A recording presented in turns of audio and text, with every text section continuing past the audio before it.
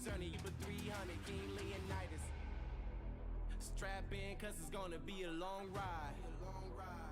Working on me every single day and night. There comes a time when your worlds will collide. If it's holding you back, push it right to the side. Ain't got no time for no fear. I work too hard to get here.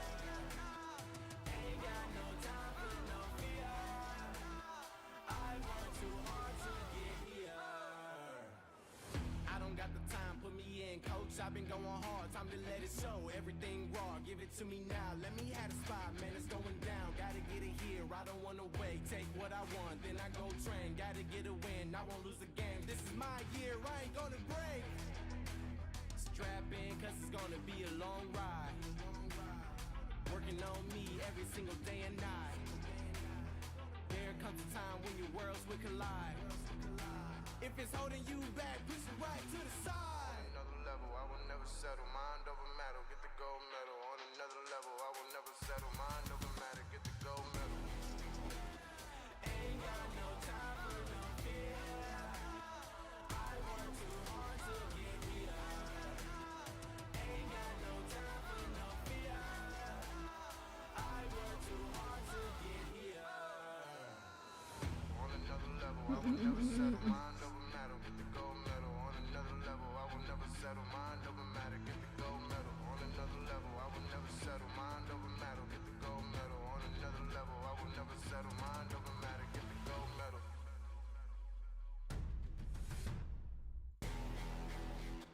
Ain't got no time for no fear. I work too hard to get here. Ain't got no time for no fear. I work too hard to get here. Ain't got no time for no fear. I work too hard to get here. Hi. Ain't got no time for no fear. I work too hard to get here. How are you, Dennis? Welcome. Welcome Hi. to the place where dreams come true. Where everything you want can be yours. If and only if you're willing to work for them. How are You're you? willing to hurt for them.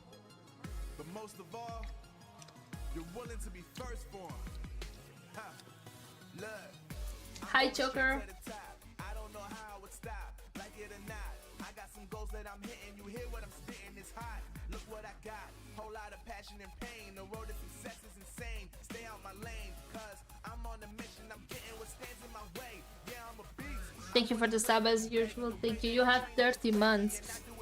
Tell me, guys, if my voice is alright. I'm gonna drive that Mercedes. I never been lazy. I'm in the room, it's a weather. You wanna compete, well get better first. I got 10 toes in the dirt. Push through the hurt just to show 'em my work. I'm the best. I'm watching Yeah, I'm the best. I never stress. Masters. See you. I know what's next. Well, casting slash I'm who watch they partying. test. Like we playing chess. But I'm not impressed. So now let me flex. How about you guys? How are you? Yeah, I'm a work through the struggle and hurt. Cause I know my worth. And I gotta be first. Huh. Yeah, I gotta be first. Look, I don't want anyone's sympathy. I understand what it's meant for me. I give my focus and energy. If it's meant to be, then it's meant to be. But mentally, I'm undefeated. They hear that and say I'm conceited. Like there's no reason. Like I don't beat them and beat them and come back again just to teach them that when you work under pressure, you reach higher measures. They'll try and bring you down, but you can. Hi, copied. Welcome. Eye on the prize and you'll become a legend. Like when I'm in the room, it's a red alert. You wanna compete, well get better first. I got 10 toes in the dirt. Push through the hurt just to show 'em my work. I'm the best. Yeah, I'm the best. Well, it would be nice if I would not be sick, you I know know. what's next. But I'm good. I'm who they test. Like we Alright. playing chess. But I'm Just have to unimpressed. do. So now let me flex. Ha. Yeah, I'm a work through the struggle and hurt. God. The sister, yeah. And I Hi. gotta be first. I'm finally have the chance to do this, so I'm very excited. It's so cold in Romania. Through all the struggle and hurt, remember my worth. It's not about being cold, it's about me me not dressing up properly. That's the problem. Hi, Klaus. There's a big problem here. Because I always go I always go in shorts.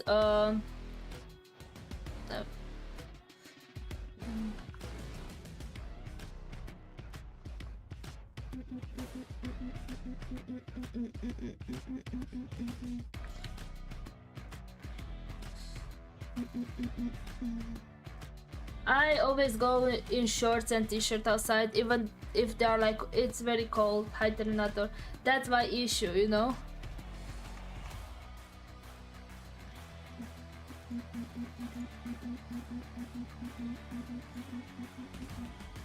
That's my biggest issue. Hi.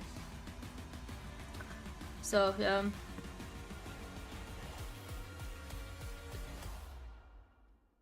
Thank you for the heart. Because in my room it's very hot, you know, and I stay in shorts and t-shirt, right? So when I go in the other house, right, it's usually getting like I don't stay and get like on stuff, you know, like no. So that's why I'm pretty sure I do that, but it's true. Yeah, but I don't think like, do you get sick because of the cold? Don't you get sick because of like the bacteria and stuff? It's not more prominent to actually get sick because of that. EU Masters again, yes. Every EU Masters gonna end in 3rd February, so every week we're gonna do this. Besides next Saturday when I'm going to a party, so yeah. I said I'm not gonna be here, but yeah. Other than I'm gonna be here. Watch party, kind of watch party and talking too, as I am the community caster for English for EU. So as you can see, finally. So yeah, pretty much. Hi James. The thing is that your body because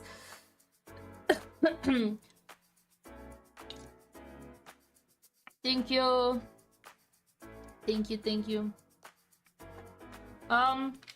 Yeah. Hi Ankit, welcome. I think you got the treasure box yesterday. So yeah, we're gonna be here all month. If you wanna, you know, support me, the best way that you can do that is by staying on my stream, because that's gonna help me, you know.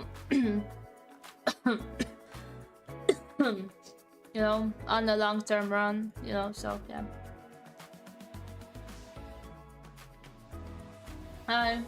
Yeah, it's gonna be every month. But Sarah, thank you so much for that. You're welcome. I do like this no, so my fault. I do like this this GFX. I like the way you speak English. Oh, it's so sweet of you. Thank you. Hi. Yo, I2K. Was it not like a team at some point? I2K EU team, but I'm not sure if I'm mistaken. If I say something, you know. Ah, thank you for a smile. I remember there was like this team a couple of like months ago. I2K. Yeah, I2K. Spurs. Okay. Mulțumesc frumos. Thank you for the coffee time. Here is the coffee. Bro, I'm matching with my thing. You guys know I like to wear black.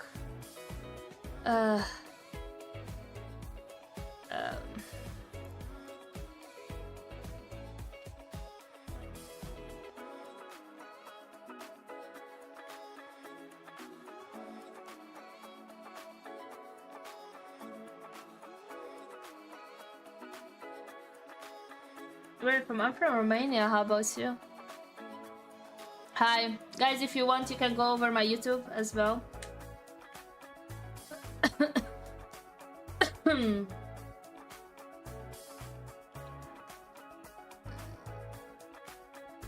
okay, don't worry. Okay.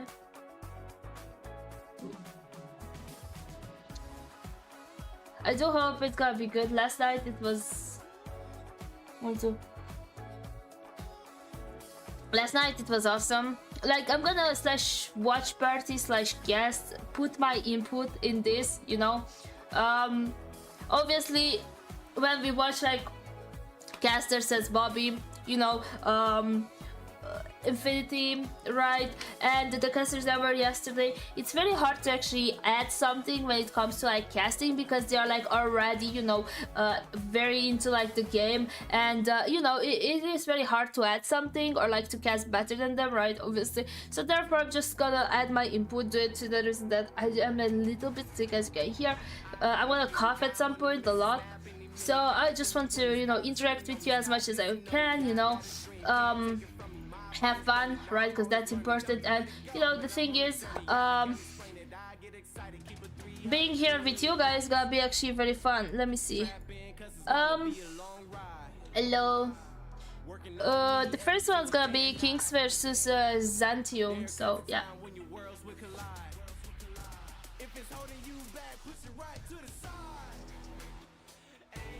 I like this song.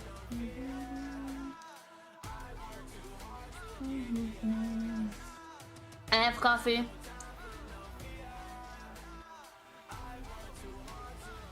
I'm done. Hi, I think fearful. Oh yeah, it's you. Yeah, it's you. I'm actually looking forward to see the games. I'm looking forward to see Kings. I'm looking forward to see Omni, because Omni, if you watched yesterday, they were like so close to take the series, but there's still plenty of time. They actually did very, very good. Like, I was impressed, right? Hi. Also, exclusive. They are like the teams that I really love and want to see. Hi, Dan. I like this song. It is live show. Yes, there is. Yeah.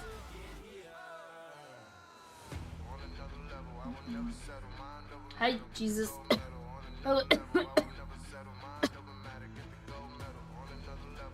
I do like how it looks like, and I have a cool transition. You know, it's nice.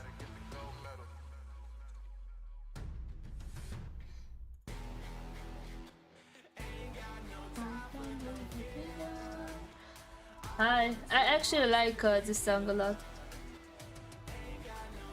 Hello.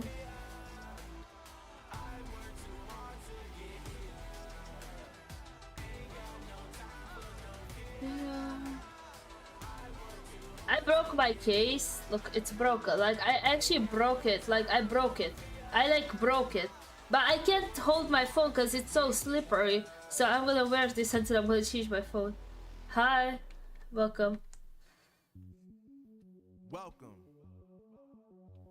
to the place where dreams come true, where everything you want can be yours, if and only if you're willing to work for them, you're willing to hurt for them, but most of all, you're willing to be first for them. Hello.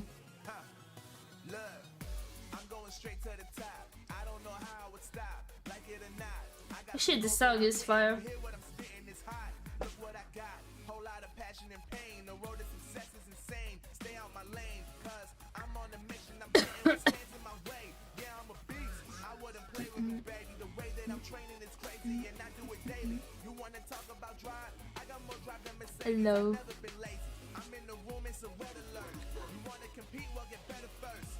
I got 10 toes in the dirt. I know. It's day 2 in week 1 of the she's so challenge pretty. for EU, with 4 more matchups ready to get underway today. Teams like Exclusive and Kings came out on top as expected, but in the case of Kings, Omniscient didn't make it easy on them. So who will be at the top of the leaderboard at the end of it all today? Well, let's find out. Ladies and gentlemen, this is the Snapdragon Pro Series. Oh, I like this one too.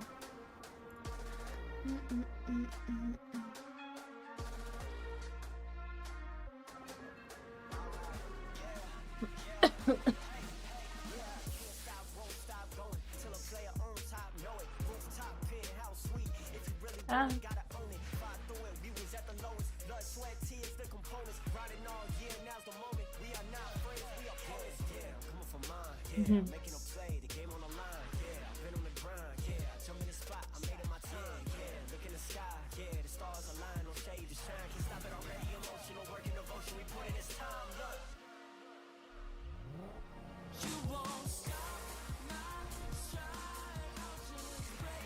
I like this song. Hi Sonia, follow you on this. Oh, it's invalid? Really? Let me.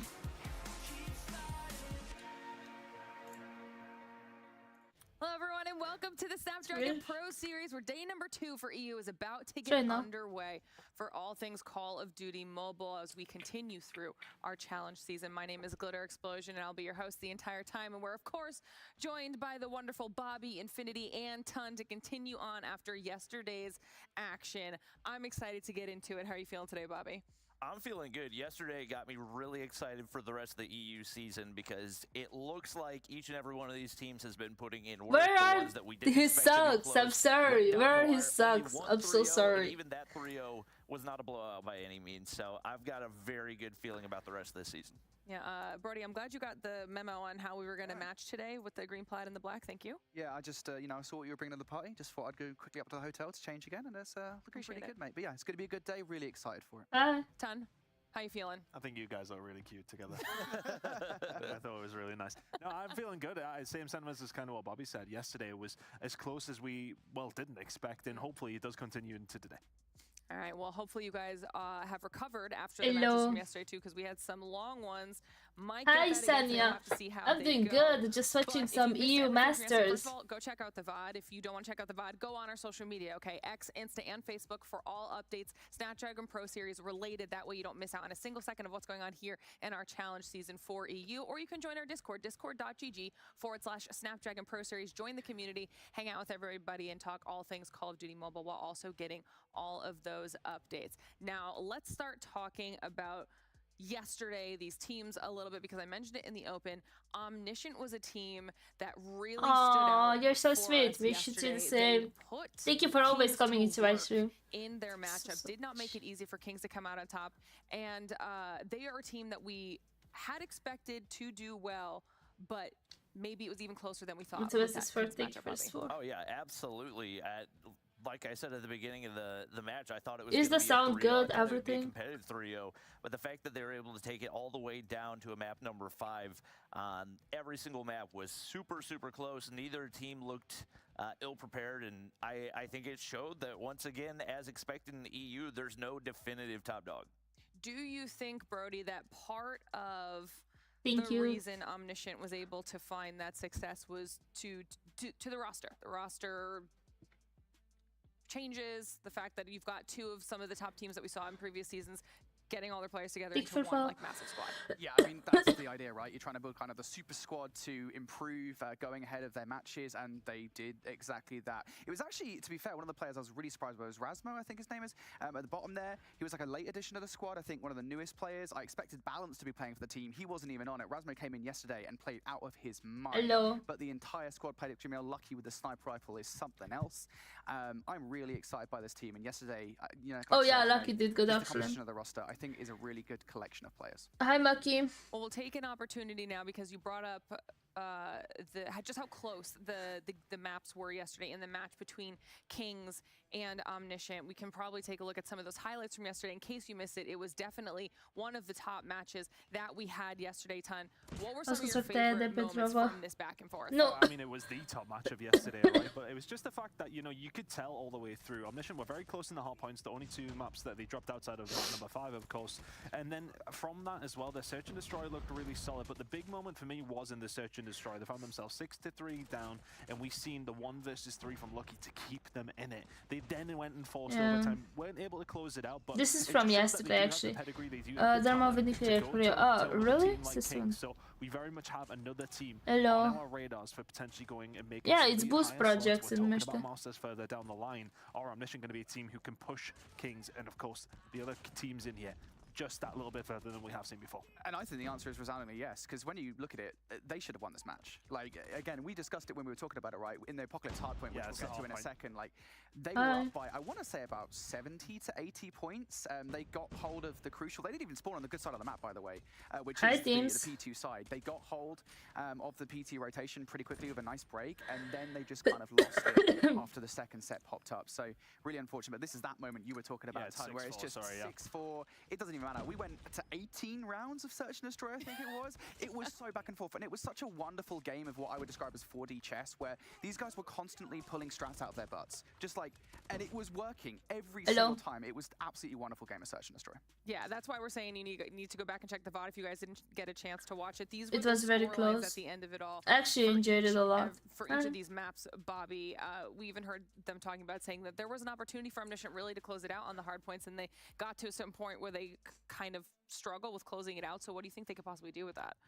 I think part of it is just a mentality thing, and obviously you got to look to whoever's the leader on that squad. Obviously, Narks is one of the more experienced players there, having been around all the way since 2020. But you just have to keep that composure because, like they talked about, they're finding crucial breaks, especially on maps like Apocalypse, but just couldn't really find ways to close out the series. So the control looked incredibly dominant. Like, that was super one-sided. It seems like they're pretty locked in right there, and they're solid in the hard point. It is, once again, just a question of closing things out. And maybe, I mean, I wouldn't be opposed to getting a few more of those insane snipes out of Lucky. Some Indeed, Lucky was doing so good. Well, because those were super exciting to watch. But we're talking about Omniscient. We might as well talk to them as well, because I believe we've got Hi, Andrea, how are you? Ready to hang out with us. First of all, hi, it's been a long time. How are you? Hello, I'm fine, and you? Okay, I'm fantastic. I'm glad to have you on here. First of all, on this side. Yesterday, how did you guys feel after your matchup with Kings? Hi. Listen, we feel a little bit sad because yeah, I think we could win. Look at this. We are all three matching. But it's okay, her, because and him. Like yesterday, we could win. They won, but we could win. So we are not really sad. And you have to know that we train since 3 weeks. 1 month with the team, so it's not easy to improve so fast. So it's okay. We're gonna take the revenge. Don't worry. All right. I love it. Obviously, you guys looked that was so cute. Really solid. We actually matched every map yesterday, or really every mode. And especially the hard point. I need to put that on Instagram. Let me see. Leads that you just weren't quite able to hold on to. Is there some type of change that you need to make in those scenarios to be able to maintain that lead, or is it really just? Actually, I like it so much that we are matching. To be able to close out those games. Yeah. I think like we lost the control. You know, we want to focus on the objective, and on our point, it's not only the objective. We have to play the kill. We have to be aggressive. So I think we missed that yesterday. And the other thing is maybe about the communication. Like we have Spanish players, Hi, we have French welcome. Players, so it's hard to talk in English. You know, it's so we have to improve on this also. Alrighty, well, look, I want to focus in, mate, if I can, for a second here on the firing range search and destroy, because we're relatively used to. Hello, you have a cool t-shirt. Thank you. 18 rounds. I kind of want to get your thoughts on the perspective of a player, right? When you're like, what, 10, 11 rounds deep, kind of what's going through your mind as you kind of whip out these strategies to kind of beat your opposition? Hello. Thank you for the rise. I'm not gonna lie, the SND. I think we did a mistake on the aggressivity. Like we were a little bit scared at the end, and I was the EGL, so I said to my team to play slow, to play safe, and it's maybe the mistake. Like I remember hi Angela. Defense, they push us wood and A-long, I love the fact that we are all three dressed up perfectly. I swear to God. We're gonna change this the next time. All right. Cool. So, I mean, I think what wasn't slow, though, was your control gameplay. Is control your best mode out of the three? Do you think you guys are at the top of the table with that mode? No, I don't. We just play correctly. We push A, we push B, we get we get the gunfight. It's not our best. For me, our best mode is the SND. Just we missed some round. But yesterday it was good for the control. We were better on SND. And we have to improve on the... Oh, thank you. Yeah, it's best to be with glasses. I'm gonna wear at some point glasses. For me, Gathila. Obviously, we're only a day in, and you guys have only gotten to see so many matchups, but how are you feeling right now for your team's chances thank you. heading towards Mobile Masters and being in one of those top spots? We feel confident. We feel confident. We, of course, we're gonna obviously we're gonna improve. Like I said, we play Scream since 3 weeks, 1 month, so we're gonna improve. I'm not worried. And maybe of course the biggest team with exclusive. So we have a big match against them. And after the... Not gonna lie, bro. I like it so much. The fact that we meshed, it was so nice. And we never spoke to actually match. Lucky did a big clutch yesterday. You guys are the best. How are you, Angela? It was crazy. At some point, I'm gonna wear Balance, of course. this. Balance, he didn't play yesterday, but don't worry, he's with the team. He supports us, and we're gonna do it.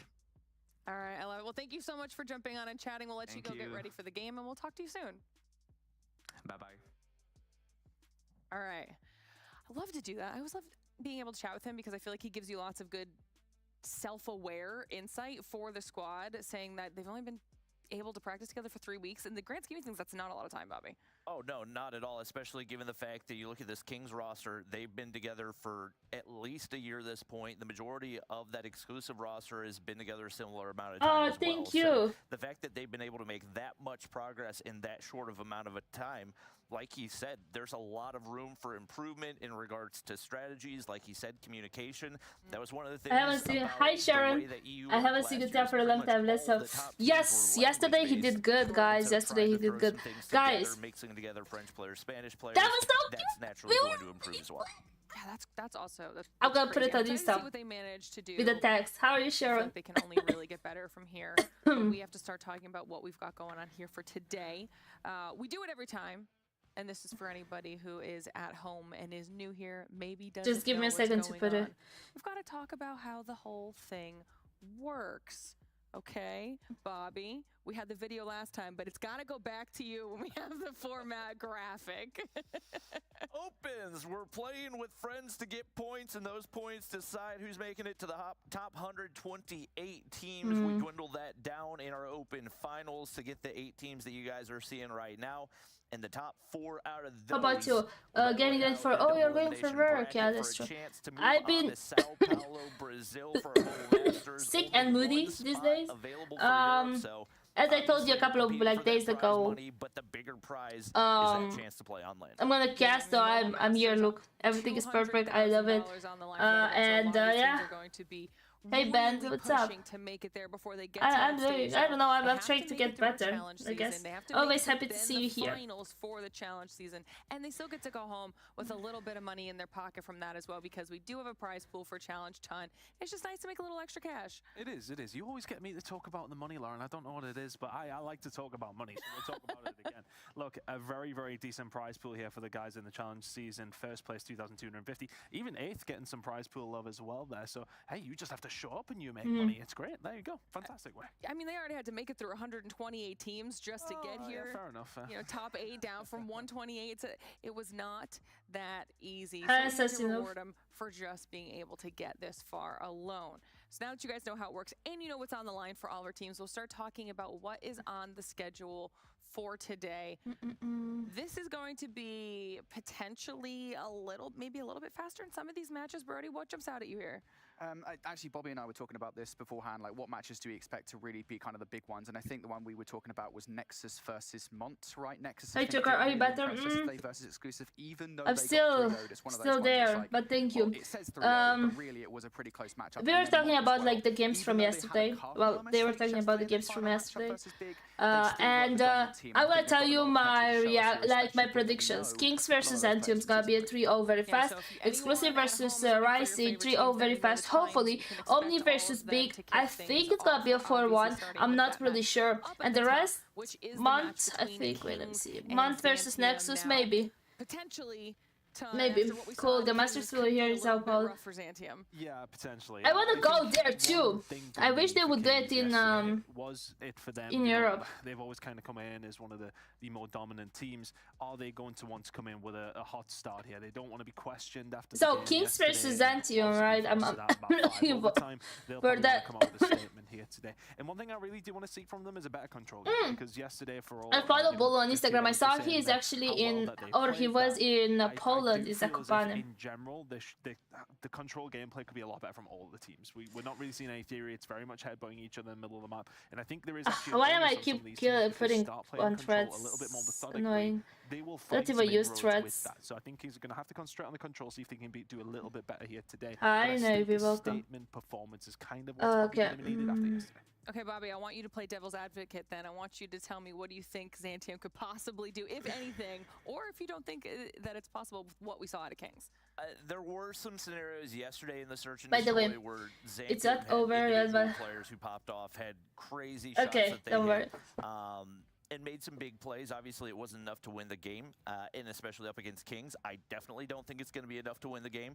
So they've got to be a lot more calculated in every single mode. I think especially in the search and destroy, you can't just Exactly. be dependent I'm on looking those forward big to see shots the map landing. pool. You have to have an actual game plan that needs to be the case for the hard point and the control as well, because even in the hard point, that first win But that they everyone got was- felt like it everyone was is very largely on black. Fox and just a This is a very sign, slow start guys. out of Ricey, who But yeah, after that I really saw came out the that gate. So Bolo was in they like definitely gotta step Zakopane. up their game in a lot I of think different that is like a very Well, nice it'll be an ski interesting one to kick off the day for sure, because it'll um, definitely set the tone for some of these teams. We've been looking to ski see where place everyone was in going to fall Poland. after this first weekend. Kings might be one of the squads that ends up at the top with a clean 2-0. Some of that, though, Hello. could come down to the veto process. Maybe Zantium gets a map or two in their favor. We should be able to get that up for you guys here Hi, in Norman. just a little bit as well, and start talking about those hard Okay, points what we coming have? We through have here, Hacienda Brody. and Pretty Takeoff. standard. As you might not know, or you know, it's all of them are best of 5. It was a really So, close one. It yeah. actually just came down to, I think it was a War Machine play from Says was really it. It was just like, We have it was Fighting super Range duper and close, like War Machines back and forth. Tunisia. So kind of Yes. excited to see that if you're a Kings Hi, fan, I'll say Keisha. that much. Moving forward into the map number 2, the firing range. Well, we saw a fair bit of that yesterday from Kings, so also excited to see that. That Tunisia, though, if we do get to a game number 5, is a potential map where maybe Xantium can take it away, because they have seen Kings play it yesterday. They know how they can take them down. Their sniper pressure could be a good one. For that standoff control, again, Kings got Kings. 3-0 on it yesterday, so if Xantium can kind of come out, play well on that map, they should be all right. This is actually, I would say, a pretty good map set for Xantium. Yeah, I was about to say, I think, you know, if you want kind of anything from this, Zantium have actually done okay, especially looking at what we've seen yesterday. Hacienda, for all that it was taken away by Kings, was relatively close. It was down to a 50-point game, so you sort of could maybe pick up some issues there. But the control for me, yeah, going into standoff again for Kings, maybe it's a case of wanting to recorrect on this one, or is it a case of don't really care, let's just run the control, we shouldn't really have to worry about it too much. I'm curious to see how it plays out. All right, well, for now, I'll start sending you guys over to the other side of the studio. You can get set up and ready for match number 1 while I talk to Bobby about your feelings on the map pool. I don't really hate it. Like we said, obviously Slayer had a really big impact yesterday for the Zantium roster with the way that he was able to play the SMG. Lots of maps where he's going to be able to do that. Hey, I Boom, think what's especially up? you look to that standoff control, and he's going to have an opportunity to make a big impact.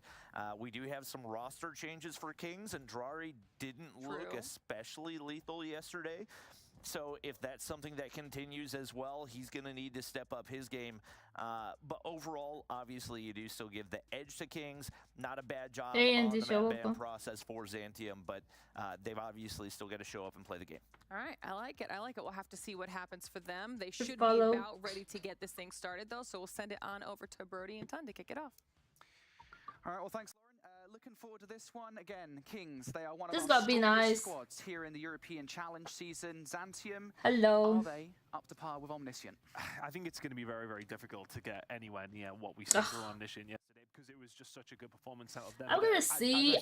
I'm thinking of putting the chat here on the screen too, but I like it too much how it looks like actually. It almost feels like they don't have that sense of invincibility that we maybe give them before the show yesterday. So maybe they want to come back in with a really good performance just to re-establish themselves. Let's not get it twisted. They did still win the game yesterday. Yeah. But realistically speaking, nowhere Hello. near the level of performance that we really expected Nice. out of this Kings team coming in. Is well, you would imagine the #1 seed. Okay, kind of. so I mean, there's we a do lot of have our different questions first around that when we talk about game. champs It's stage Hacienda. I 5. think A lot of yesterday things the first happened, game was but Hacienda this as is a well, new so. stage and it is new season, and our King's going to be the same kind of team that we've seen from the last side of things. Can Zantium bring something to the table here? I think it's a tall order to kick off things here on day 2. For sure, Kings. New look, I Kings do is kind believe of better, that's the Zantium's gonna question. struggle, Here, it is a you probably know, a good idea kind to of remind a you guys bit that while more. we were talking about Hacienda Hardpoint yesterday, Because being it's a map that Kings, we saw so. between Kings and Omni, it is one of the But we are here to right? I mean, see it's one of the other strongest hardpoint maps talents that you can ask beside for if you're Kings, so they should be pretty the comfortable teams as we get are this map. used to, you know. But so far, pretty good start coming out from Zantium here. They managed to garner the first 15 seconds. Yep, not too bad. You don't. I mean, you take it every single second when you can get Hello. some points over towards P1, especially off the rip. How you say Hacienda It's in all about this Romanian? rotation over towards P2. Hacienda. Right now, Kings sitting on the right side of the map, but they want to make sure that they do find some kills and stop Zantium picking up some free Oh, time. by the way, Kings trying to get I'm actually over the sad. I SMG. lost my So finger strong slips. yesterday, but Yeah, the it's game's the looking same. very blue so far. Best of luck to the It's Spawns farm. with a very, very good start. Kings now going to have to fight back through towards P2. Hacienda. And It's then not the actually get it name. done. I lost my finger slips. I'm so sad. And I can't play God Bubble without finger slips. I had to order some new ones. From that kind of pressure, at least for the moment, but Kings now Like I'm struggling. flanking from What does behind. that They've picked mean? up the very least Hacienda. one kill, Hacienda but is now not the make name. themselves known. Do Zantium know the effect to which this pressure's starting to come through? Forget's going to find a double regardless, but those spawns have now flipped out. Kings now starting to spawn on the flank. Can they manage to find a breakthrough? Yeah, it's been a very good start from Zantium. Yeah, but what does it It's kind mean? of something we've seen I don't know. yesterday, There's when they no were going meaning. against Ricey, came out the gates It's a flying. name. Well, Kings It's have not got the to place, find an answer to Hacienda? that, and what that answer is going to be Grizz finds 2. Says the layer that alongside of him, SMG presence. I'm so Very confused. strong from Kings It's so far. supposed to Have a mean look over something? towards the kills. Don't forget having an 8-kill game so far. Ryu yet to get on the board, but still they are very much within contention. Trying to end fighting here from the front. Shots coming in Hello. from both two teams, very well contested, but it will be Kings to pick up the majority of the time. 25 seconds remaining here. Over towards McLaren in the garage. Oh, look at It's that easy fancy kills gun, coming in Marvel. from Kings. And I think if you're Zantium at this stage, you just got to rotate. You got to go away licking your Mm. wounds. Very, very nice. Hi, help from Kings Crazy. there. Yeah, the crossfire from Kings is just phenomenal. We were talking quite a lot Hacienda, yesterday about mm. that kind of SMG duo of saves. We and don't kills have and what they're Hacienda able to bring in to the our party, and I'll tell you what, mate, they language. The full buffet. They're looking so good as an SMG duo, and really Hi, strong update. for Kings to have on side. Certainly really helpful there. But for the moment here, looking over towards the rotation, Zantium already looking pretty good. They've already got control of fences, but they have to be wary of those back spawns, and they're already looking in that direction. Yeah, I really like the control Yeah. going over towards the archers, actually. Hi, Coming Ali. in from Zantium. 2 players posted up, stopping the rotation nice and early, coming over. Forget, well, he manages to get himself another couple of kills, 11 in this game so far. Okay, 2 coming in I now with see the a lot of missile. DRH. It's I really actually gonna be tried it Grizz who today, can but answer again, back I to lost my Kings. finger slips, Slightly so I to the can't side of really Kings say here. much. Did you I go was on like this rotation once struggling again? playing. Try and find it if you Oh. can you get the shots? Oh, the hit on the Grizz doesn't happen, and then Grizz finds a second, punishing them to the absolute maximum. And all of a Okay, sudden the missile I comes in as see well. Ryu Grizz is just cleaning up connecting, so I think he has absolutely everybody. War Machine is well a there, bad straight game from due Saves. to the Kings start to connection. put their foot He's on on the 1 pedal. kill as well, so Yeah, he might be usually that'd disconnected. critical, of a missile play like that, but to be honest with you, I think Kings, the kind of pace they're setting at the moment, I think the idea is just put them in the grave early, and don't let them get out, don't let them zombify themselves. You're already now starting to see some of this specialist utilization, or operator utilization, excuse me, coming to play. Grizz, again yesterday, great with the equalizers, one of the strongest operators in the game. Yeah, He I finds see, and we crucial don't have it that timed here it actually perfectly in with my Saze land. as well, who also picks up Bouchon, and immediately Kings, or Zantium, excuse me, were really hopeful that they could get the rotation, and well, it's not quite as ironclad We as they'd call like. farm They thermal. managed to find these rotational In my kills, but language. as you said, they haven't managed to lock down the point. It's the kills on the second wave that sometimes do become the more important, and then all of a sudden, for all that Kings invested, their operators themselves, Zantium starting to get along with their own as well. Ryu finding 2 now with the equalizer inside the point, and that is going to be complete control here for the side of Zantium. Okay, Marvel and Inferno. Inferno, they're doing well to try and find a couple back, but Ryu still running an absolute riot here with the equalizer. There's a couple more as well. Here And we that's call gonna it lock firm, things down yeah. for Zantium. The only player who's potentially left here is going to be Marvel. He gets wiped out. It's still Zantium holding, and they've closed that gap here, Brody. Yeah, Ryu does Okay, everything there's not a in big this half, gap, even if he finally goes but down. I don't know, look at That's so Chris with the unfortunate, which triple. is the Holy highlight of Ryu. macaroons. And the control Is that that he real? managed We know? to Yeah, give yeah, to it's Zantium, really. and to be fair, they get about 20 seconds off the play. And even Forget is our Forget. Nonetheless, it doesn't give them full Yeah, it's control over really the high. hardpoint. Chris comes through that triple and completely ruins their, well, would have been nice dreams tonight, but now it's going to be nightmares after that. Kings going to be up double the Hi, points of Tankist. Zantium as we go into the second set here, Ton, and for the most part, they've been in control of the rotations, they've been in control of the kills. Zantium, if they're going to use those streaks, if Ryu's going to use those streaks, it has to be for good. Hi Sanya, hi I mean, Lixis. look, he did a lot of work. He did a lot of Lixis, really good work, yes. but ultimately you have to find Hello. a couple of waves of kills if you want a full 60. Poo-poo, They definitely closed the hi. gap as to what it could have been. You've seen Kings on the rotation. Yeah, the Kings gap looking is nice kind and of solid. close, but we still have like. Realistically speaking, Zantium still did an okay job for the hand that was handed to them. If you want, having a look over Grizz towards starting P1, to Zantium do already better. picking up a decent amount of time Damn, here, but Grizz is Grizz nasty with continuing that where he left off yesterday. I was so mac impressed and with his cheese. SMG gameplay, sitting at 21 kills at this moment in time, leading the lobby. Kind of. Marvel though, just starting the light players up. There's still a gap, but you know. Stays there to follow alongside of it. This is looking like a much better rotation over Hi, towards Frankie. P2, a much better hold from Kings in the P1 area as well. And looking over towards Garage, that's where it's going to start getting on and very short. Forget. He's trying to get those cutoffs. It's probably going to be a push through. I don't know. Hasina is a nice map. That's a big gap. It is, but it's something coming in from Kings, but it could potentially be a less of a gap that I was expecting. You know, I was expecting somewhere like 250 to 50 or something. We are 140 deep in 80, you know, so I was expecting to something less. I mean, I forgot to bring like hand cream. I need to buy a hand cream. Able to find a couple. Zantium spawning out somewhat. I have oil for my skin, but look how my hands are shaking. I don't understand. You have no hope in French. They are doing good. I think the majority are French, if I'm not mistaken. I think Bouchot is too French too. Hi Unity, if I'm not mistaken. His name sounds French. So. The stairwell is going to be absolutely paramount for Kings to try and lock this one down, but why you do call me Dianet like usual? Got control. Zantium come back through. But this could be a problem. War Machine out. He's not really finding a great deal of luck with this, to be honest with you. Says doesn't find anything, then finds himself inside the point. The SMG maybe doing more. Okay. Back and forth we go. All for what's been said. King still picks up the majority of the time. Hi. And also, thank you so much for the 30-month sub, by the way. You are absolutely amazing. You are my longest sub. He's the only one over here, and he gets cut short. And even with 25 seconds left, I think on the hill, they pushed for it. You have to make that choice at this point when you are this far down in the game. You have to start going for desperate times, desperate measure plays, and that was one of them right there. How come I got back? I don't know. Trovo is very interesting. Oh, this is going to be a good position at the claw. Okay, you got one kill though. The fences, but only manages to find Yo, last night I streamed at like 1 AM almost my time. It was a long one. Few more kills coming on. Okay, so Zantium is doing way better than I expected, and it's very nice. Because yesterday when I watched, I thought Harry tired me. There's gonna be a very big gap between the teams, but it doesn't seem like that. That may well have just thrown Kings off the scent. 15 seconds to go here. Kings have extended the lead that they had. It's now up to about 90. Heading over towards the next hill in just a second here as well. We can already see that Drari's on his way. It's going to be a little bit of scrap time coming in for Zantium there, Brody, but Kings ultimately adding to their lead. Yeah, it's just such a horrible decision that you have to make, right? It's not even necessarily the outcome of that. It's just you have to go for the 15 seconds of scrap time at this point. You can't afford to give it away to Kings. But your rotation suffers for it. Yeah, the Kings rotation already here, but there aren't full-fledged numbers just yet. Zantium. Okay, we are going towards the 100 mark, 120 mark. Yeah, I'm very proud of Zantium.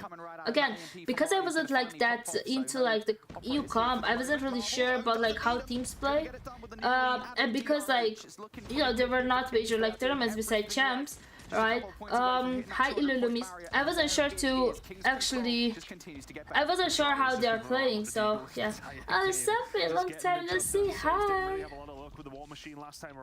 Hello Illumis. Manages to find himself a kill, but forget we'll find the kill to answer back as well. 215 and rising in the kill feed once again is looking very one-sided. As is the scoreline at the top of the screen. 30 seconds now for Kings to try and close out map number 1. It has been pretty it smells so good. Zantium have offered every what did I miss? Me. Just not offered nearly this is the first game. They just started actually. It started 40 minutes ago, but it was like the introduction from yesterday, what happened, so that's why the game just started. The first bio. Pretty effective, we'll say that much, just because of the long lines of sight. Also effective, Grizz on the flank, unfortunately not effective enough. He only finds one.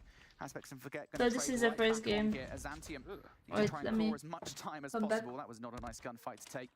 Kings just need the 25 seconds. They've got a ton of chances to make this one happen. And here comes potential plank play. A pinch play coming out. Plank play? Yeah, mate. Sometimes it happens. A pinch play coming out. Say's down low. He's got it done. All the kills are there from Kings. They're broken through. It's first game of the day. Hello. To be rusty. It's absolutely fine. Don't you worry, mate. Malphal and Drari getting the job done.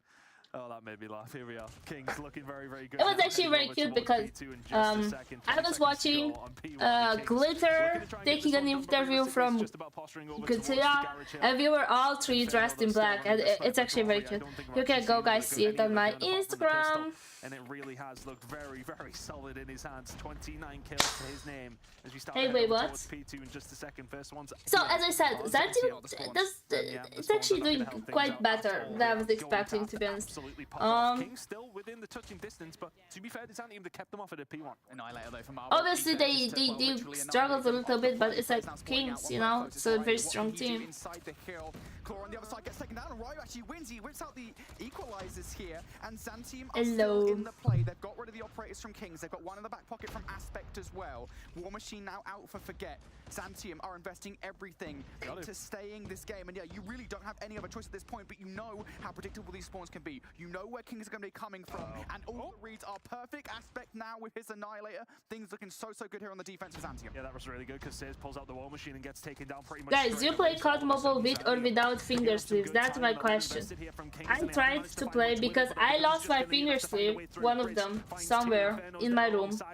Okay, and I tried to play without it, and it's dragging my screen, and I'm just so annoyed. Looking on this rotation as well, first one's there on the blue team, that's Zanteum. Damn. Catching up This is doing so good with the American team. Or it's me. I don't know, please let me know, guys. I think Kings has only picked up around 20 seconds over the last two hills, and it's starting to maybe get a little bit nervous. It is laggy for you guys too. Point can they hold, but here comes Grizz. It's equalizers in hand, it's one, it's two, but only two. XTM holding down so far. They're 25 seconds away from 200 points, but still a mountain to climb. Maybe it's Strovo. Try to refresh Strovo, maybe?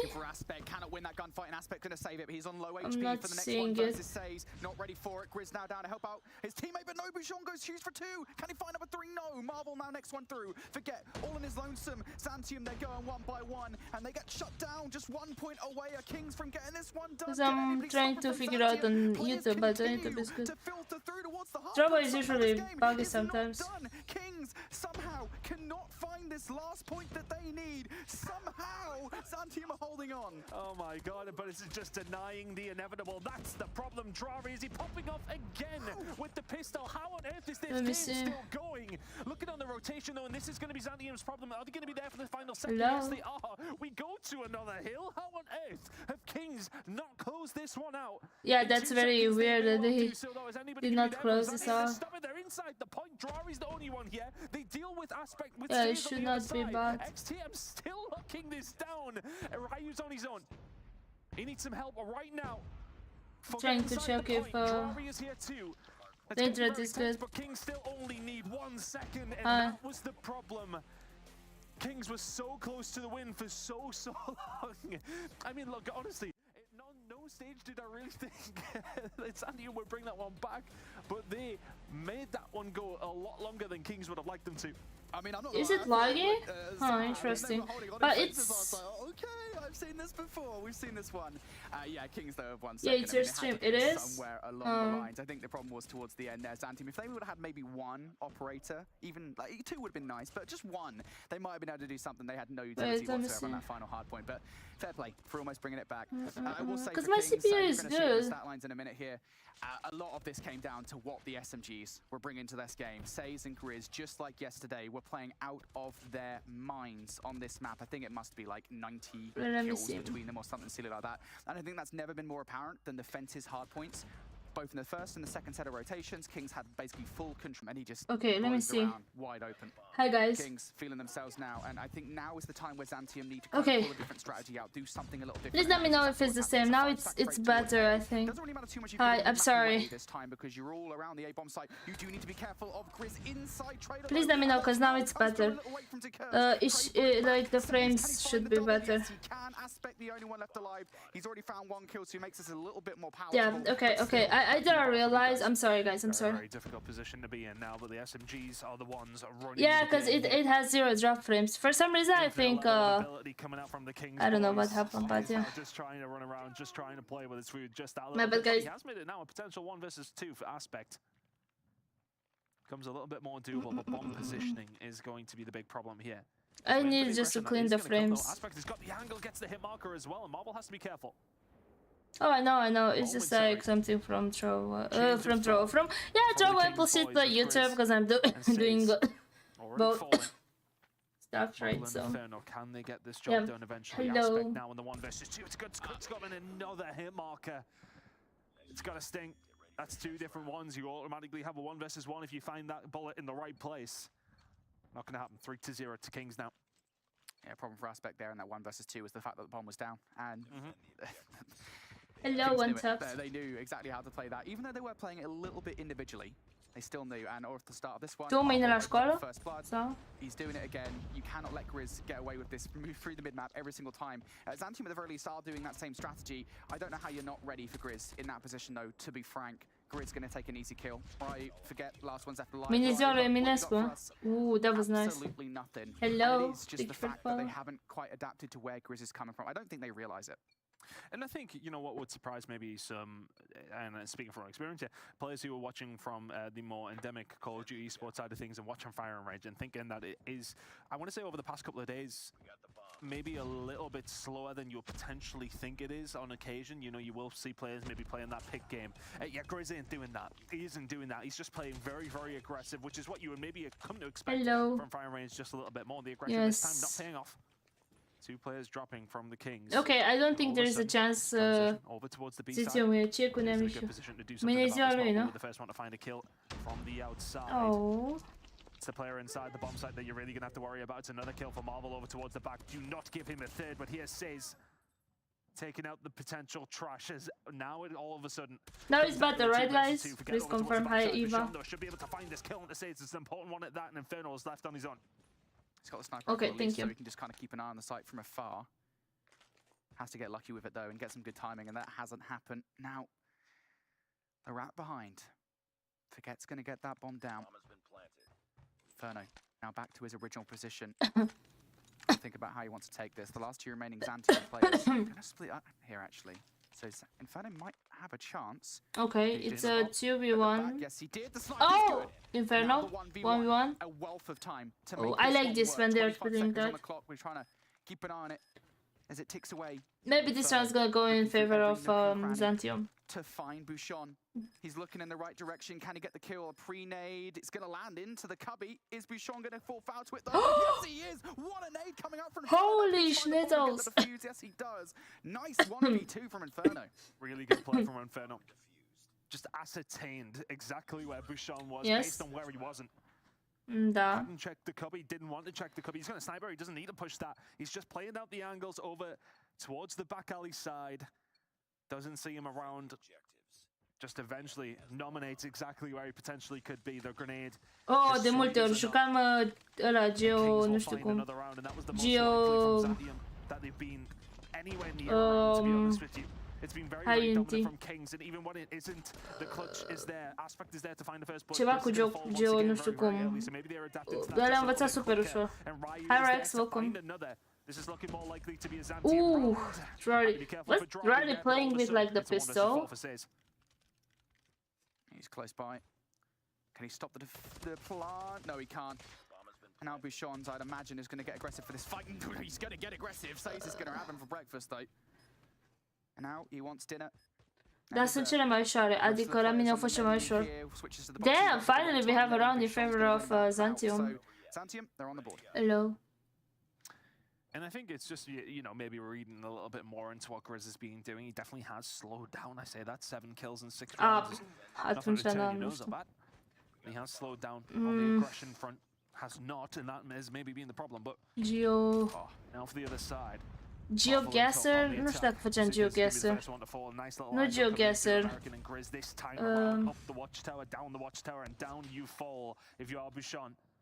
Forget is there to answer back on Drory, but Grizz is already in your spawn. I mean, look at this aggression coming on through. Says is going to fall, but Grizz is going to be there to pick up the pieces more than likely.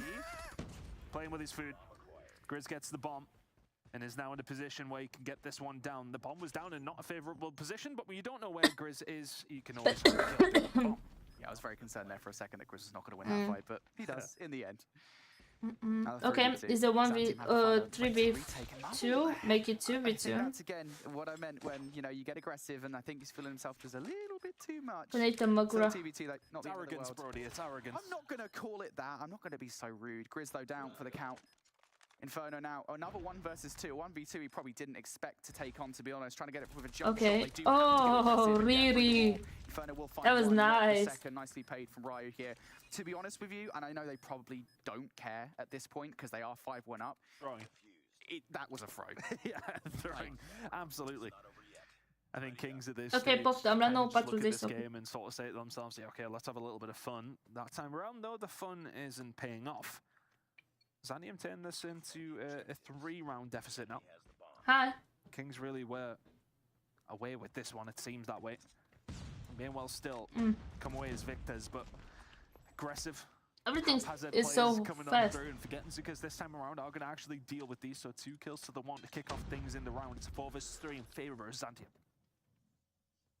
Kings do still have control of the site, though. The only concern I'd say they've got is the jump up through American that Forget is currently watching.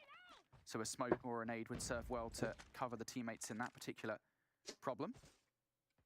They're still trying to find a way to even the odds at least here. One more peek. Go on. Peek Ryu. Ah, Marvel. Not going to get the sniper off. One of the best snipers we've got in European Challenge season here. Inferno also looking pretty good with it. He gets that kill that they desired. Says gets aggressive now. Oh, nice. And all of a sudden, the situation's flipped on its head. And they know exactly where Aspect is as well. This bomb could already be going down, but they're already out there searching for it. This to now make it 6-2. They can get this one down. Oh, the timing. Just gets a bit of bad timing. They now get the information they needed, the information they probably already had. Bomb down, 1 versus 3. We've seen this against Kings before.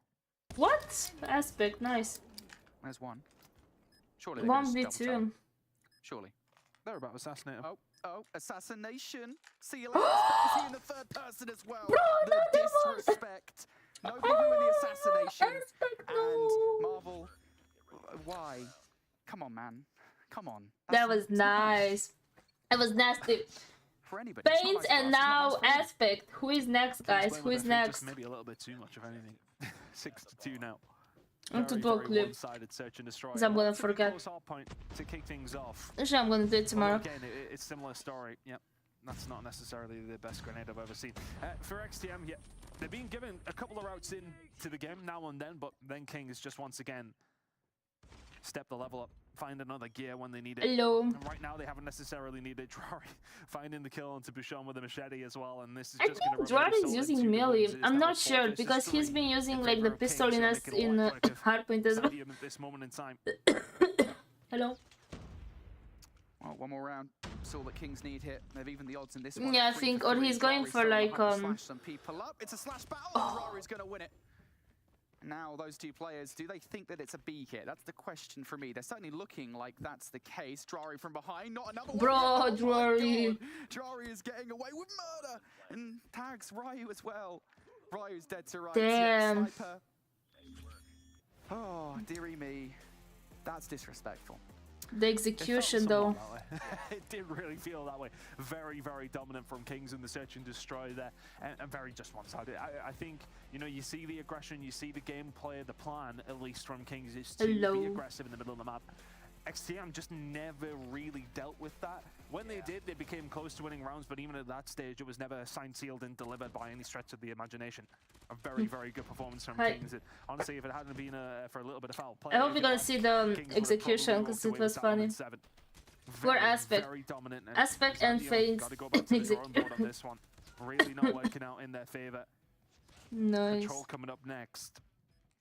I feel like we'll be heading into game number 2 very, very shortly. Ooh. Yeah, I will say this much, mate. I mean, look, I don't want to say it would have been a 7-0, because I do think there were a couple of well-earned rounds from Zantium. That one in particular, that round number 6, was a good response to what Kings were bringing to the table. But there were other times where maybe, you know, Kings were just messing around a little bit too much.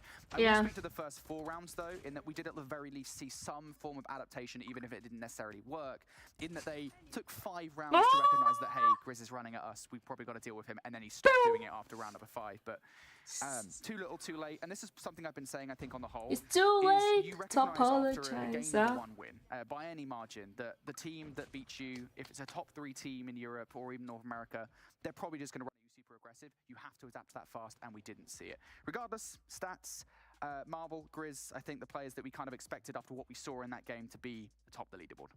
So on 3 out of Marvel is Yeah. a very, very impressive scoreline. Really good performance coming in from Kings there in the search and destroy, and with Control coming up next. As mentioned, you think this one's probably going to be done and dusted, but yesterday on this specific map, we're going over to standoff once again for Control. Hi, Kings got out of the water, so can they do a little bit better here on the Control? I mean, based on the opposition so far and what we've seen, you would expect it to go the way of Kings, but we have been surprised already this weekend on the European side of things. I'd like to be surprised again to maybe have a bit of a series here. Yeah, the one thing I will say is yesterday with that Control they lost, the reason they lost it was kind of, it was twofold, right? First of all, I don't think the operators were anywhere they're playing against big. And we saw that a lot. There was a big plays coming out from Nishon. But it's gonna be after operators. And then it's gonna be the 3rd series. After this game, we get exclusive versus Ricey. I don't know if you're going to see that from Zantium, if only because the Control we saw from them yesterday, albeit it was on Raid, their operators were not good at all, and that was something that Bobby and I talked about, the fact that they kind of fluffed up using operators when they really shouldn't have done.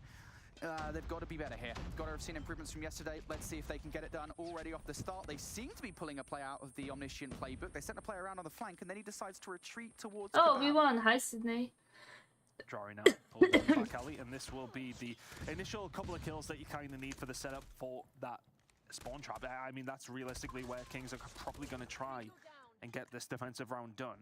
Back alley Control, you can already see Zantium playing maybe a little bit passive, a little bit scared, trying to get out of their spawn, be very meticulous. Yeah, I think Dart is playing melee. Side. High depressive. I think Dart is playing melee. There's no way. Or like secondary gun, because because melee is like, yeah. But he was using melee guns just in the SND, so. Damn, Grizz. Bro, Grizz. Surely not number 5 with playing AK, the Hunter Killer. That was a nice streak there. Bad timing. I don't think Grizz. Yeah, Dart is playing. These guys are tearing Zantium a new one. Grizz is the mobile Abizi, I'm actually sure of it. This kid is absolutely cracked. Look at this guy going my way. Forget falls. And Grizz just continues his poor Zantium at this point. They need to pay attention to not get spawn trapped from the beginning. Like they weren't able to get out of the column. That was pretty solid though. Yeah, as I said, I think it was just kind of, it's 2 very different beasts, right? Omniscient are very, very good. And this is not to say Zantium are not good. They are. They obviously have to be here in the EU Challenge season, but I still curious think to see how they're gonna do. The gameplay that you're seeing from that first round that do need to be adjusted. We'll see how they go here on the defense, but already right off the start, they're allowing players to get hyper-aggressive through the middle of the map. Would you guess, I mean, guess as to who it is that's pushed through? Oh, look at Grizz. Bro, I wanted to clip that too. I'm gonna clip feints and also aspect because that was just too good, bro. It was so lucky. Sox and Feno starting to run things here now as well, and all the time when you think Kings are starting to just play it maybe a little bit too much, they just step on it again. That was nice. And this is a little bit more like it. Forget Zukas are able to answer back in some sort of way, but Kings, we're playing TDM here. They're just going for the kills in every single way possible. Aspect and Ryu are able to answer back. Hi, Lucy. Needed. Grizz with the snapper. Coming in with 9 on his own. Let's just stay on Grizz for the rest of the entire game. Here we go. Equalizer out. Ooh. Everybody dies. Bouchon will fall. A little bit of progress over towards the A side now for Kings, but the lives are a lot closer than they were last struggling time at this point. Yeah, and of course, after that first round, you are going to earn them quite significantly quicker than Zantium, so... Hello. You get them. You can use them. already utilizing 4. I think that was Inferno had already used the War Machine. You're seeing 3 currently being used by Kings. They want this round now. They're done messing about. They at the very least want to put the extra 60 But seconds it's something on the that I board was to get anyways ahead. expecting to Grizz is see. just chilling. I He's actually had said the from the equalizers beginning for it's very gonna be a long. He got a 3-0. single kill with the equalizers there, and now he wishes he did have it. He finally does capture A and put the extra 60 seconds on the board, but does fall off the back of it. So actually, despite And even that, the next game too, I'm expecting to be a 3-0. Next game is gonna be exclusive versus Ricey. I do hope, not hope, but I do expect it's gonna be a 3. And then if you are not taking the advantage that you currently have, you are going to get punished. Drawing now in this position, which Hi, could Dims, be welcome. a really, really difficult one to deal with if you are Zandy. But if you look at the lives here, Brody, pretty close, 8 to 9. So Zandy and maybe have an opportunity here, but B start to click in, then he really get rid of Drari as soon as they possibly can because he's holding them back. I think the only reason that we have like a longer game and not fast ones is because like I feel like Kings are like playing like that. Like for example, look at Drari. He's using like the Deagle, right? They are trying to get executions. They are trying to, you know. So I think that's why it is this long. Prolongs the pain, I guess. Hello. Dominant here in the control. Yeah, I'm very glad at the very least those last 2 players, because they both had operators in their back pockets, Zikers and Ryu, that they didn't bring one out, because I genuinely would have cried. But they didn't, and that means they've got at least 2 operators, 3 if you count the one that Aspect has got in his back pocket, which we will. So 3 operators to use. Now we need to see them actually use them. Now is the time to get it out, to try and get some early progress. The initial push is through playground side. Maybe they're gonna go for the spawn trap as they did earlier. For some more map control, the Hunter Killer drone rarely does it land, but this time it does. Bouchon got a full foul to it, and that's a 3-piece for Inferno. And now we're starting to see the exact same position. And now, learn from your mistakes from yesterday. Get those operators out. Why sniping? Having a look over towards the fight that's happening over Oh, look at Grizz, he's doing the same as earlier. The difference here now because Grizz can just where is the communication? Like, where is the communication? 4 operators now available for Zandium, but the problem is when they whip them out, they are already under gunfire. Inferno then with the missile as well. There's 3, just to further add to your pain. My god. Bouchon is then going to find the kill onto Grizz. Back alley now open for Zandium to try and find some sort of cover. They've got to get something out here. Ryu has actually managed to whip out one of the operators that's available, but they need to do something. It seems like they're found a way out, Brody, but is it too late? It feels like it, right? I mean, just use them. Like, you've got 19 seconds. Just use them. It doesn't matter if they don't work. Guys. This is your only chance. I don't know, in this scenario I would just hide at this point. I would just like stay somewhere hidden to not get killed by these people, like these 5 angry Kings players. I would hide somewhere. At this point, I don't know, to not beat them or something. Because that's what happened. Hi Choker, welcome. 14 against 4.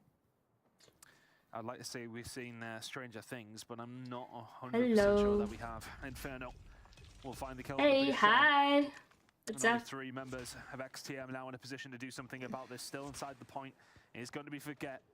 Just Forget. Ryu and Aspecto will find a couple of kills. Grizz and Marvel have been dealt with, and that time is going to be extended, good one. But you have to still be perfect. Inferno. And you can't be perfect if you are under the gunfire of Inferno, and there comes the final couple of kills. You predicted 3. Yeah, I did say. I did say for the next 2 ones, 2-3-0. In that series up against XTM. Or no, I said for the next one 3-0 and then 3-1 for the third one. We'll talk about the positives for a second here, and that's for Kings, right? Kings, you're looking pretty good. That's the confidence booster you needed. Yes, you won yesterday's matchup, but I think now they're feeling, all right, this is us. We're back in our dominant form again. They're looking pretty good. Negatives, Xantium, operators, please, right off the start. And I know you were talking about it, like they tried, but I just feel like, again, you really need to make sure you bring them out as soon as you get into the start of that round. I already know, like, the skill gap in EU. On standoff control, and if you get in them, it's very unlikely to get out. You've got to use your press after it. Like, you see Kings, a team that went 2 times, were like, were champs, right?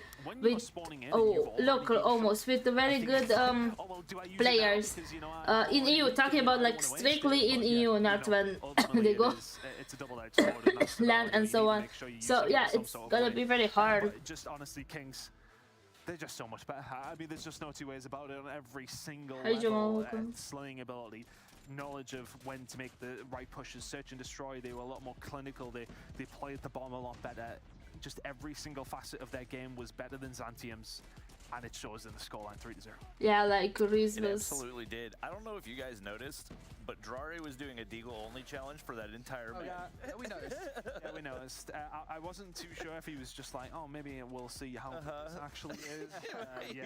Hi Sarah, how are you? Casually on a 6-3 there in the control, just doing whatever he wanted to. And that, yeah, I mean, that's what we expected out of Kings. Obviously, Xantium showed that they can, you know, go toe-to-toe against some of the newer teams, but it's just a totally different beast, and I've got a feeling... Hello Sarah, I watched you play today, by the way.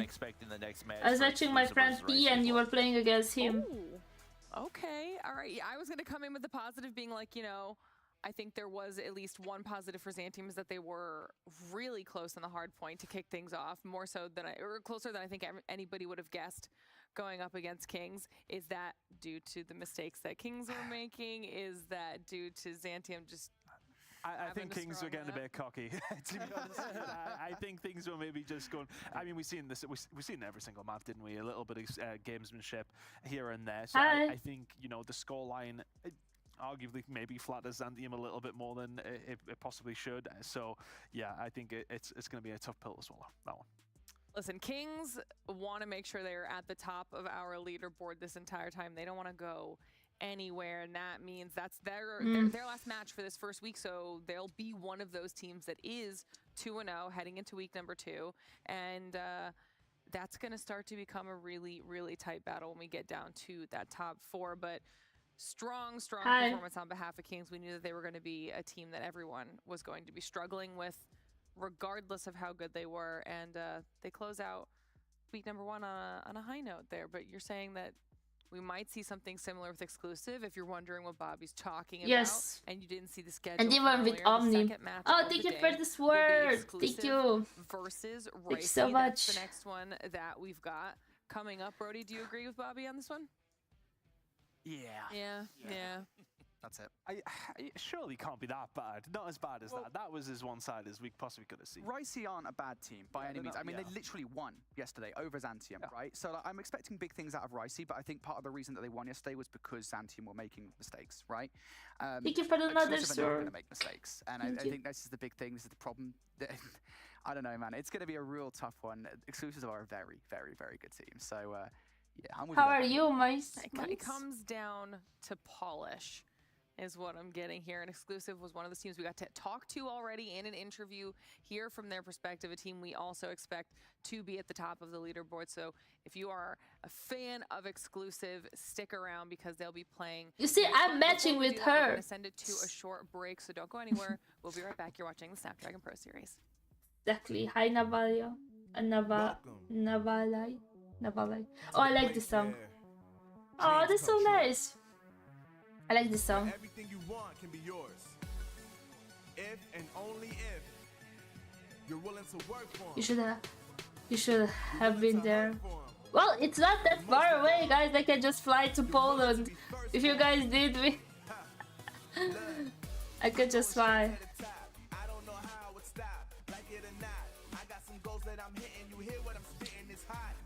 I'm a little bit sick, but thanks so much for asking.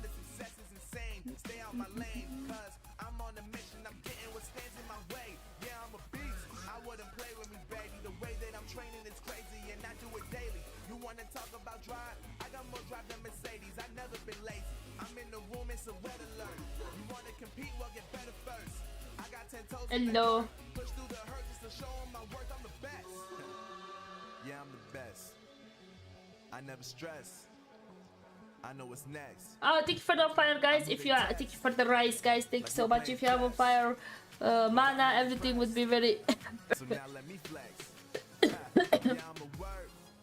Thank you for the 10 Dragon Eggs. Cause I know my worth. And I gotta be thank you for the excellent. Yeah, I gotta be first. Look, I don't want anyone's sympathy.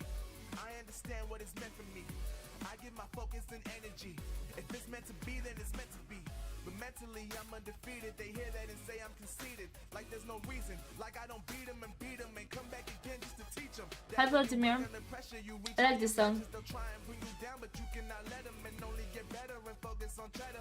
Eye on the prize and you'll become a legend. Like Big purple. You want to compete, well get better first. I got 10 toes. Hello. Push through the hurt just to show them my work. I'm the best. Yeah, I'm the best. You don't got the Doraemon. I know what's next. I don't think I have. Like we playing chess, but I'm unimpressed. So now let me flex. Yeah, I'm a word. Wait a second. The struggle and hurt. Cause I know my worth. And I gotta be first. Yeah, I gotta be first. They don't know what's gotten into me. How'd I turn pain into energy? Through all the struggle and hurt, remember my worth, and that's why I gotta be first.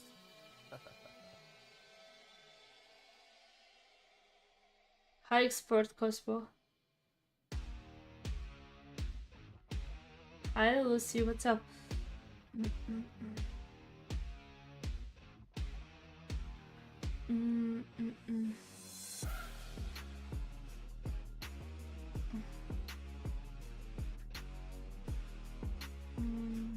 I'm still so over the top because I rematched, like it was so funny that we matched.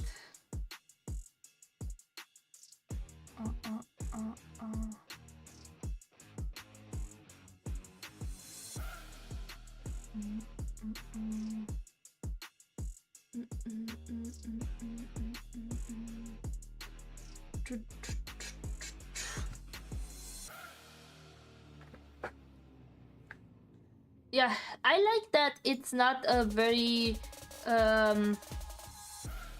it's not a long break. Oh, thank you for the glory flag. You know, I like that it's just like, you know, 3-4 minutes. It's actually very nice. Like the games are going very, very fast. So yeah. Thank you for the 10 glory flags.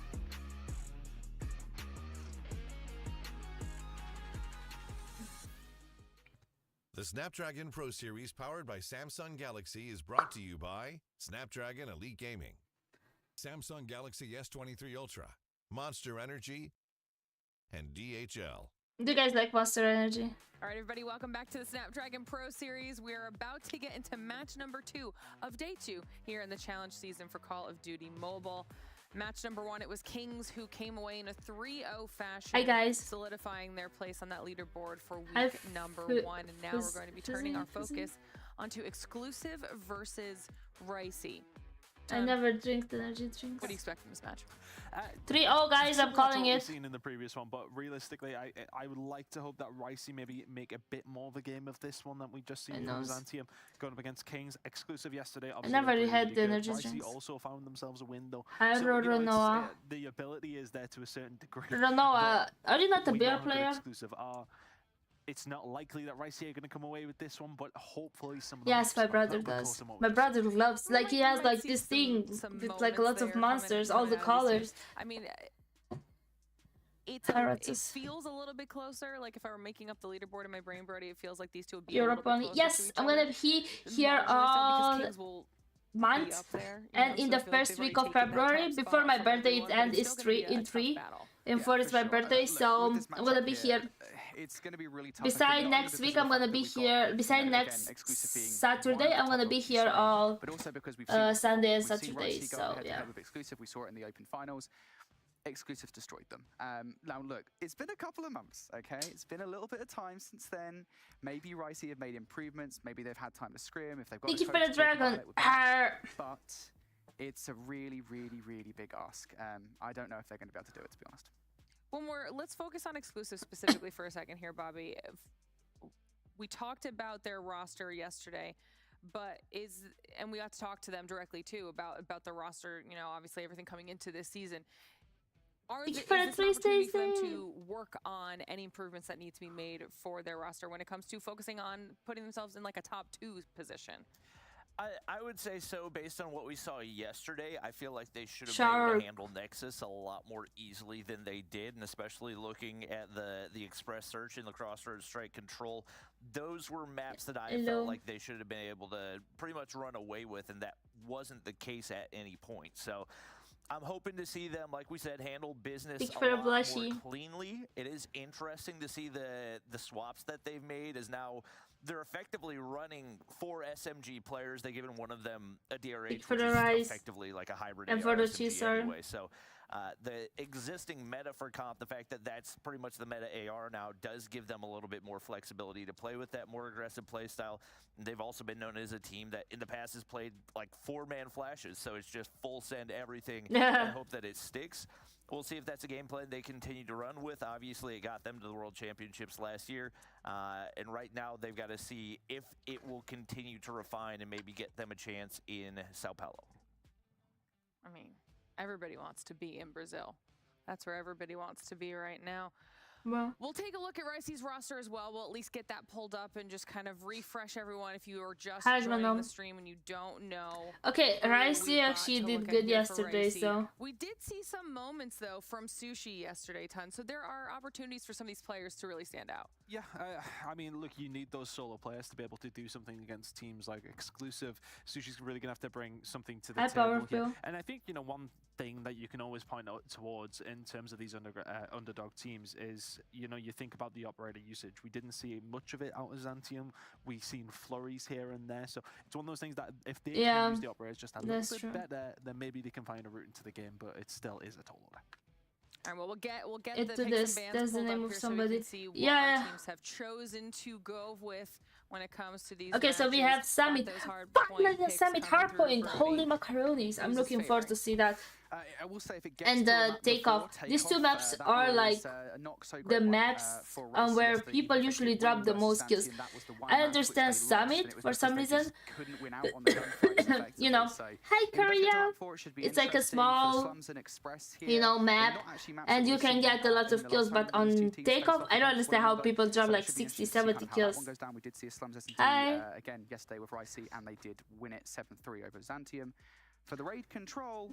3-1 for Ricey yesterday over Zantium. So I'm intrigued to see kind of whether that helps them out here. At the very least, I think we've seen them look pretty good on those maps. But again, I'll reiterate just what I said again before we went to break earlier on. It was because of mistakes from Zantium. Mistakes I do not think that Exclusive, I don't think, we never know, I don't think Exclusive are going to make. Are you feeling very cursy today, Brody? Yes, I am. I'm waiting for it. Yeah, with all 3 O's throughout the day, just like the opposite happens. How are you, Korea? Bobby? Because that was Bobby last season. Yeah, it was, yeah. Oh yeah, that was me the whole way through. Looking at the map pool, I don't really hate it. Maybe someone proceeds to counters on the points. The takeoff, they did lose that to Zantium, but it was largely on the backs of just a super slow start that was not characteristic of them. I'm doing okay. I'm a little bit. Series, so I think if they can get off to a hotter start, that's one they can potentially take off. Summit, though, I would imagine that is probably an exclusive map pick. Like we said, they're a super aggressive team, effectively 4 SMGs playing on that roster, and Summit, one of the most tightly packed maps that you're going to have in Call of Duty Mobile Hardpoint, so that's going to be very difficult for Ricey to counter. All right, well, yeah, could be, but it's like very interesting. Usually you see people dropping like 40, 50, 60 and then before they start, on these maps, you know, like Summit, Takeoff, you know. Ricey in terms of the map picks, you know, it's possibly as good as he could have had it. If you won a game yesterday and you got 3 of those same maps that you won on and you're going into the second day, you take the positives where you can, but it's a very, very different team that you're going up against. Yeah, it'll definitely boil down to if they were at least able to learn from some of the mistakes that they were making yesterday. Yes. Obviously not a lot of time to do that in one night. No, not a lot of time at all. No. But maybe they can make some small adjustments here and there. As for us, I think match number 2 is about ready to get going. So Brody, Bobby, let's see how this one goes. All right, well, obviously, I don't know, but I'm happy that I'm one of the casters, you know, the community casters for EU, you know. We shall not jump here. I'm happy that I'm here right now, you know. Maybe in the future. Sushi just had like surgery on his hand, and he's playing in a cast. I don't know how he's tearing up the map in that type of a setup. But Sushi, what are you doing? What do you mean? He was able to do yesterday. Obviously, a much bigger task going up against Exclusive, though. Thank you for the 4 swords. Yeah, for sure. If he's like you say, if he's doing that with a cast, Get him out of that cast ASAP, man. I'm really excited. This guy's going to do bombs. I don't know if you could do that, but I'm sure if anyone could, it would be Sushi without the cast on. Regardless, in a Summit Hardpoint we go. This is a map that we haven't seen from either of these two teams yet. This competition, it's one that we don't see, I will say, as often as some of the other usual suspects like Hacienda and Arsenal. So yeah, but there are things that he does very good, you know. First of all, his English is his first language, right? He has the flow when speaking in English. When I speak English, I need sometimes to think before, right? It's not that consistent, right? He also having like his first language English, it's quite easy to play with the words. For me, not really, you know, my vocabulary is not as big as them, right? So that is a disadvantage, but maybe in the future, guys, you know, finger crossed, maybe. All you need to do, guys, is to support me here, right, to continue to make this type of like streams, right, in the near future. As I said, I'm gonna be here for the whole month and in February. Okay, so hopefully I'm gonna be able to continue in the future as well. But as right now, this is almost a full P1. That's amazing. Hi, Hookie. No, I do not speak Botman. That's a big statement.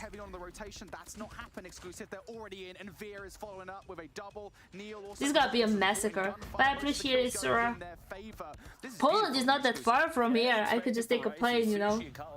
But the rest of the squad really lagging behind. Score streaks do connect right there. Exclusive. Maybe we will not see a lot of kills. I'm talking about you. But it's not much to talk about. Veer looking to push through, shutting down that equalizers. I don't think we're gonna see a lot of kills if the game's gonna go like this. So as long as they can maintain these, avoid the flip, there's 100% an opportunity for them to close this. But yeah, now and like never, I need your support by staying on my stream and enjoy this with me. Huge opportunity, but unfortunately for them, those spawns are instantly going to flip out. They might be able to find 5 seconds of scrap right here, but this is exactly what Exclusive we're looking for. Yeah, Exclusive get the flip that they require. They get the control of the spawns, and this could be deadly for Ricey if they don't break fast. You've got to get a player in from behind. There was one player watching that flank. That was Creed, who does go down.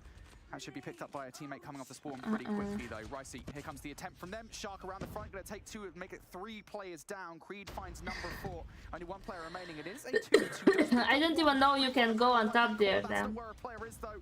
And a little bit of coverage coming in from you got this. Going to immediately bring that Predator missile down from the heavens to try and take out some players. Bobby, at this point, I don't think okay, this is way brutal than the previous one. Like, I think Exclusive actually takes it very serious. Okay, so we have Viren, Neil, Creed, Caesar, and Sharp. Okay, which is the player that is missing? It's Spy. Okay, Spy is not playing today. That's interesting. That's exactly what they're gonna do, and if they can't, yeah, but like I never tried that. Guys, do you think Ricey will get in the 50 club or not? This is insane. He hadn't died from the moment that P2 popped. And that is, I mean, that's not the sole reason. Finally, he goes down. I kind of just cast him there. But it's not the sole reason that they get the whole of P2. Where's Champion? 13 kills. That is nuts. He was, well, on his way to a nuke, but he's going to wait, but Champion... Is Champion still playing? I don't see him in any rosters. So in exclusive rosters, we have Vera, Neil, Creed, Caesar, Shark, and Spy. Yep. Spy joined this season. Again, so they've had a couple points Siege Champion. Counter some of that firepower in the hands of Exclusive, but like you said, there's only so much you can do up against a 13 spree.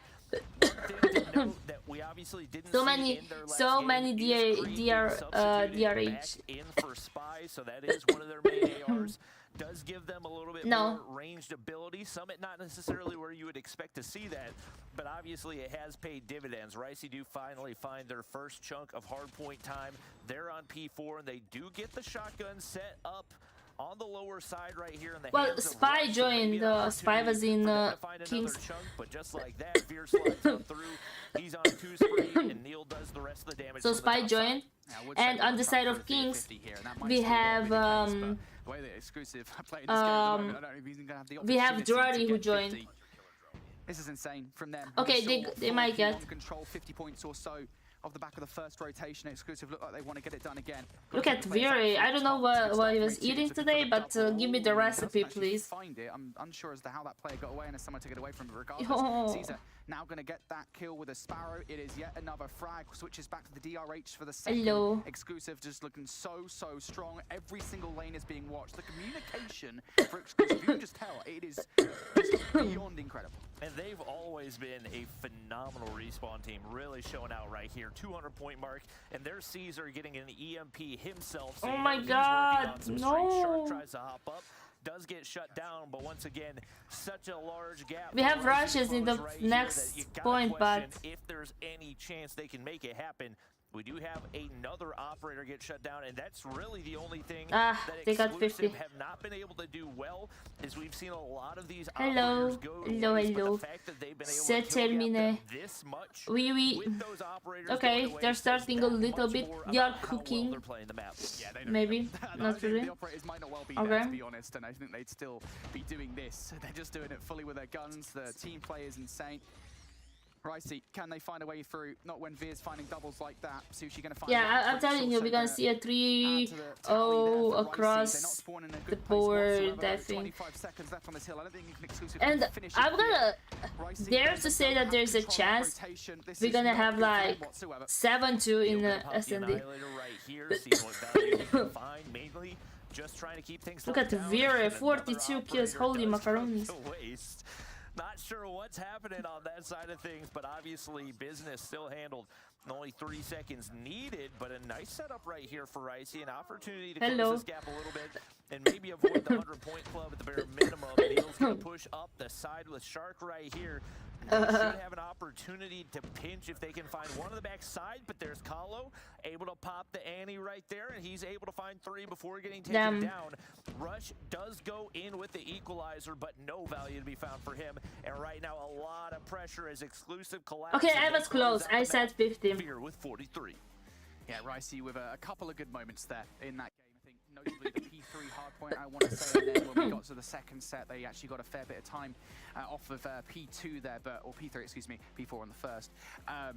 But beyond that, Hello. I mean, Exclusive, that's how you play hardpoint, apparently. They just played it incredibly well. And it was just right from the rip, right? Getting 50 seconds on P1. I think kind of briefly this... mentioned there that, Oh, you we know, won Sonic again. I offers up think the this P1 could here have here in Quail been that you can get a lot of time the off. scenario That's not in 50 the seconds Kings worth of time. That's like versus 35, 40 Zantio. seconds But maybe. because we But that was full control from actually them. They did that on see the lots second of set as like well. And I think game like lots of like encounters, like for example Durari was using the secondary, right, and he was going with the machete and stuff like this, you know.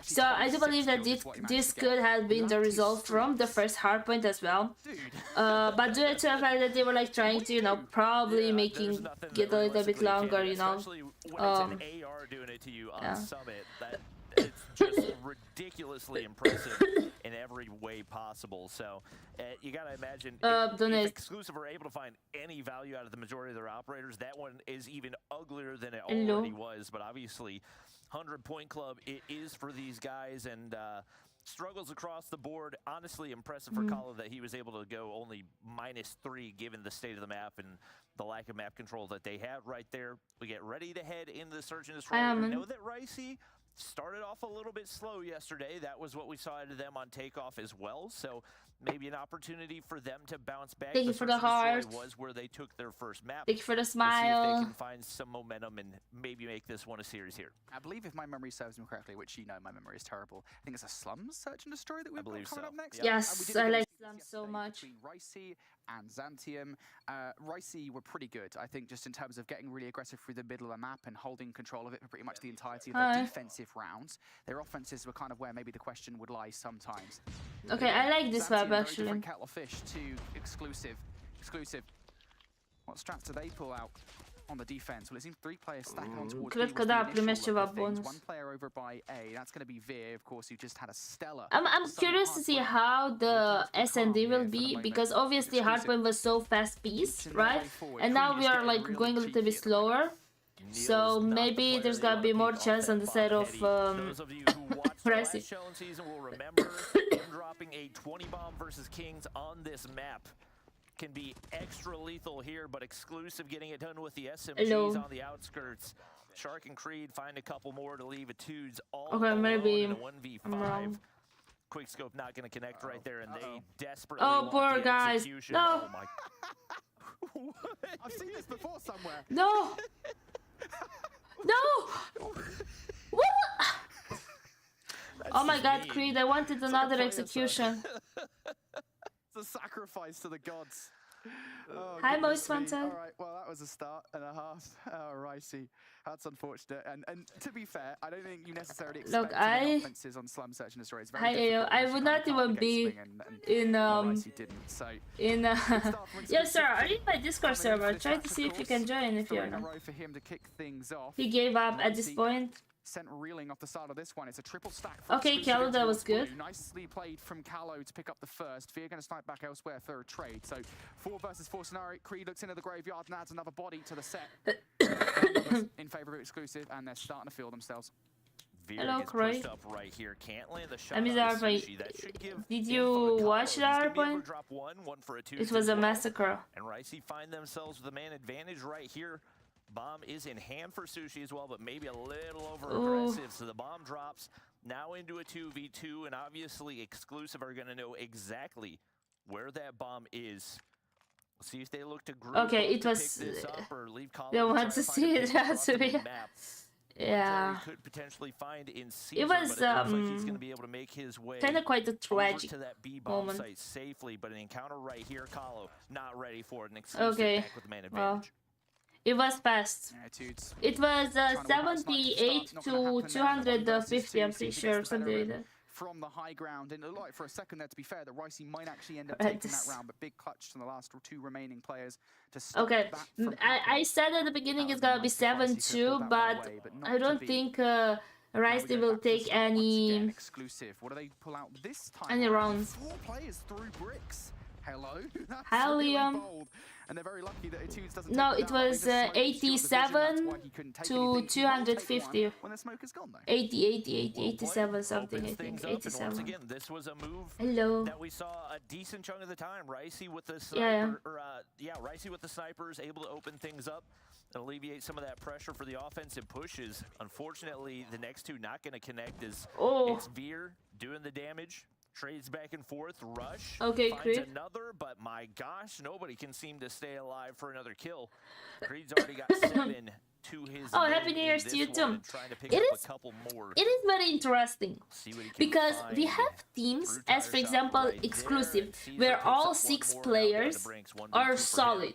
Okay, all 6 players from the roster are solid.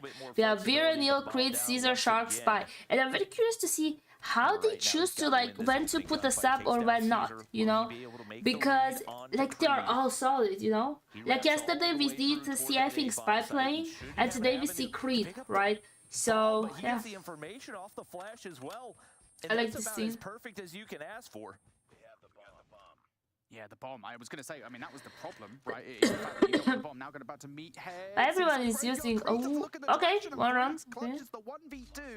Maybe my prediction is good. And honestly, I thought the biggest problem, again, was that the bomb was down for the longest time there in the situation. To come out with a victory there in that round is absolutely huge. Ricey now on the board. Interestingly enough, talked about Neil's big map up against Kings. He is yet to find a kill. Regardless, team holds the lead right here. Shark continue to sit back, not as aggressive as we're used to seeing him play on this map, but it's worked out for them so far as they've waited for the snipers to find those opening picks. Etudes, little jump shot angle right there, not able to connect for either player. I played today with the DRH. A bit of a warm up right here. Kahlo is very content to sit back, hold this angle. Kahlo. Good kills, actually. He found so Kahlo has many 4. of those yesterday against Xantium, and once again having a big impact. Yeah, that's a big start from Carlo. 2 players down already for exclusive. They're still on the defense though, and Yeah, they're very has to cheeky. make the first move. And with that kill against Neil, it becomes significantly easier. Caesar though going to warn off at least one player from Brick's side, but that's not where the pressure is coming from. It's Shark that has everything to do over here by A. First kill through, and nobody goes for an immediate trade there. It's an egregious challenge from Brinks. Elsewhere, Atude still in the joust with Caesar, who should surely soon be dead to rights by way of rushes. He was living very much up to his name with the R9. There it is, done and dusted. And if they're smart, they should know where Shark is. Okay, sure. We'll Is see a what they do 1v3. with the situation, obviously, bomb down. So Shark gets info right here and should be able to read 1, make it 2 right there. And now a 1v3 opportunity for him. Doesn't get the chow on Callow. It looks like the bomb's been retrieved, but it's going to be a game of timing right here. And Shark does not get time to go his way, but hits the shots anyway. Damn. And that's exclusive, taking another round. The 1v3 goes through. I gotta say, I Yeah. feel like when you're those last 3 players, you have to have some air of caution because you know where Shark is. He's already picked up one of your players earlier on by the A-bomb, so you know he's not crossed the 50-yard line. You know he's somewhere on the other side of the map. So just be a little bit more cautious about the way that you're approaching that scenario, because Shark gets those first 2 kills for free. Hi, Goodness me, Gun. How are exclusive you? fair, Long one time shot no will be see. All Ewo. night long after that. And already in this round, starting pretty strong as well. 2 players down from Ricey, starting to feel themselves. You can tell off the back of that play from Shark that they want this one to be a fun round. Ooh. And yeah, this is very similar to what we saw in our first Search and Destroy How of the have day. you When been? players start to feel themselves, they get aggressive that round right there. Definitely starting to Yes. look like a confidence difference between these 2 teams. Creed. It should be Caesar, an easy Shark win. Yeah, I combined, predicted over 3-0. 20 I predicted kills for already through both these first 3-0. 5 rounds. Now we're gonna have There's not Omni been much versus counter for this Big. Ricey squad, trying to see what they can do He over was the top actually gone, side. yeah. They've been super dependent on those sniper picks early in the rounds. When they haven't come through, it's been that much more difficult for them Oh, to find Callow anything. But got there's Callow 3 here, times the very kill content there. to peek that over and over again, and Callow will gladly make him pay. Snipers for exclusive. Yeah, have not that's been able to true. do much. But right now, Oh, Creed. not much avenue to make their way through, but with Callow taking down Neil, that But should I'm gonna what be they here need to make for their way on all the A-bomb season side. of One player to be Masters, dealt and with, you know, that's after that, I'm gonna get slowly back. Quite busy with like my exams right now, and also like uni exams, work, you know. So it's been terrible. Briggs going down. Surely not the next one as well. Oh, Creed makes it look so damn easy. And now, Etudes, 1v3. What do you got? Well, that Nah. was a 5v3 into a 1v3 real quick. Atude's able to take down one, Damn. but Caesar does not want to take the risk. And heading into the half, exclusive now sit So up yeah, if you want to 5-1 support me, here. just And hang out with me in a position every where they week can while I'm close this out casting very, very Masters. quickly. We'll see if Ricey My can change exams some are not things up started. as here They're on the not starting defensive yet. side, They're maybe gonna not start. as much I pressure think to around like execute. You just gotta get 20th in your this month. positions and trust that your players are going to be able to hold them. So I already know what I need to do for the Spanish exam. I need to talk with like some of my teachers because I work from home, right? So I can go to get the exams. But yeah. Shotgun in hand, so he might be able to make something of it. Um, But it's not going to be the case as Caesar oh, immediately damn. shuts him down. I love that. Caesar and Shark go for the But double child when there, and it I, works out you know, perfectly. hi, what's up? When I was here, like when I, you know, found out that I'm gonna be able to be the caster, the community caster, you know, for English, for this, I was so happy. So I was like, yeah, I need to do this, you know. Yeah. And I also missed you guys. And yeah, it's been a long time, you know. I don't think Ricey have quite caught onto it just yet. They need to do so fast because one more round and we're going into the control.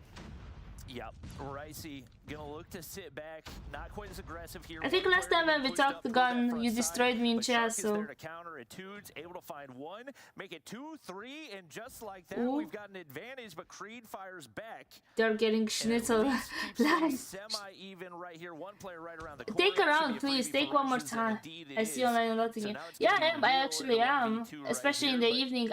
After work, I like have not to had just much spectate people difficulty while with I'm that watching scenario like in this one. Hi Liam, while I'm watching a lot of yes, my prediction is gonna go true. While I'm watching like YouTube, anime, and so on, I really keep the game open. Sometimes I play, sometimes I just you know, spectate.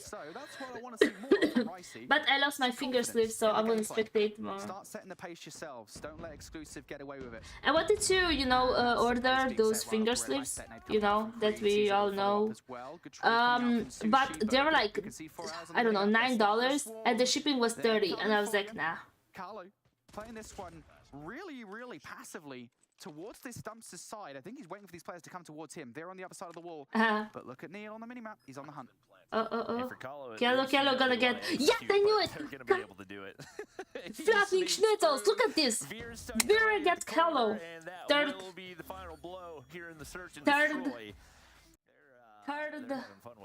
How you say? Third. Squad looking boom. dominant through those first two maps. We were unsure if they were gonna have the same struggles that they had with Nexus yesterday, and that has certainly not been the case. Yeah, exclusive looking pretty good. Hi, yesterday versus Nexus, they still kind of, what was it, 7-3, I think was the scoreline, right? So that was still pretty good, but this one was much more I'm not speaking that good English as you. It took until the fifth round where exclusive were like, okay, now we're starting to really feel it. I think another execution. So we have Pain, Aspect, and Callow. I'm telling you. These guys a lot of credit. We're playing this one relatively passively too. Okay, we don't care anymore. We're just going to fly at you. We're done playing around. And I think as soon as that happened, Ricey had very little response. I think it was the one round. The one round, I think it was the penultimate one where Ricey had something to say, but even then, nothing else. Quiet as a mouse. You see, my prediction was so good, 7-2. Guys, remember when I was doing predictions? I was like, hey, I was on point with my predictions. If someone execute me. Wrecking crew between Creed, look at this. Caesar, and Shark combined 35 kills in what? 7, 8, 9 rounds of search and destroy. Like, that's absurd averages out of those guys. This year's the land for Masters in Sao Paulo. Take care of things in the close range battles. There's not imagine, I want to go there. Sure. Well, search and destroy. It's over. I mean, that was just an insane search and destroy coming out from exclusive. They're looking pretty good. This is the confidence that we I want the LAN event in EU. I want to go for champs in EU. Again, it'd be so nice. Like this, when a team like exclusive, we saw it from Kings Canada. I'm having good. You have to find a way to counter it, and we just didn't see it there. And that is something I want to see. Enjoy. I want to see these guys take away from this week. You know, you've got a few more days. You've got to get back into it and kind of learn from your mistakes. So they certainly will watch that search and destroy back and realize kind of maybe where they went wrong. But next up, it's going to be Control. And exclusive yesterday. Told you I broke my case from the phone. Control. It is worth saying as well, Raid is one of their best control maps, so they should be feeling pretty confident. Oh, Raid, yeah, guys. So we're able to take a Raid control into, hello. So maybe an yeah, there is no chance. To bounce back here, hi, LAN in Romania. I would not mind to be like in other countries like Germany, Poland, wherever. I would just like fly out. But going to NA, it's like definitely makes a world difference in this situation. Besides the fact that you need to get the visa right, approved and stuff, it's very hard. Not been a lot of consistency across the board. Okay, it's gonna be a 3-0. 3-0 start from the back. We're gonna start with a good. Let me see who is on there. I think it's exclusive. They're gonna push for the like spawn trap. I'm telling you, there's gonna be a spawn trap. Vertic for follow. First entry over toward that B side, but Shark slithering through the smoke right there, and he's it's a little bit harder to do the spawn trap here at Gym, I guess, but they still can do it. I think. Yeah, I love this from exclusive. You know that if you're here on Raid Control and you lose control of B earlier on, you're going to be in a rough time of trying to hold A for an entire 2 minutes. They don't want that. So now just trying to burn some time off the clock. Ricey, what do they do about it? How long does it take to adapt here and make a rotation over towards A? They are trying, but exclusive trying to put a couple of players inside the power position that would be bedroom. Those I thought they are going for the spawn trap. Still holding on towards the driveway side, but the adaptations are good here for exclusive. It seems like a TDM from the beginning, so I don't think they really care right now about the losses. It's too early. Rush is going to hold down Zeke for the time being, and Neil gets some information. Rush is actually going to wrap back down toward driveway, and once again, the fact that we haven't seen any type of a B capture so Okay, take your gun. Thank you for coming. Obviously, they've been able to keep the lives even, but it doesn't mean a thing if you run out of time. But Sushi, big time kill right there. Yeah, I agree with that. 3 players stacked up over on A, but one by one they fall. Kahlo able to find one to at least keep some progress and keep the clock stopped right here. As long as these guys are here, they've got to hope in this round, and they've been able to build that life lead pretty sizably right here. Creed's not going to be able to land that spray. Looks like they should be able to get A locked in, and without a whole lot of time to work with, they've suddenly made life in this round. Yeah, this is why it's kind of difficult here on the defense on raid control, right? Because again, you kind of spawn so close to one of the offensive points regardless of where you're at. But now Exclusive do have kind of a mountain to climb, right? As you said, 6 versus 14 in terms of life. If it was like a 10 versus 18 situation, you'd have another set of respawns. It would be somewhat more powerful. Okay, this looks promising for the side of Ricey. Perfect on the defense. We'll see whether or not they can get it done. Players approaching from all sides. Kalo, the first one from jungle. Viet gets taken down. Callow finds a second. Brinks also joining the party here for Ricey. And trust me, the party poppers are coming out pretty soon. Just down to Caesar and Shark. They've picked up some kills, a 2 versus 10. And they get on the objective right here, so once again the pressure on Caesar to make the play, and he's Rushes got the kill. For Ricey, not gonna be able to take him down, and strong start here for Ricey as they do the damage early. Definitely the strongest. I don't know, I never knew what are the strongest points on this map. I just my brain every time hears raid is like blank. They've got a couple of operators ready to go if they want to get aggressive off the start. Tudes gonna be able to land a nade right there. Caesar looking to get pushed up toward this laundry side. And I don't know that he saw a rush. He did indeed, so that's a big time kill. Oh, really? That's gonna clear out some real estate for them to hop on that B objective and get an early cap. Exclusive very happy with this one. Ricey. How are they going to throw anything out? This is the question. Oh yeah, because it was like when it did look like it was going to hit on the minimap. Does that give credence here to a potential push by Kalo, who is chilling inside laundry? A hero play would be nice. He's just trying to think, get some players off guard that might be making their way through laundry and jungle for a flank. But B is gone. We talked about it at the start of the last round. 2 minutes. So you were able to join my Discord? Make their move. Carlo's going to bring down the street early on here. Big investment. Nice. Hi Mo, welcome. Tudes has made his way toward garage right here. So if Ricey can get another player over there, potential spawn trap opportunity, but he's actually going to opt to go toward top modern right here. That should be a freebie for him, and I think he's actually going for the execution right here. He's going to be able to another execution! Oh, Creed got executed. Creed got executed. And that's keeping A cleared. And we do start to see some of those operators come out. Sushi will invest the gravity vortex right here, but right now Exclusive have got EU is crazy with the executions. That's gotta be the main priority for them. Yeah, they're fully reliant on some crazy plays coming out from Carlo and Brinks, which to be fair, Carlo is the player, if anybody, that's going to be getting these kills. He's already picked up 1 War Machine. Yeah, we had like almost, we had 2.5. Doesn't get anything with it. Carlo's going to go down, but at the very least they do shut down that War Machine before it can do any more damage. Ricey though now have to stop Exclusive, who are on the point. Shark just chilling through the smoke. They've just got to kind of fire some of those arrows. Brinks at the very least does find one and remove the players from the point, but there is nobody for Ricey. This is Exclusive. So Exclusive are now getting the closest spawns towards the point, and there are players here. And nades go in through that window. Ooh, hi Ilulumis. And both operators that were remaining have been taken out of the equation. So I don't mind teabag, but executed. 1v9. The exact same it's like a new thing, you know. So I feel like Exclusive tie things up once again. don't. The offense takes the round, and right now looking like the task for these guys is to try to win with the least amount of caps possible, because based on the way this is going, they absolutely want to be going into the offensive side if we do see a final round. You should give me elixir, Loomis. Exclusive do get something out of that round. Shark has a Predator missile, so can use that later on if they do require it. Look at this from Ricey though, coming right out of the rip. They deal with the 2 players that were by Paul's side, and here we go. Shark's going to utilize the Predator missile right now. Should send players in towards Money or in towards the Tiki, and no, the Predator missile doesn't actually get anything, I don't think, but Shark... What do you think which team's gonna get this win? I think it popped enough here that it did actually go all the way through and didn't get anything for it. That is so tough, but now it's okay for Exclusive. They've got players potentially coming on a flank, but they are being shut down. And you gotta be aware of Veer right here, as it looks like Exclusive are gonna try to Exclusive, spawn trap right? off of this one. Sushi on the hunt, but not gonna be able to find an Ooh, angle. Veer. Some assistance from Kahlo as well, and they're finally able to take him down right there. So they do a good job of wasting some time. Now Ricey gonna full send back toward that B side. Oh, but Creed, there's that was Creed to nasty. make the read, and he's able to find one. Creed, wait, the Repositions read. right here, and might have an angle onto Kahlo as well. He I does like for it to indeed. be Ricey. Neil does get the progress back on that Annihilator, so didn't lose out Hi, on Chocolate. everything right there.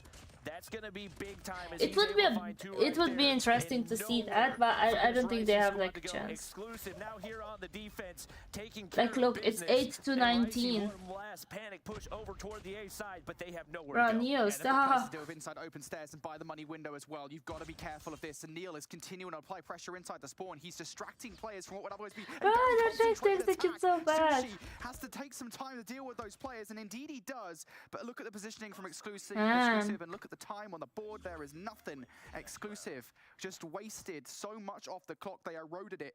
And Ricey, I'm not too sure they got any progression at all there in that round. No, There no was think you one tick that they got, but obviously not really enough to make a difference. Okay, there. so they got the Now defensive heading and into an this one, we've offensive got round, Exclusive right? going back to the Exclusive. offense where they've looked So confident I in this think one already. this gotta be Obviously, a over. huge difference in this one being Neil. Did not look great in the search and destroy, but the snipes have absolutely been connecting. 22 on the board already through these Ooh, first three look at rounds. this And aggression. start getting Like, it was aggressive going on the for top like a side. spawn This trap one's here. starting to get ugly. He is going absolutely Whoa, ham, my taking God. down every single member, and he's trying to do even more damage and earn that final Yeah, score spawn streak trap in the already. missile to maybe put them out of their misery. Yeah, Ricey going to lose B regardless of what happens here, even if they invest. There's any of already the 10 operators they've got in the back pocket. Sushi, lives and of a skill Russians gap. all have them. And now I think it's Hello. probably the time to use them. I know you really don't want to, but you have to make sure that Exclusive do not make this quick rotation Ooh, over towards Nick. that's At least invest one. That is happening. It's going to be That's good communication there. And Shark's going to shut him down. Now Fear, who wants a game on the basketball court, and it's a game. This I looks think like Ricey a might lose. TDM. They're over here. Bullets going into him. Carlo trying to help out from the shoulder, and indeed he will pick up at least one kill, but Creed has penetrated the defense here. He's picked up the first kill. Purified from A2 is going to shut him down. Ricey, they stay safe for the moment, but the life disparity has grown. And that's some decent value for a Tudes, but two more operators gonna pop right here. Kahlo and Sushi. N-am fost războane pe afară, merg săptămâna la botez.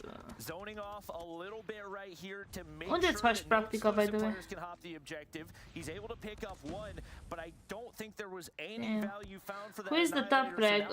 Neil, 26, Can Sharp, he find 26, anything right nice. here? They've got to get this life lead back in hand, but it's not looking good because the feed is all blue. Caesar's able to find two. Veer's gonna pop the equalizer as well, and now 0 Damn, spawns Sushi. remaining for Ricey, as it looks like this might be the end of the road for them in this one. Da. A valiant attempt to find that opening round on the offensive Damn, side, Sushi did good, but a 2v14 it's a as Briggs 2v14. will see his Sparrow slowly running out. And looking like only a matter of time as Exclusive are just dead set tot on acolo. finishing every single game with an execution. Would be nice, wouldn't it? Someone in circle, please. Anybody? Surround him. Anyone seen Poor Indiana Jones Kalo, Protect I the swear. Feels like that kind of thing. Oh, he's trying to nade himself. Kalo doesn't want any part of this. Ring around the rosy. Someone take him down, please. There we No, go. Finally. Kalo, And no. nobody ruin it. Okay, this is a special moment for everyone. No, what are we doing? No, poor Kalo. Infected. Finally, the execution goes through. Vera That was gets nasty, you. Vera. So he steals it towards the end. Little tap to the nose there. Gonna take the players down. That was far from a tap to the nose though for Tap Exclusive to there. boop the snoot, man. guys. Boop That the was a snoot. nasty through. I feel kind of dirty after. I feel like I might just go back to the hotel for a shower or something. Like, it's a horrible one. Oh, that's the Exclusive we expected to see. Obviously, Ricey did what they needed to take the series versus Antium yesterday, but it shows you that there really are levels to this competition, and Exclusive are here to play, despite the fact that there was a sizable amount of trolling that was happening. They were still blowing them out of the water on every single map. Yeah, I can't wait to see Exclusive, because this is a very clearly confidently Exclusive when they The do get to play executions. against the likes of King's Clan, against the likes of Omni Omniscient, because they are looking so hot at the moment. And it just felt like, as we got into that game, right, there would be like the first half of the game where they were taking it I can't keep up with the execution. They were looking pretty good. But then the second half of the game, when something happened, I don't know what it was. It was a sharp 1v3 in the Search and Destroy. In this one, it was, I don't even know, what, the round number 3, where they just started to really take full control of dominant defense. They're just like, yeah, all right, we're just going to mess around now, and we know we're going to win either way. So, yeah, still looking pretty good. I feel like maybe we got a little bit psyched out by day one because we had all these close matches. We're like, man, it's going to be like a super tight season of EU Masters, but the gap definitely starting to show itself through those first couple of matches. Obviously, we do have a couple more where teams have an opportunity. I want to see more of Sushi. He did good yesterday, actually. But Kings and Exclusive, I would say, absolutely have proven that they are 2 of those 4 teams. Yeah, we've now got 2 3-0s on the day, quite quick and decisive 3-0s, but that was at least a fun ending, I'm not gonna lie. a little chuckle there. I mean, I kind of just want to reiterate what Bobby said there. I remember you guys saying, oh, you know, we get quite a few 3-0s in Europe, and I was like, wow, yesterday it was completely different to that, though. No, this is kind of what you were talking about, I think. Hello. This was very, very one-sided as well. I did think it would be maybe a little It bit was closer very than one-sided. the previous series. If anything, it was worse. So yeah, quite surprising. I thought Ricey would maybe offer a little bit more than that, but I don't know what this says about Zandium, to be honest. Hi, Ilulumis. Is the problem. Yeah, really good performance from Exclusive, though. Just looked really solid across the board. I think, you know, me and Lauren were sitting in the green room, and I looked up for the first time, and it was like 70-1. I was like, oh, okay, right, we'll be done in 10 minutes if we want to get ready to go back up that. Really, really solid from Exclusive. I think we are starting to see who will be the definitive top 4, who we could likely start considering and talking about when it comes to those challenge finals, but even if the gap from the top to the middle to the bottom is big, I think we will start to see that the gap at the top is not.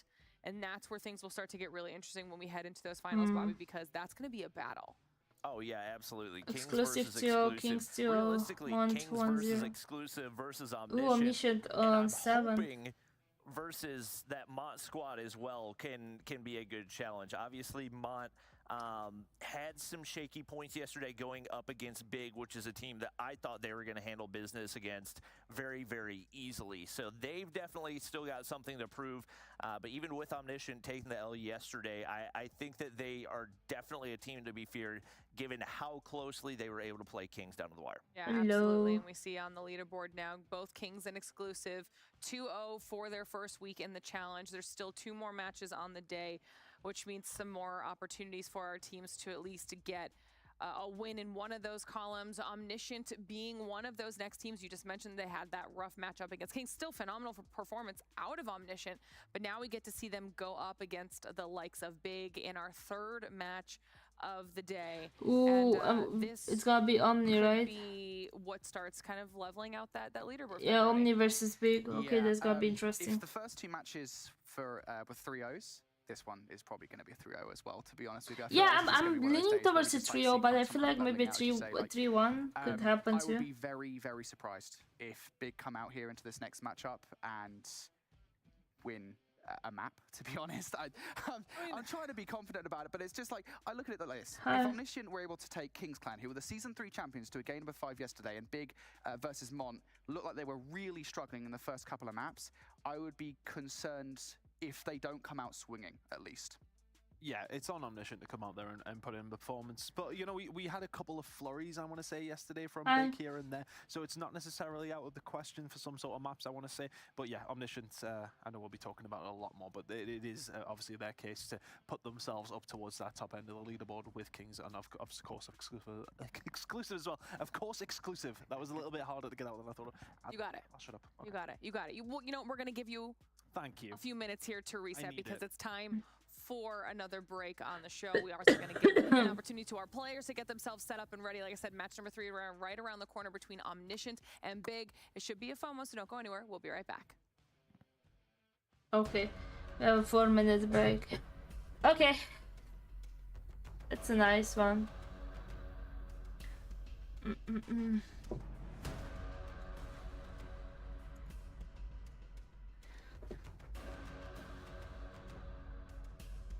A good one though. Who is Big again? Let me see.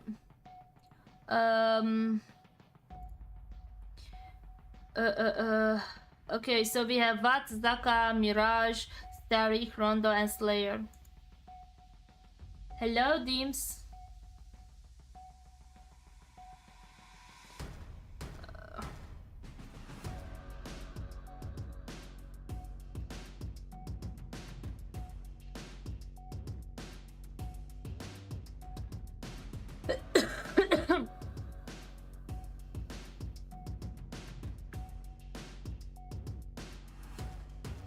Oui, oui. Okay. Hello, Dims.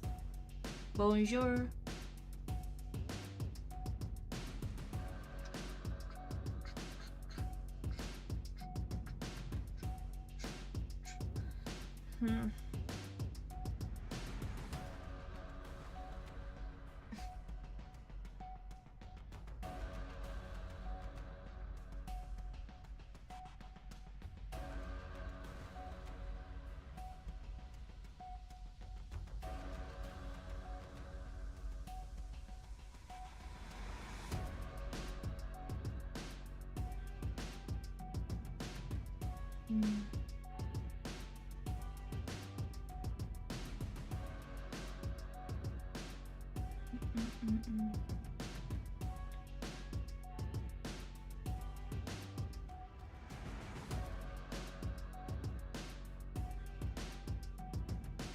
Oh, it's so hot in my room again.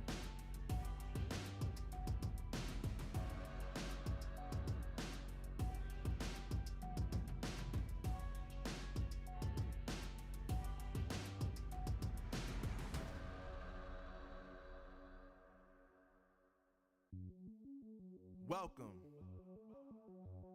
to the place where dreams come true. Where everything you want can be yours. I like the songs, they are good. Only if you're willing to work for them. You're willing to hurt for them. But most of all, you're willing to be first for them.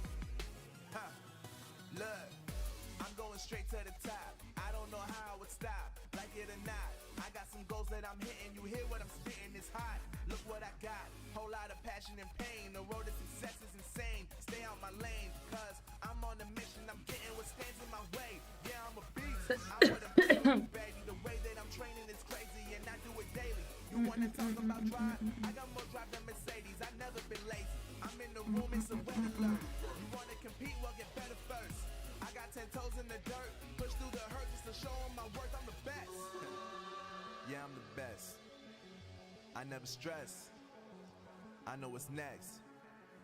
I'm who Okay, they this test. was like a very fast Like we playing chess. this But series I'm actually. unimpressed. So now let me flex. Ha, yeah, I'm a work through the struggle and hurt.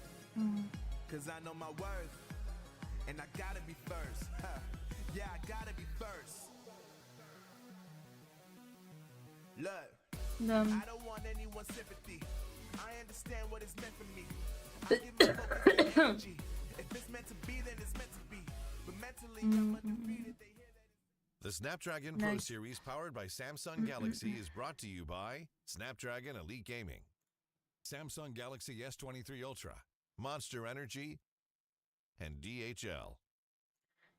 All right, everybody, welcome back to the Snapdragon Pro Series, where we are halfway through day number 2 of the first week of the challenge season, match number 3, right around the corner here in the EU. In EU, I can't talk either. It's been 2 3-0s, quick 3-0s. We're trying to see if that trend will continue or if it will shake up with this next match between Omniscient and Big. We got to talk to Omniscient at the top of the day ton, and they sounded very confident. And they should be. It was really Hi, good performance Alex. up against Kings yesterday. There was a couple of occasions where they could have went to win the series. So they should be feeling good about this one. Big yesterday, we've seen, I want to say, maybe glimpses of something. Whether or not that was a team that could be in the top 4 or not is another thing. I don't think it is. Omniscient should be feeling confident heading into this one. All right, we'll talk about these rosters a little bit. We heard from Githilla earlier. They just have only 3 weeks under their belt right now. This is an opportunity for them to maybe work on some of those smaller things, Bobby, because maybe not as stressful a matchup here as they had against Kings. Yeah, obviously one of the big talking points was their ability to close out those hardpoint matches. Yes. And I think especially against a squad like Big, like yes, you're going into this more with the idea that this is practice for how you should go up against the big dogs. I think but it's also 3-0 keeping as your well. eyes, even if it's not necessarily giving up a lead, you also don't want to allow Big to start to close those leads, because those are habits that you carry into those big matches when you are going up against the likes of Kings, against the likes of Exclusive. So they've definitely still got to lock things in here and play this exactly the way that they would any other top tier matchup. All right, any highlights from anything you noticed from the gameplay yesterday, though, on the side of Big here, Brody? The standoff control was great yesterday. I think that was like the one big highlight, right? It was the one map they managed to take away from their opposition in Mont. And then even in the Gainer before, it felt like they'd actually started to find their footing. They were rotating properly. It was just the first two maps, I think, in which they were really struggled. They had I said I can't 100 drink versus cold Mont, water. and that's really not good. And that was down to just kind of failing to garner rotations. So if we can see more of map 3 and 4 Big here, they might be okay, especially in the control. The only problem is, I would say the control was where they win a map in the series, but the standoff control from Omniscient was exemplary. I can't wait to see the S&D from Omni. We'll see. All right, well, then it will be interesting to see what happens when we get the picks and bans coming through, to see which maps the teams wanted and then which ones they allowed through for the opposition, because that could inform how some of this gameplay goes. As I say that, they are ready. Look at that. All right, kicking things off. Okay, with so we have picks. Hardpoint, Yeah, Takeoff and Hacienda. Yesterday Okay. with Big, at least, like it felt like the slaying ability is there to a certain degree, and I think that's something that you absolutely need to have if you are going to want to go up against what is now one of the perceived big dogs in Omniscience. So if they can bring that level into the hardpoint, then you've always got a puncher's chance. But we've seen some good play out of Hacienda from some of these teams already. Looking over towards the Search and Destroy, Tunisia yesterday looked really, really good for Omniscient. Oh, Tunisia! We've seen Express For from some them, reason, so I was that's a reading Tunisia, query but on that thinking one, of but Takeoff. I was like, realistically wait. speaking, I don't And think Express, it matters too much what the maps are here. Standoff control coming in again, so that is actually another really good one for Omniscient. Yeah. For me, again, you know, we've had this conversation so much. Not many of these teams go for the bans based on what you're playing up against. You just kind of do it for yourself, and that maybe is what we're seeing here from the side of Big. Yeah, and that's kind of what we expected, especially given the fact that both teams looked really good in the standoff control. It's a little bit of an ego child, like, okay, which of us is the better standoff control team? Obviously, like we said, Omniscient did it against a much tougher team in the likes of Kings, so it's you got to give the edge to them, but I don't think it's necessarily a bad idea for Big to try to make that move, because that looked by far like their best map yesterday as well. All right, well, those were kind of some nice thoughts on the picks and bans anyways from you two, which means I'm just going to send you straight on over to the other half of the studio. And Brody, I want to hear your thoughts while they get themselves ready to go. It's not a bad map set, I'll say that much for Big. Again, you've got the takeoff hardpoint if we get to a map before. And we know, as we said, they played pretty well yesterday. And the standoff control is still going to be a question mark for me. It's whether or not they can pull off the same things they did yesterday against Mon, against a bigger target in Omniscient, or bigger, so we think. Again, it's quite presumptive. We're still early on in the season. But if they can do it, you know, hey, this still might be a series, but it's those first two matches. It should for me. start I wanted now. to see a big start from Big. Will they do that? Yeah, I think it'll be interesting to see what happens, but we get to find out here in just a few moments, because match number 3 is ready to go. So, Bobby, let's see how this one goes. One thing that I do want to talk about is a little bit more big picture here, but so far in Europe, we have seen a very limited map set. Oh, I thought you were telling me to read comes Discord. Especially the I just search went and on Discord. destroy, and when it comes to the hard point, we have seen a ton of Hacienda hard point.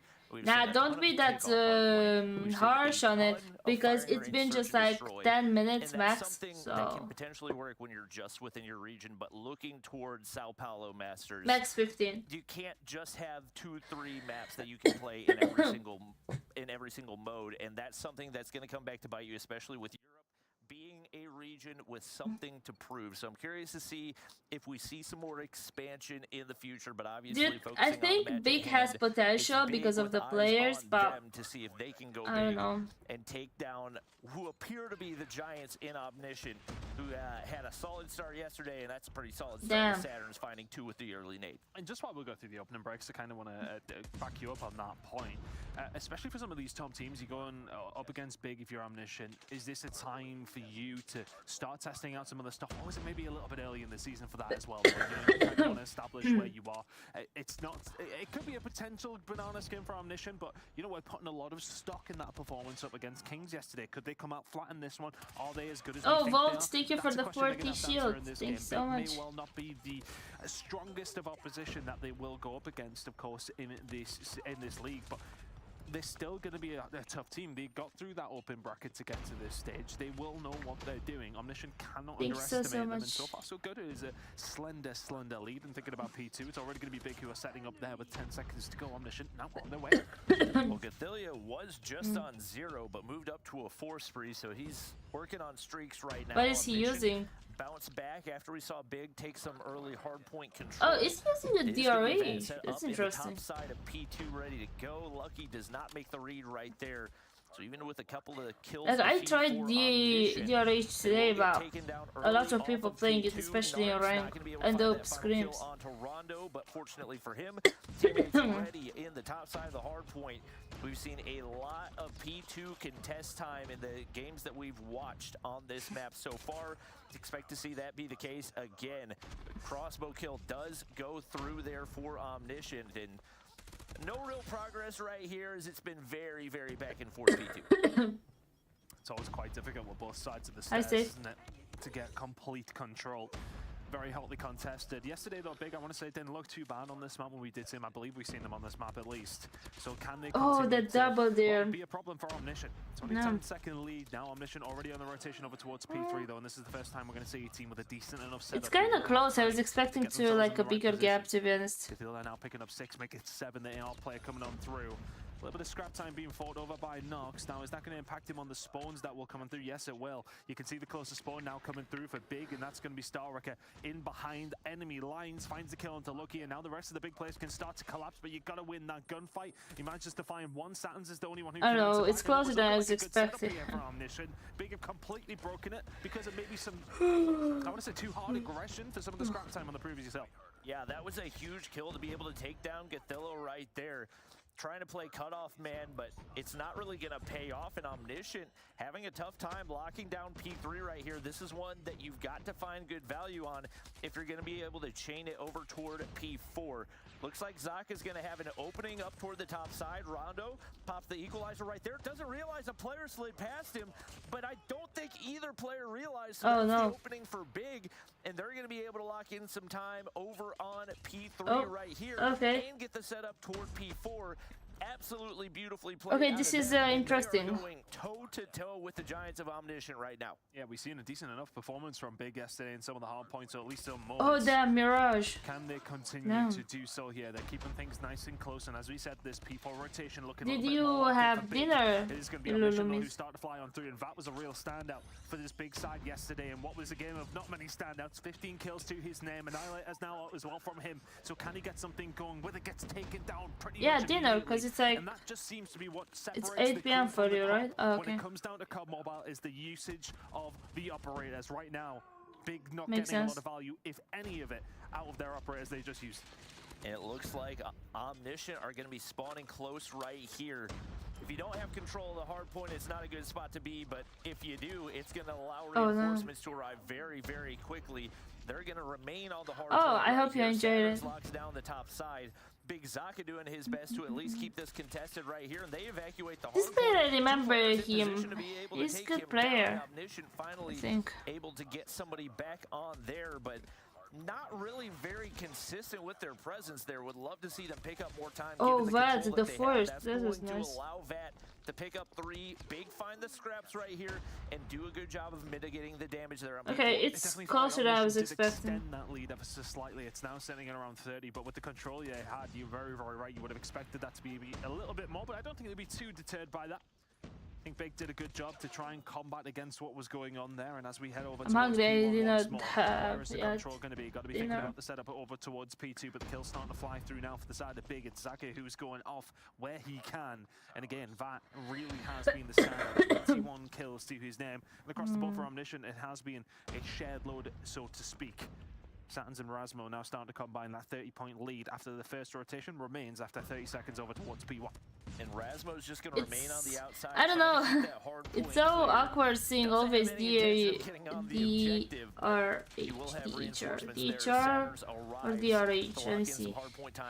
DRH. A lot of this time, maybe a potential hole in the game plan for this Omniscient squad is not having enough flexibility to have those Slayer players get in positions to where they can get on the objective as well. Yesterday Big didn't do that good. Like they did okay against Mont, right? But I was expecting it's gonna be a bigger gap. Between Omni and maybe an avenue, but once again, Big do a great job of keeping the hard point contested. A lot being invested here by Big. War Machine is out. It's going to clear house as well. Big Zaka now just forcing from the back. He is going to get taken down and doesn't actually manage to find a great deal of value from that. Raj is going to be able to find a kill. Nox is now invested in the equalizer here to try. That's nice.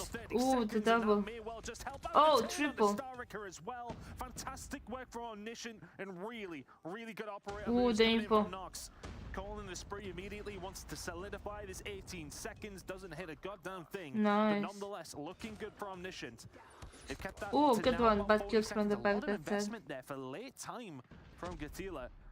I don't know if I love that investment in the Annihilator at all. I definitely do not like that. Very odd timing, especially given how much importance these teams have been putting onto P3, so that's going to allow Big Zaka to get set up right here. He's able to catch Lucky off guard. Vat's going to invest Annihilator of his own. We'll see what he can do with it. Rasmo does get the claw set up in the top side, but Narc's locking in those inside corners. Not going to be able to win the gunfight, but Rasmo there.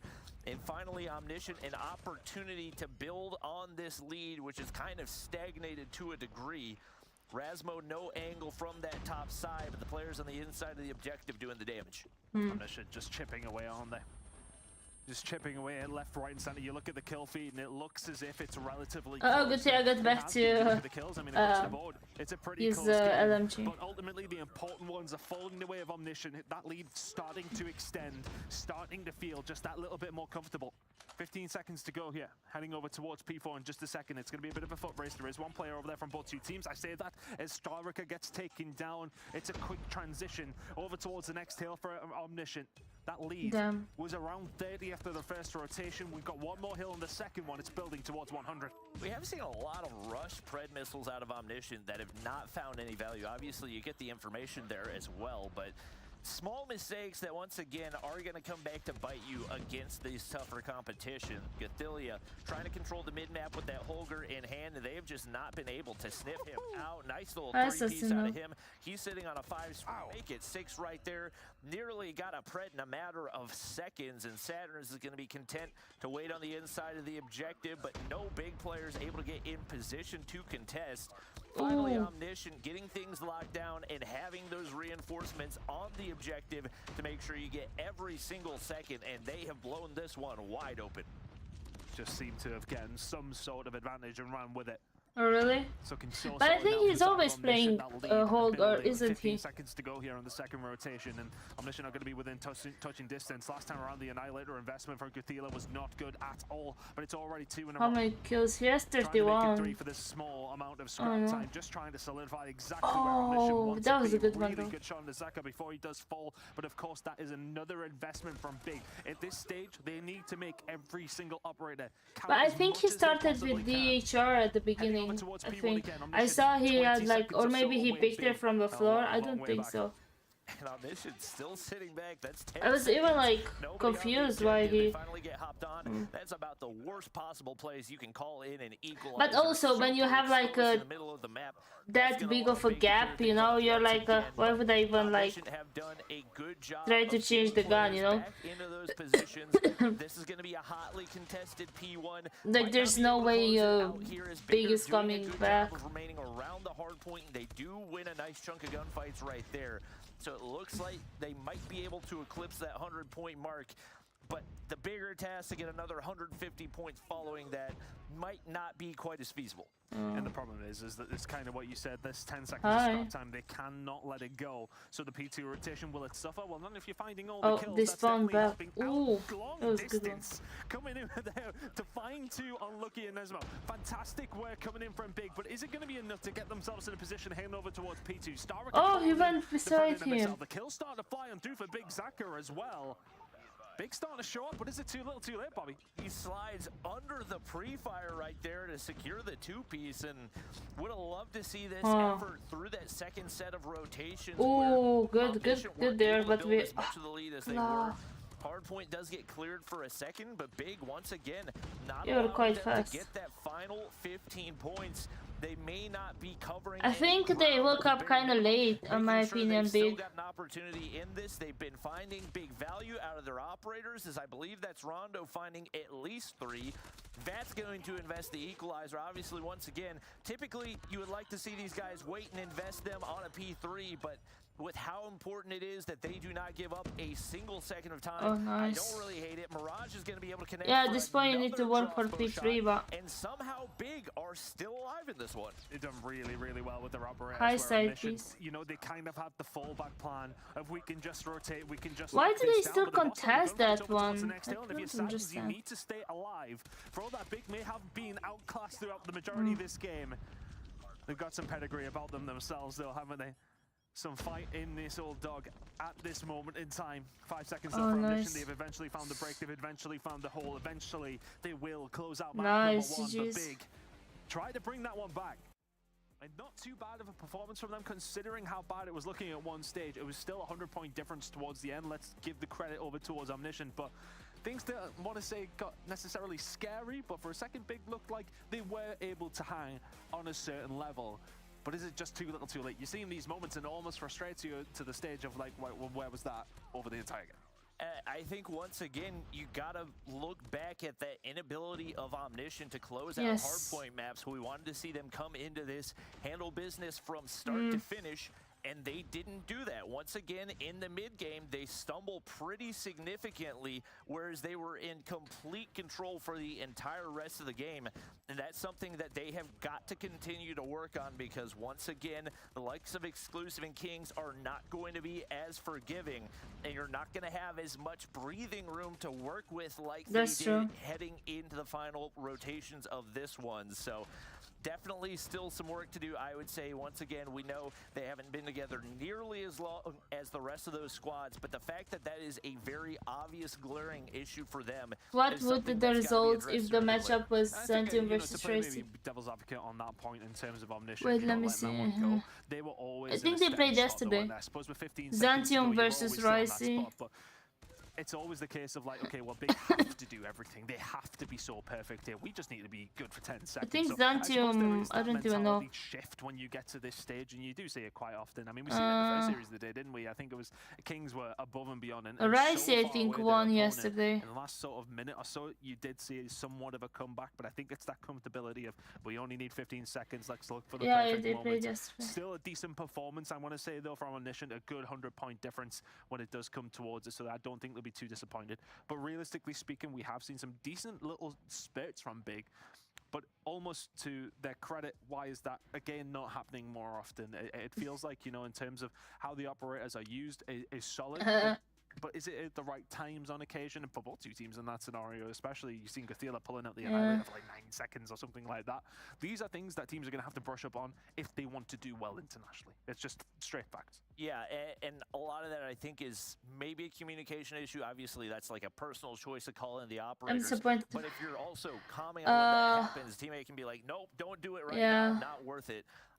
And once again, that's something that this team is going to continue to learn with. Is really got English is not their first language, and that's just a natural learning curve that they're going to deal with. But obviously, the talent is there, and if you can figure out the rest of it, they will be in a really good spot, assuming they're able to make it to playoffs. Handle business map 1, heading here into the search and destroy. We heard Gathelia say that Hi, they Carlos. feel like the Search and Destroy is their best game. Yeah, mode, their so you best. Actually, definitely yeah, expect I agree with that. They'll come out guns blazing in this one. And I want to say they were really, really solid on the defensive side, Omniscient, up against Kings yesterday on this map specifically as we head over towards Tunisia. Gathelia taking a few shots originally, and Mirage, we've seen him use this yesterday, Ooh. the MK2 on fire and range and putting it to good use. Yeah, already Mirage here. was doing good. Very, very good start for the side of Big, but the kill starting to come on through for Lucky and Saturn's now 3 versus 4, but in the favor of Big. Getting hungry. Saturn's going to look to lurk through mid right here. Very, very split for this Okay, big it's a squad. 3v4. It's one player on the flank. That's going to be Rondo. Has an opportunity to catch these players off guard, but that's Lucky on flank watch. Assuming that he probably heard that shot on the cross. Oh, nice. Just gonna walk right back into it. That Well, is yesterday Lucky did such an insane Actually, he's got 1v3. Vat with him to work as well, but Vat I need not to to go be able and to win the clip gunfight. it. Now he is truly all alone. Probably saw one player after the top side. Does get the information on the bomb planter right there. But the Ooh, whole Stark. squad knows where to look, and Omniscient close out round 1. Lucky was a real MVP here for Omniscient on the previous map up against Kings. When we were on Tunisia Search and Destroy, and a really big kill on the flank there. But I think, as you point out, like, why would you recheck that? I'm not 100% sure who it was. I want to say it was maybe Hi, possibly Carlos. Rondo. Goes for the reach out on the sniper angle where Lucky is holding. Yeah, I don't fancy your chances. Omniscient find a round on the attack. It's about finding the picks over towards B by looks of things. Heavy investment from Oh, Big thank you over for the towards A. blushy. You typically Merci. see this strat coming out. How do you say blush? I'm blushing in French. You know, you don't really need too many players over towards that B side. You can get a sniper to lock that down, and it automatically becomes a very, very difficult push. So Omniscient still trying to figure out what they would prefer to do. May well just play around Lucky, trying to find a pick here. Big Zaka pushed up very, very far. Lucky definitely got the information on that. It looks like Zaka's going to be able to get away to the low Oh, ground. nice. Rondo Nice was. little angle to That was a hold. good position. Make sure they maintain that mid-map control. Narc's going to drop. Saturn takes down Mirage, and Okay. that may be the opening that they need here on the B-bomb site. Looks like they're going to get aggressive, but trades go back and forth. It's 1-for-1. The bomb does drop, and it looks like that's going to force Lucky all the way back towards Rasmo, nice Rasmo, kill. Beauty of a quick scope to take down Rondo. And just like Hi, that, an Zarus. advantage back toward Omniscient.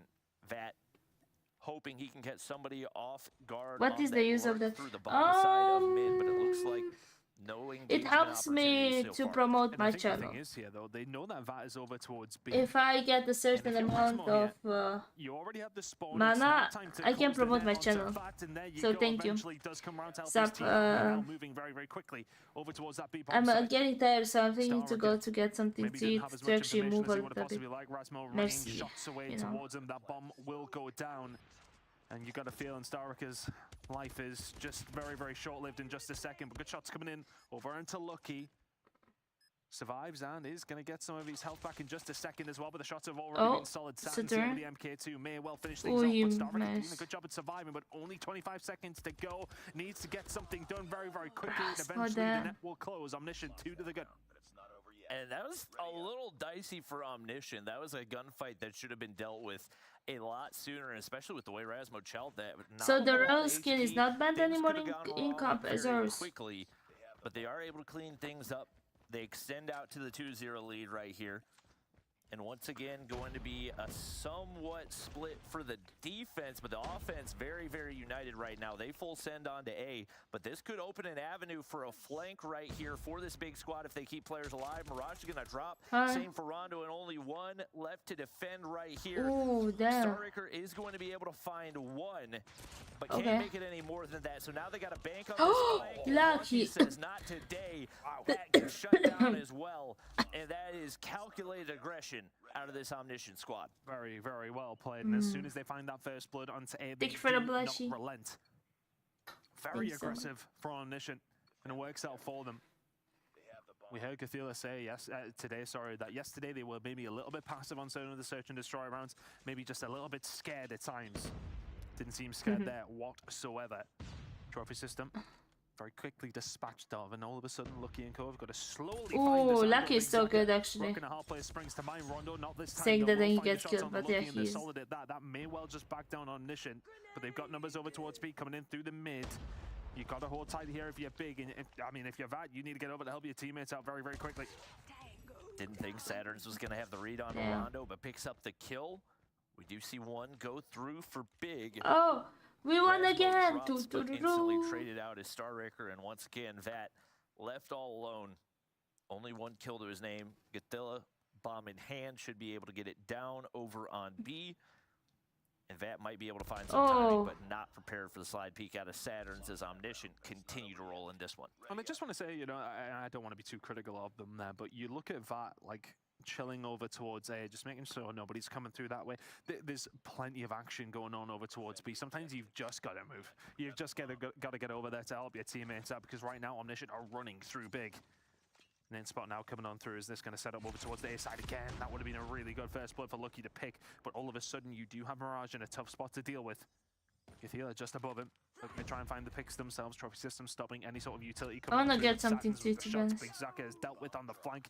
And is this now maybe going to be a change around for Omniscient? No, they're still going to go over towards A. They find a kill on the flank and they commit to A. The bomb is already down. Bat finds 2 though. Okay, is it 2v3? Reinforcements coming in from big if they can. Narcs, trying to survive in towards the Archers. Now all of a sudden it's 1v1. going up against Starrick at 1v1. He's able to pick up a sniper, so if he over-aggresses at all right here, should be able to make him pay, but he actually wraps. Okay, but Starrick is so far away from where Saturns is guessing the longer he goes without seeing him right there. Not sure if he meant to take that shot, but may have given away an audio cue off of that as well. And it looks like Starraker just going to go prone with eyes toward the bomb and put the pressure onto Saturns to make the play here. He may very well have the flank read on this one. As Starraker makes his way over toward the bomb. No way. To be retrieved. Maybe a little bit of a stalemate right here. As Starraker's going to stay tucked away so interesting. And put the pressure onto Saturns to make the first move. Who do you think's gonna get it? I think Gotta check Saturn. Does check his corners and Starraker gets gunned. It's the drop shot coming through. What year am I in? 5-0 now to Omniscient. It's a big round, that one. That big would have loved, to be honest with you. Hi, brother. Turn it back to 4-1, but 5-0 down now. A tough spot to be in. Omniscient still on the attacking side, but if you're big, that one's got to hurt. It was good. That's 10 kills now for Saturns through 5 rounds. Saturn's luck here seems so good, though. Everything he can to hold off these aggressive pushes, but why are we sliding out like that? Making it easy as can be for Saturns. Utility goes out. Rondo's going to be able to find one, but instantly traded, and Omniscient have just been there every time they've had the man advantage. So many predictable spots as Big have just not shown many different looks on the defensive side. And once Omniscient got the read, Rasmo, bro, if he's not Rasmo, he's lucky who is getting good shot. And now down to a 1v4 for Big Zaka. Not meant to be, as the snipes are on point. Damn, 6-0. And Omniscient looking like they're on their way to a 7-0. I honestly absolutely hate the play from Mirage. I'm not going to lie. To go up towards on top of the scaffold, you know there's a player going to just be pushing you from top castle. It's such a difficult one to have to deal with. You've got to look in so many different directions. Okay, this is map point. Spots to be in. A tough one to take, and then all of a sudden Big now onto the attacking side, and it's looking like B is going to be where they set their sights. Smokes are plenty, so that is good. At least they're not going for executions. Sniper, which has been so deadly in this position. Starrick now trying to find a push through. The first kill going to go through. It is going to be Gathila to get taken down. Rasmo's there to answer back. Rasmo's there to answer back again. That's bomb down. No. 3 versus 3. I can't remember the last time Rasmo missed a snipe. Good lord, he's just mowing them down. Narcs. Rondo able to find one right there. 2v2. Rasmo finally opts to make the switch to the Holy pistol. macaroni, 7-0. And that's the 7-0. I believe the community has decided to call that getting LG'd after the World Championships, and Omniscient handle business as they now look toward the control. Very solid performance from Omniscient, but we never really seen hard to recover after that. I mean, there was 1v1. Other than that, though, dominance from Omniscient. And back to what Gathila was saying in the interview, S&D is where our bread is indeed buttered. And that was very, very good from Omniscient. Just solid across the board. Defensively, we only really got to see one round, but yesterday they were fantastic on that. The snipes were on point, the picks were solid, the awareness very much top tier. And I think that was maybe the straw that brought the camels back from Sands, wasn't it? When he finds that kill to kill that round off, to make it 5-0, 4-1, different scoreline. maybe you can find That a couple was- of rounds, that you get was a couple too more good. stabs in the attack to show us what you can do. But what Satins can do is, well, not die. 13-0. 13-0. 7-0 on the scoreboard. Very, very big game from Damn. Satins. We won't see many of them this season. I'm not gonna lie, I can't remember the last time I saw somebody not die at all in the search and destroy. That's quite a stat line, and obviously when the control starts, I'm gonna go get something to eat, 'cause maybe that was the one I mode feel where like Big would I have a need something chance, to eat. but the confidence has just got to be absolutely out the window after that. Yeah, non-existent. You would think. Standoff coming up in a second as well. And how good Omniscient looked on this map yesterday. I mean, look, at the same time, Big looked fantastic too, but we haven't necessarily seen that slaying power being as proficient this time around for the side of Big. It hasn't looked as big of a weapon as it did yesterday in their game. We are definitely seeing the difference in the top teams and the lower teams here today. We're kind of starting to get a theory of where everybody's sitting. We can only kind of sort of, well, theorize to a certain degree. After Omniscient's game up against Kings, I almost said win. It felt like a win in a certain kind of way. You know, after their game, we had high. I don't know. lofty I think I have expectations. lasagna, but I'm They're gonna bring kind it of here. proving Thank you that for the they do belong with these smile. top teams at this moment in time. I know Big not Thank you. necessarily the strongest of opposition, but the way they are dealing with them so far, irrelevant about how the end of the hard point went, it was still solid enough. An absolute statement of a search and destroy. And now heading into Okay, I'm where gonna they be back, absolutely guys. dominated one of the best teams in Europe. We're heading into control. This game could be over very, very quickly. Yeah, Big have got to not allow that to affect their mental and still stay aggressive right here, because that was really the one thing that they had going for themselves in the control yesterday whenever we saw them, but it's going to be the complete opposite. Omniscient full sends it through the middle of the map. They have every angle covered off the bat right here, and there has been zero response. 5 kills off the start for Omniscient, and instantaneously Big completely trapped, nowhere to go, fish in a barrel. That's 8 kills off the bat. Where's the communication? You know Nox is in the barn. You've got to get rid of him. You can't get across if you want to try and defend over towards B. If Nox is in the barn, eventually Vat will deal with him. And Vat will get dealt with himself. Lucky finds the kill. There is B gone in the blink of an eye. Omniscient 7 kills to the good, and Big, well, they have at least gained some sort of control. And Mirage now with the crossbow takes down Rasmo and Nock. He wants to try and get rid of him if he possibly can. You need that back alley control if you possibly can. Storica will find 2. So a momentary lapse for Omniscient. The shots in from Satins, though, just continue to be so crispy. A control now belongs to them, and they're looking to try and put the nail in the coffin of this round. Big hit to say, though. For what was a terrible start to the control, they have regained some map presence at least. Yeah, honestly impressive that they've been able to get the life count as close as it is, because that looked like it was about to be a 27-0 with the amount of momentum that Omniscient opened that one up with.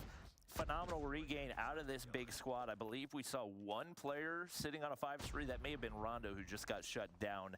And once again, that's going to allow the Omniscient players to advance up toward that spawn point. Big Zaka still yet to pick up a kill. There's his first one on the board. If he can get going, actually an opportunity where Big might have a chance in this one as they shut down a couple more. Mirage is there to do some damage, but still -4 lives. And Omniscient very close to this A objective. Yeah, it's felt like Big have kept somebody alive over towards the back alley, and Kebab, that's kind of where you need to keep some sort of presence, because you just don't want to be flanked well, you can flank every single time, and if you're Omniscient, you don't want to be at all. That was the first time Omniscient had got out the spawn in quite some time. Now the lives are dead even. This was looking like Omniscient were just going to run through Big, but this moment in time, 6v6, 6v5, Big just about take the advantage here for only a second, and Satins was taking his time for the kill. 6v4. He ends up paying for that one dearly, as they're now down 3 lives. Coming off of a round where they were 8-0 off the start. 1 player remains. Narcs 1v4 right here. The round has completely fallen apart for Big. Okay, I'm back, guys. And he's not only got to find those kills, but he's also got to worry about the clock here on the offensive side. Really has to hope that somebody gets over aggressive, and Mirage will do that, but he'll do it with a crossbow to find the kill.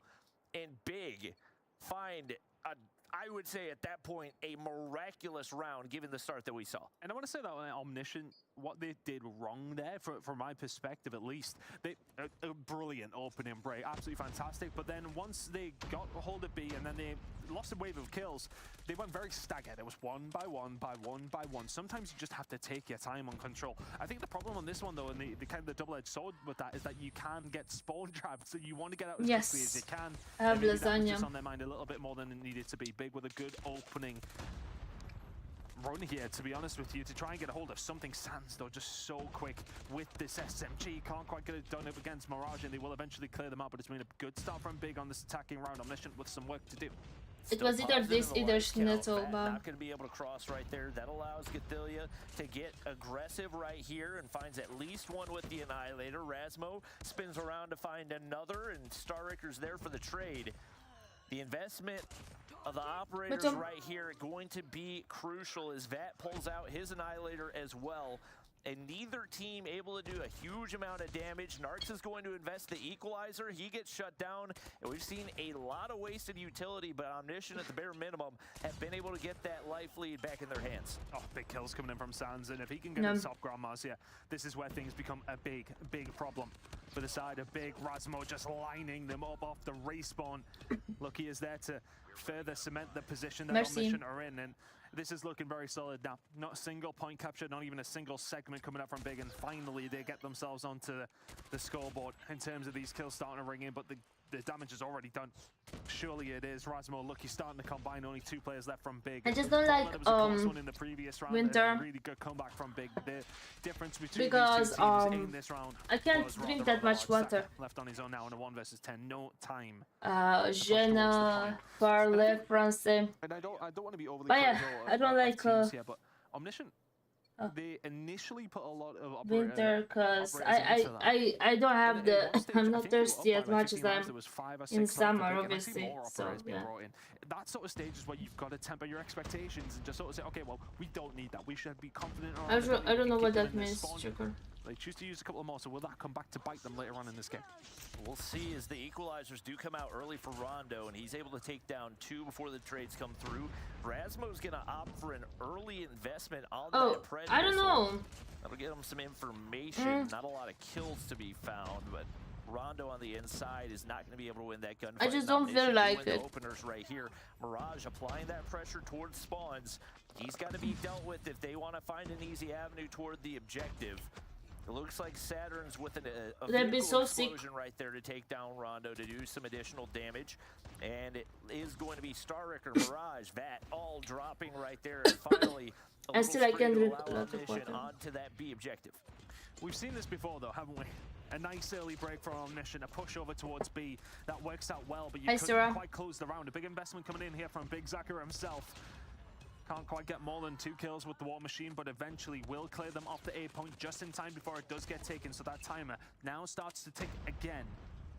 Big have got themselves set up very well in the middle of the map here, but not quite putting the pressure on they would probably like to try and get that spawn trap up and running. So Lucky has been able to find a way out. Now inside the point, getting those ticks over towards A, but again, really good play from Big there. They don't force it to try and get a hold of that spawn trap. They just take their time. They sit back, they wait. The lives very, very even at this moment in time.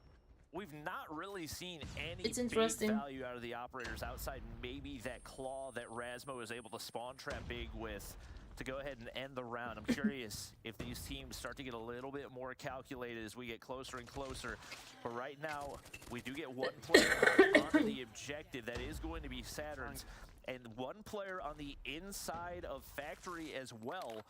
Nobody really looking to contest right there, as it seems like Big are almost content to give up the objective for free. That's not the one that you want to give up. It almost feels like they're in the position of where they know they have a lot of players from Omniscient in a good spot to deal with, so they don't. Yeah, I know, but I know. Now they can't start to make their Every move time when back it's like towards it, but winter, if they I don't want feel like Omniscient to get themselves in a drinking good that much position to maybe water. do something about this round. I still drink around 1 liter a day, 1.5. It's looking like it's gone, and it is. That timer extended. Players just dropping left, right, and center. Gadila, the centering. So good. 3 in a row, and that might just be the round. Make it 4 from Gadila. Damn. And A. Now looking like it could have been captured, but it's a fat nade out of absolutely nowhere from Starricker. Trying to survive. The back is Nox. 3v4. Pred missile in. It's all going on now. Gadila with another kill. 4 versus 2. Throwing in everything but the kitchen sink right there. Big with still an opportunity to take this one. Gathilia's going to throw up the Hunter Killer as well. Will Big have the information as Zaka able to get taken down right there? And with players hopping the objective, just not enough people alive for Big to do anything about it. But once again, very, very costly round. Multiple operators, multiple score streaks sent in. There are still 2 operators remaining for Omniscient here. So they have an opportunity to close it out before it heads to around 5.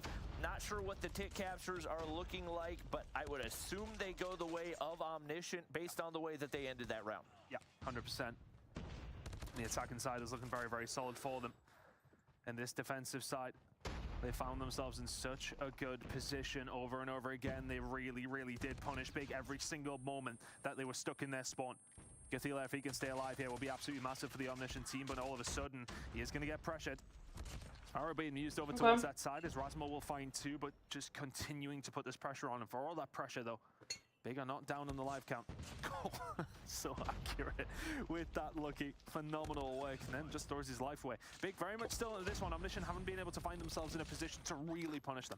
Would have loved to see Narcs play that equalizer a lot more passive. Yeah, Everybody on that big squad was sitting back and waiting for him to push out of blue. An opportunity for the entire squad to push forward and enact the spawn trap. And instead, he gets over aggressive, doesn't make anything out of it. And that's definitely a win for Big if you can find one from that defensive side. It's going to be Vat popping the Annihilator. He's able to find 3 already right there and still going with it. Rondo's going to pop the Equalizer as well, and they're going to be able to find Big value. They've got to get on the objective. Only 9 seconds remain right now. Gathila, force back right here.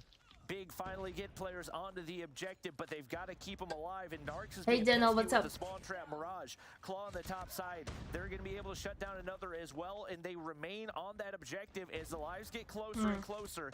It's actually growing in the lead for Big right here as they've thrown all their operators in, and the claw shots connect for Mirage. Now 5 lives to 10. No respawns remain for Omniscient. We may be on our way to around 5. Oh, this is huge though because Big need to stay on the point to get wiped off it, but only momentarily. Now what happened? Over towards Big, but it is captured. That's bad news for Omniscient. Now I heard that before. The call's been popped though by Rasmus, and I'm not sure about that. I don't know if he's trying to pop it just to get this round continuing, but it's not going to work out. Gathila now left pretty much on his own because Satins is here as well, but not going to happen. Big find that round. And it just feels like every single control is just fumble after fumble from all these teams, to be honest with you. In the end, Big will get the round, but Omniscient, it just seems as if they had that one on lock, and all of a sudden, Big find a way out. Nothing much, just watching this tournament. Fortunately for Omniscient, they will start on the defensive side right here, and that's absolutely been the strong side between these 2 teams. Gathila, guys, if we get a 4th game, I'm the best, I swear. Because I predicted everything tonight. This one quickly. That's 8 lives to 0 off the bat. We've seen that before, but it wasn't in the same scenario as Gathila. Cannot be stopped right now. Look at this spawn trap. And 10 life, make it 12 advantage already. Players spawning out for Big. They're trying to find an avenue, but the Pred from above does some more damage. 13 lives up already. Phenomenal work from Omniscient.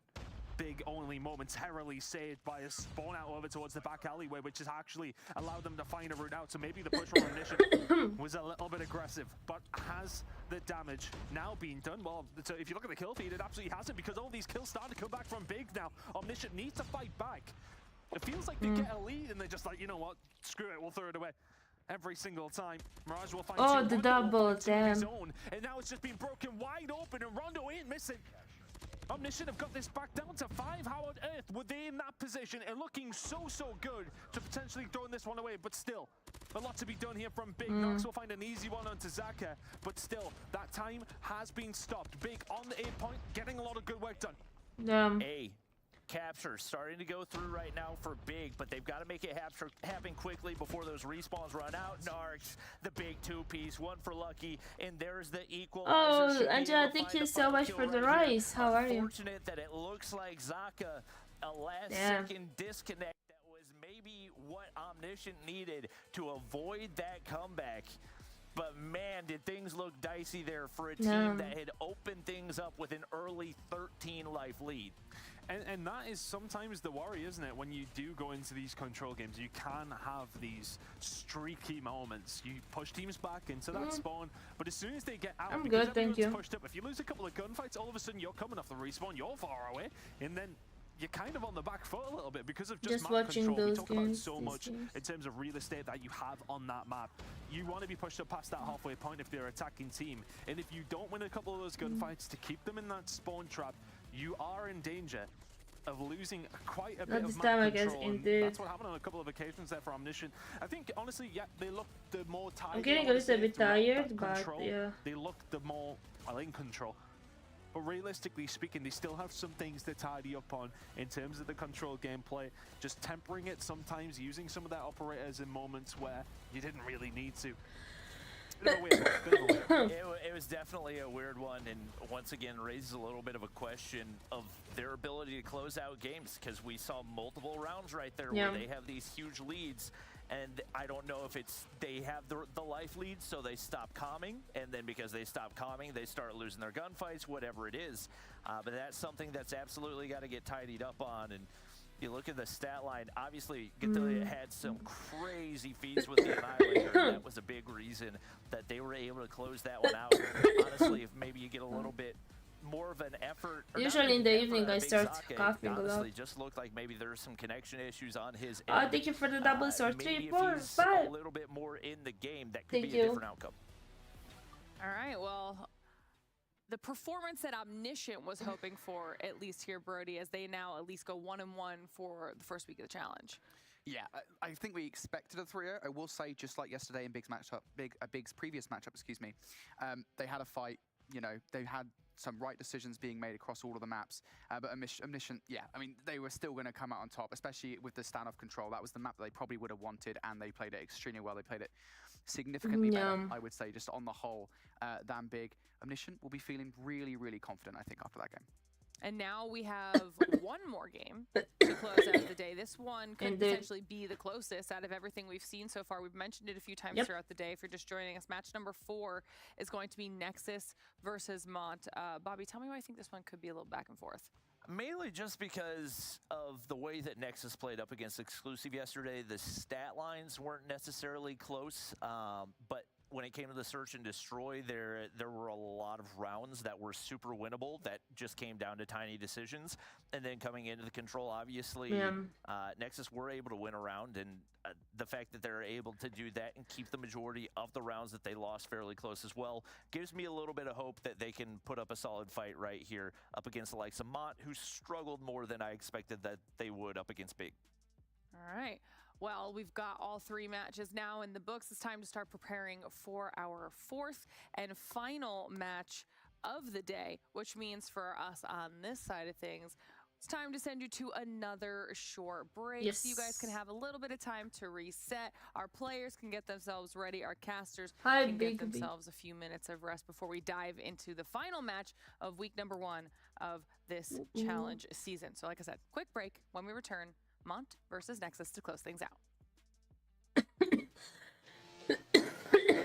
I think in this case we're gonna see, in this instance, we're gonna see maybe a 4th or a 5th game, and maybe a 4th or a 5th. I was quite close with the predictions today. It was kind of predictable, to be honest, at this point. Oh yeah.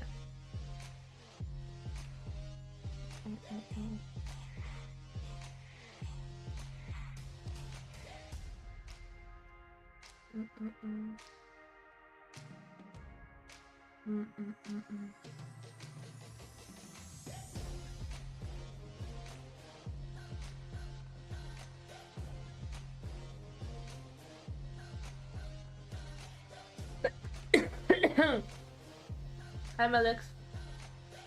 Mm.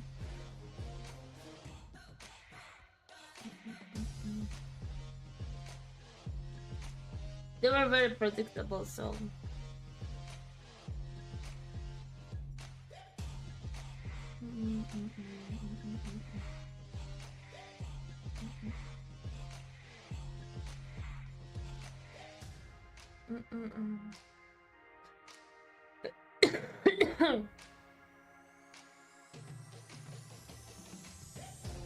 God, my throat is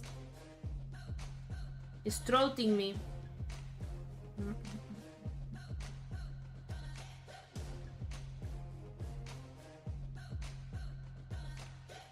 Yes, we.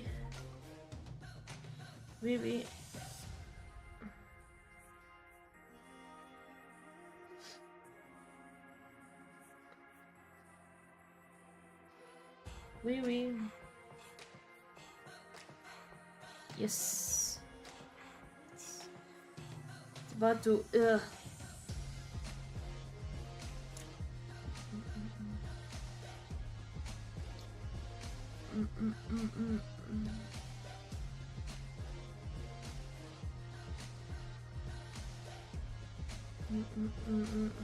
I like this song, but I prefer the other one.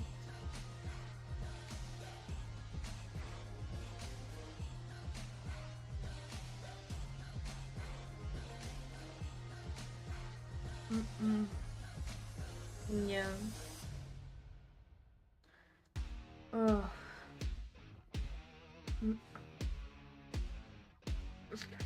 No, like, could be baguettes. I don't know.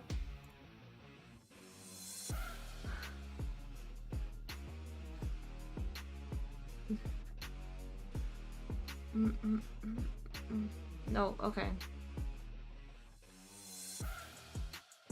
Let me search it up.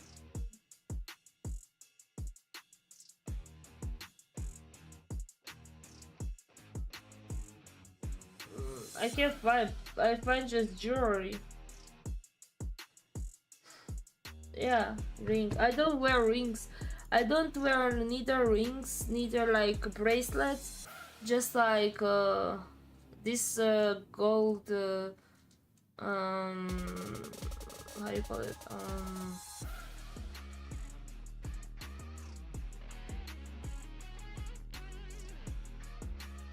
Chain. Yeah. No, not a choker. I don't wear it often. I don't wear a choker in like 6 months or something. Or more, because I wasn't having this like e-girl type of like makeup, Pro you know. Series powered by Samsung Galaxy is But I have like this chain that is like gold.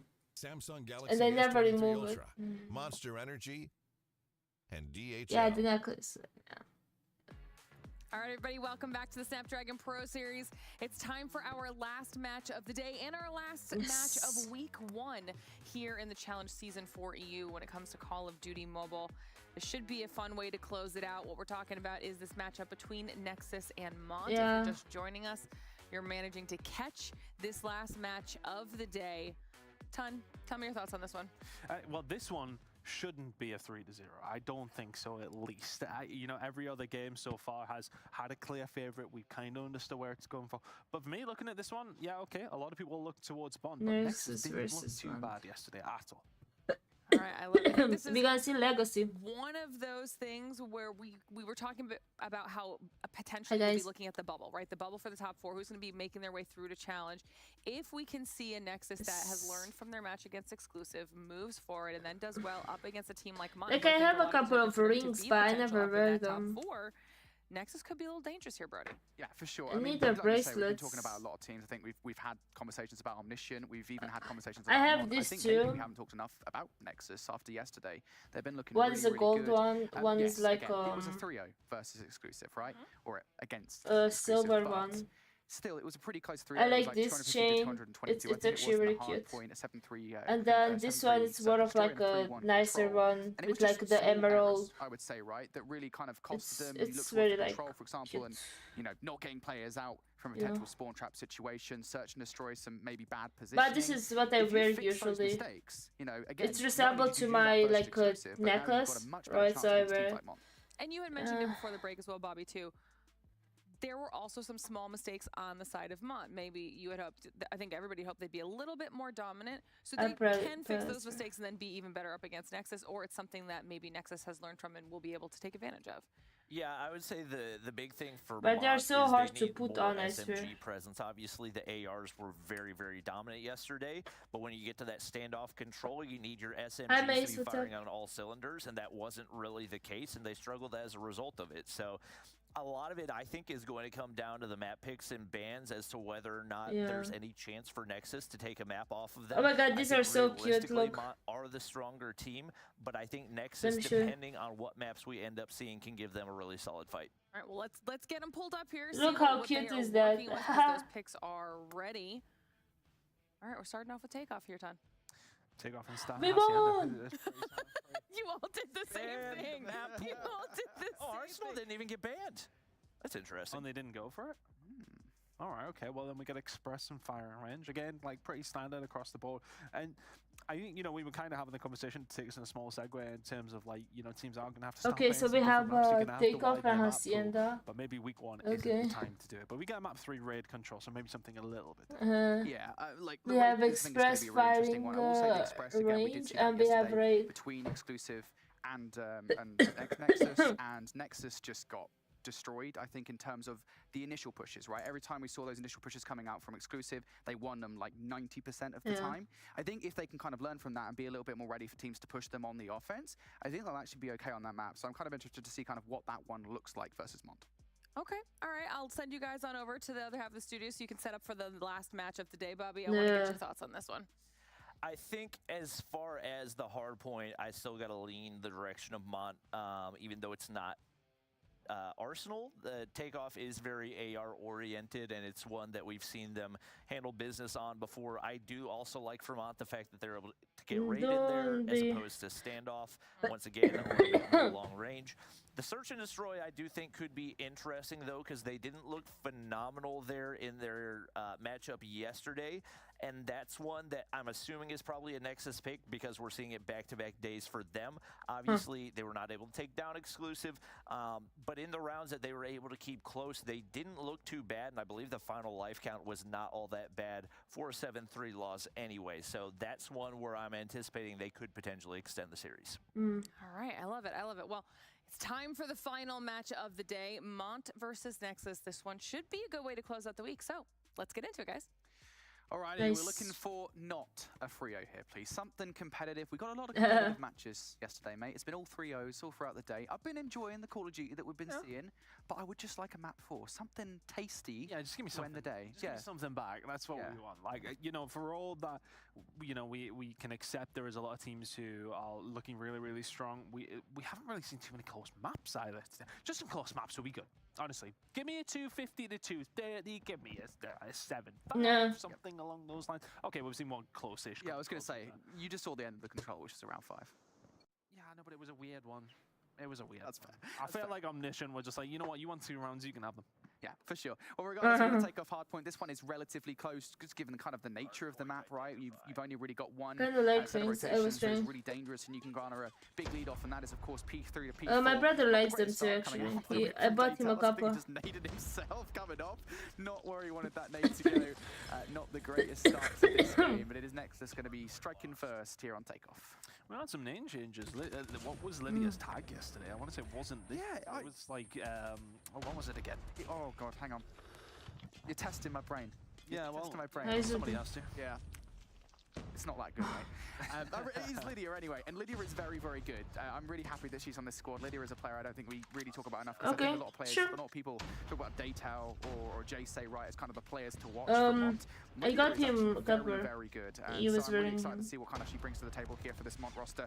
It's a pretty good start overall from them. Lydia are now on 4 in a row. Daytal also getting the mixer here on P1, looking over towards those P2 spawns where they know Nexus will be. Vast majority of the gunfights being won. I think these teams are kind of in the same like skill. They kind of have close skills. So both teams have actually experimented. I say not experimented. But you can see where Korea's setting up as well. Not too bad. Knowledgeable players, right? These gunfights towards this front side. I think it was actually Legacy who was in a position to find a couple. Doesn't find anything more than one. And Lydia now with experience, players with finds experience. 2 good kills as well. Mont breaking through far too easily for me to kick things off. And if that's an indicator of how this one's going to go, we'll be over nice and quick. But Nexus, can they find a way back into this one? As Mont find a breakthrough? The word that I was trying. Mont. Looking for it, gonna go up construction, will be Etsy. Gonna really, I'd imagine, trying to time this with Lydia, but no, doesn't even need to. Finds both of those kills, goes for number 3. Denicio will deny. Now the flank from Daytal, something we don't often see enough. As oh, Daytal that looks so good. That gunfight anyway. Big kill coming out from Legacy. Now Fahim trying to line him up. Oh, nicely done. Lines him up, knocks him down so easily. But again, those close spawns in effect for Nexus. It won't be long before they're right back in the mixer. And this is the push you really want to see from GSA, just to spawn them out a little bit further. But, you know, for all the rotation, the spawns were there for the Nexus for the majority of the time. I think Mont kind of limit that damage to a certain extent, still in the lead as we head over towards P3. They are the ones with the more benefit of the spawn, and well, okay, yeah, they're whacking out the claw as well, so this is definitely going to help things around in and around the It looks very good, but inside of it, no, Fahim is actually still going, firing it all off in each and every which way he can. Daytal is there to help him out. These are really big fights that need to go the way of Mon. They were the ones who... It's very interesting. Does it change the color as how you feel or something? They need to lock it down. A lot of these kills go in their way. I made the chocolate. I like the homemade chocolate actually. That's so good. I like making homemade chocolate. Fahim continue on, I think it was a 4 or 5 spree there. Big kills coming on through. Not going to get the streak though. But regardless, yeah, close spawns from Mont, just giving them a lot of time here. 20 seconds left now. Daytal thinks now's the time to use the equalizer, and only 1 kill. Not a lot of value, but guess who does have value? Hi, Most Wanted, welcome. Gets a double with the Annihilator, is finally going to get shut down, but takes a precious 5 to 10 seconds away from Mont here. But look at the rotation ton. Nexus, they want P4. And one thing I just want to point out. Hi, Chokra. Oh, you weren't here. I thought that it looks very good. I like it. Does it change the color, like, as your mood is changing or something? 40-point lead now. It was sitting at around 10, so it is pretty much a dominating point from Mont, but it could have been a lot worse had it not been for those spawns coming in from Nexus. But now the fight over here, they look very nice. I like them. With the War Machine lining them all up, that's going to be 3, but it's 1 right straight back at him. Fahim combining with 2 kills alongside the War Machine. Out from Jayce, who's found another himself. Mont start to gain some sort of control, a bit of a stranglehold on this game now. Things starting to go their way. 35 seconds to play for here. Mont in a demanding and a complete dominating position. Yeah, the thing is, right, in Mont, they know exactly where Nexus is going to be spawning. It's very predictable, so can just kind of fire down that one particular line of sight. And that's exactly what was happening with the War Machine, but now they're broken through. Jayce going to fall as well. Trades galore. Still in favor of Mont, though. This lead starting to grow to a rather daunting level, isn't it? Nexus still sitting on the 48 that they garnered since the couple of points they managed to grab off P3. Legacy trying to make a flank effect happen, but it will not. Through the front of the hill now come a couple of players from Nexus. Can they do anything? Cree does find 2, but Lydia has the final say. Big time coming out there from Mont. That was a dominant kill. Second does that too, but the effects is yeah, that looks good. I like it actually. I have a couple, but I never have the chance to wear them. Not one that's insurmountable for Nexus though. They will find a couple of kills here over towards P1, but look at the spawns. It is going to be Mont. Okay, maybe we're gonna see a 3-0. Heading into that hill, and the next 45 seconds they will be more than happy, but they would like to pick up some decent time. They picked up 35 seconds or so over towards P1 in the first rotation of hills, which is the hardest time to do it. You know, when we're both 50-50 in there, then it is a little bit more difficult, but can they do it again this time? 30 seconds, still up for offer. Looking towards those spawns towards P2, Mont are very aware they want to keep a hold of them. Yeah, there is still a path back into this game for Nexus. You just got to get maybe not so much time on this hill, but make sure you get the rotation towards new, and most importantly, that P3 to P4 kit. Predator missile coming down from Cree. Maybe just trying to create some space in the middle of the map. I'm not too sure, to be honest, by the way it happens. And now Nexus have got those spawns for the next hill until they don't. Rogue spawn starting to come through from Fahim. What damage can he do to the back here? Does die decree. Big gunfight win for Nexus. I don't necessarily hate the Predator missile because I see where it came in and it was towards those spawns for P2. They got rid of one of the anchor players sitting back there. As soon as they get rid of him, they start to get the that's spawns they can. That's and a then good all P2. of a sudden, you are in that position where you are in P2. And I want to say this is where it was mostly fruitful for them, but you got to get rid of JC in this position. Oh, Jay saved the triple. In that area in the previous iteration Basil? of P2. This time he does, and this time it is absolute curtains for Nexus. But I want to say maybe a completely wasted operator coming in there from Mont. Not great usage at all, but Mont still somewhat. No, I did not. They are somewhere in the back.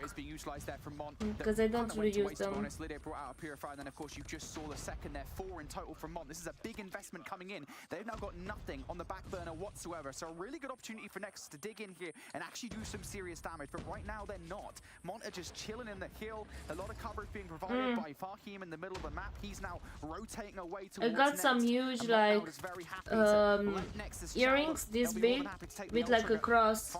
It looks so good. I was gonna say, I mean, was gonna get control of the hard point, but Daytel comes in and says, you guys thought you were even gonna get the scrap time here? No, that is not how this narrative goes. Mont now 75 points to the advantage. They are looking so hot. And the only problem there for Mont is the fact that actually Nexus starting to spawn closer towards the hill off the back of Daytel, finding a few kills. They start spawning over towards the P3 side, and that is maybe going to give them a little bit more room to grow on this one. The spawns over towards the back side now for Nexus. Lydia again, not quite using that as well as she possibly could have. The Purifier not getting the job done, but I tell you what, this War Machine is doing damage. Denisi will eventually take JC down, but not before he falls. Martyrdom, if you like. Hunter Killer Drone now out as well from Fahim. Mont starting to grow that lead once more. 35 seconds here. Legacy with a good kill though. Equalizers are out and you have to use them very, very well here if you're Nexus. Starting to trail by just a little bit more than you would like to, but the kill feed is looking very, very yellow to me. And Nexus not able to answer back. It is going to be that was a good hold. More time. Yeah, when you invest those equalizers especially, you have to convert for something. And granted, they're going to get the last 15 thanks to a nice little snap from Legacy. But Nexus need more than that. You need the rest of this time, and you need to make sure you get they need at least 100 more points. Dionisio over towards Lydia, who does actually manage to garner control of that kill. Daytel, though, wants to try and cut them off. The source finds 2 kills. That will definitely help here in trying to keep Nexus away from getting any reinforcement while that's going on. Might actually find the kills inside the hard point as well. So once again, for the second concurrent P4 hill, Nexus get broken within the first 5 seconds. You just can't let Daytel get those 2 kills. One fair enough, and you trade it out. The fact that he finds the 2 completely breaks the look at Daytel, he's so sneaky. Daytel is just running rampant around the map at this moment in time. 37 kills to his name, 39, make it 40 for Fahim as well. Mont starting a runaway with this one. 200 points in, a rising 30 seconds left to play for on the final hill. The second rotation will be heading into another rotation of hills more than likely. But Nexus really haven't quite been. Well, anyways, as I imagined at the beginning, Kings, Exclusive, Omni, and Mont are top 4 in my opinion. And nearly every single one of them there for Daytel himself. It's 4 in a row very quickly with the equalizer, and that might just put a pin in this game. Certainly feels like it, doesn't it? Mont just 20 points shy of victory. Oh, look at Edfi. Oh my god, that's so nasty. All they got to do is hop on the point. They've got so much utility to work as well. And Fahim doesn't even need utility. He's got the boxing gloves ready to go. Lydia's going to bring a Predator missile down to try and create some space here as the hill does pop finally. And now's the chance. 15 seconds. All that's required from Mont. One last hit from Nexus. Can they keep a hold of this Nexus? It is P1. It is going to still be difficult for Mont to try and get a hold of something. But it takes one good flurry of kills. And with the way that Jason and Co have been playing in this game, you wouldn't bank on. Who is the top frag? Let me see. Fahim 44, Daytel 42, Lydia 32, JC 31, and Etsy 26. On the opposition, Chris 33, Legacy 30, A4 23, HPC 21. 250 to 103, a dominant showing for here from Mont and map number 1. Mont are pretty good at these 100-point clubs. Yeah, they got one yesterday. And don't think they got one there. I think it was just... Oh, 103, yeah. Okay, maybe not. I take it back, guys. Awful. Regardless, That was an still ouchie. a pretty dominant damn game. They were looking so good. It was just constant control. And, you know, again, Nexus were making the right decisions, right? I mean, you saw it, I think, most notably when they were rotating properly over to P4. I think twice, I want to say. They did it both times, and they got broken immediately. And I think this really is one of those cases, and it's funny, because we always do the deep analysis, right? We always do like, oh, you know, this is where they went wrong. This really, for me at least, was just one of the cases where Mon just outgunned them. And I think was an though, at the ouch. same time, I feel as if Mon had their cruxes in terms of what was going really well for them. P2 never really felt like they had the spawns that they needed to actually do something and actually Indeed. get some good time. But every single time they stopped Nexus getting anything, really. It was contested for the majority of the time. If Nexus got anything, it was maybe a 10-point catch-up. P3 was always quite scrappy, but P4, I think Mont, out of the 2 times that we've seen it, probably picked up, I want to say 100 seconds of it. It was so dominant on this hill specifically, and that's where they picked up a lot of their time. It was really, really solid. And when Nexus are fighting back from that hill in particular, that's maybe something they have to look at in the future to sort of say, right, P4, when it does come down to takeoff, we need to work on it. But while something you can't necessarily work on when you're going up against it, is Fahim and Daytel, 47 and 44 respectively. Yes. 47 and Look at 22 them. from Fahim is a hell of a stat line. Big game from him in map number 1, and that is a dominant map number 1 coming over for Mont. And then heading into Search and Destroy next, Brody. Does that make you feel any different about the matchup? Because I still feel as if we could see something from Nexus in this game. Yeah, I think, again, it's important to remind people just how Mont's game versus Big went yesterday. Again, it opened with a 100-point club. I know this wasn't one, but it still was a pretty dominant scoreline. Went into the Search and Destroy, and that was still a pretty dominant game. But there was some fight back, and then as we got further into the series, that's when Big came to play. Same thing could well happen here. We could well see Nexus really start to wake up and play extremely well when we get to that control. I think we even said the control as well, we're expecting to see some resistance, but ideally, you kind of want it now in the Search and Destroy. Yeah, and I Guess think it's as well, influences. what we kind of got to see in that previous game with Big up against... As I said, in my opinion, Mont their is name is top really 4 confusing. in I mean, in the EU, last game, you know? yeah. So, When they were up against Omniscient in that control, we seen Big actually have a decent turn of things in control overall. So maybe, you know, Big are just a really so I good think control any team, team so that then you're looking at faces Mont and you is sort like of not think to top yourself, right, okay, 4, well, should that have been a you little know, bit better it's gonna be going up hard. against Big? Big seemed pretty decent at control, specifically on standoff. So are I we was maybe saying. just going to see something a bit different from Mont here with a different map as well? If you are Nexus, you, for me, probably need to find the Search and Destroy. Because I honestly do believe that Mont are actually maybe not even that bad at control. Big have just looked really good. Yeah, I mean, all right, fair enough. That's a hot take coming out right there. It's not that hot of a take. Lukewarm. It's a tepid take, All if right, anything. cool. Oh, wow. Oh, yeah, we're we're busting it vocabulary out right. today. Yeah, getting that out. We are English after all, so we should be doing that. But yeah, regardless, I think the Search and Destroy we are going to Express after all. I'm kind of curious to see Kirsty. how Nexus get on, because something we noted from the Open Finals was the Nexus are very good at retaking bomb sites, and that was something of a real struggle against Exclusive, only because I think they got battered on the initial kind of head-to-head, where they just didn't really have the players to make the retakes work. So maybe the situation will be different here versus Mont. Maybe this is where they can equalize the series and get something It's done. Express. Nexus starting super duper passively though. They're trying to go for the bridge route towards the B bomb site. Unconventional. Might find Okay, I some think time it's gonna there. be a fast plant, as I Mont will hear. find a completely free bomb plant by the looks of things. Second time that it's actually going to go for it, and well, third time they haven't actually managed to get this one down at all yet. Eventually, it will go down. Third time's the charm. Tunisia had already dropped. I think it was a sniper. Curious actually for coming in the from Etsy. retake, to be honest, Sitting in the right middle of the now. map now, and what's the retake here coming in from Nexus? HBC, JC sorry, and double. Infinite. Then falling, JC getting the job done with the sniper. And as you said, it's unconventional and for the right reasons. You don't JC want to is very completely solid give up with the this side of the sniper. map, Oh, although we Legacy say with the that, double. Legacy can find 2 out of absolutely nothing. Okay, third. And now find a third. Surely not. Oh, thank you for the Excuse me, that's 4 kills. popsicle. That's now 4 kills coming in from Legacy. The bomb now being defused. Has he got the time to do this? He didn't die to the nade! Legacy's just 1v5'd! How has he done that? And how did he get that 4th kill? He Thanos snapped him out of existence. I want to say it was maybe a 2v5 and then a 1-stay, but he got all the kills. No, literally, it was a 1v5. He was coming on the flank and everybody died around him. It was a really late Yeah, fight. that was is an nice. incredible play from Legacy. That should never happen. Denicio. Legacy's like kicking his feet up. He's well happy after that one, but into this one we go. Mont, very aggressive. Same kind of story here with Nexus playing late. As long as Legacy's in the round, doesn't matter what happens, does it? I mean, I just presumed they were going to kill him at some stage. I might actually see something. Thanks to on the other side, I would love to have seen it from his POV, but hey, well, we're in the next round. Nexus 1-0 up. It's looking like they should lose this one, but who the hell bloody knows at this stage? Yeah, don't take it too We'll fast, find a though. kill to Fahim, and well, if Legacy is involved, apparently anything is possible. Hmm. I want to see that again. I want to see what happened with Legacy. Creed's found a kill. They just don't have time, surely. You'd imagine so. Legacy was on side. Legacy, yeah, not this time.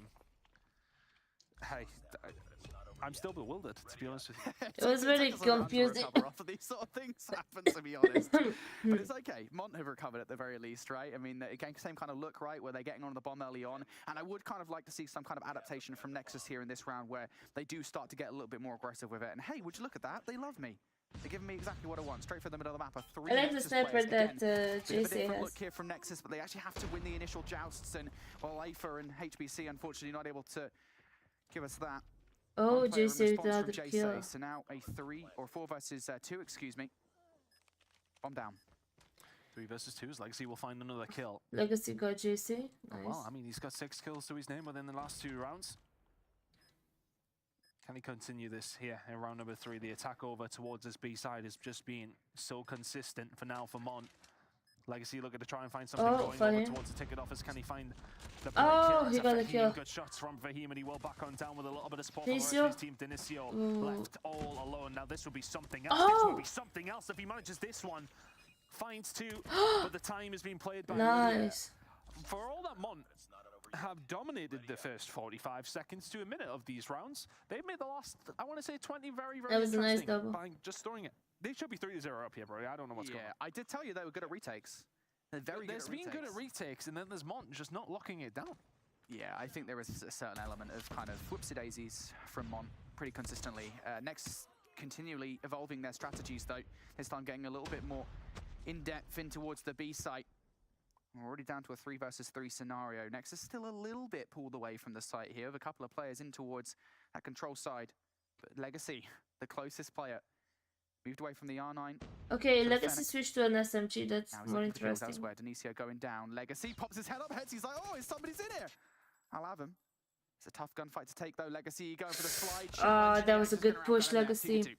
Really well played from Legacy. Knew he was in a difficult spot, had to make the move. Thought he maybe got tagged up by the grenade, but doesn't.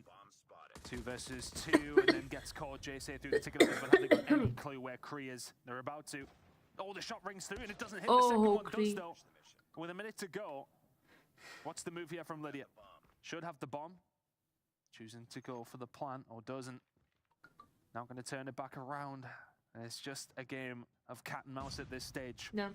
Kree having to play solely. Lydia also having to do the same. I think Lydia's gonna win. Not quite. Lydia's being so careful about this one, pre-aiming. And every time she looks in the direction of Kree, I'm thinking, has she got an audio cue of some kind? But no. Kree finally going for the check now. Where does she exit? Off the site. That's the question after the bomb. Not in the direction of Kree, but she might well peek out straight towards him. Oh, I think Kree might have the upper hand. I Oh don't no. think he did, Lydia. Now going for the cross, and Kree getting some classic Call of Duty time. And yes, it still exists here in Call of Duty Mobile. I'm not too sure what's going on with Kree's screen and all Lydia's screen. Kree's gonna snap, and Lydia's gonna be down for the round. Oh, somehow, some way, Nexus still keep on taking these off defensive rounds away. That was the train coming in, Matt.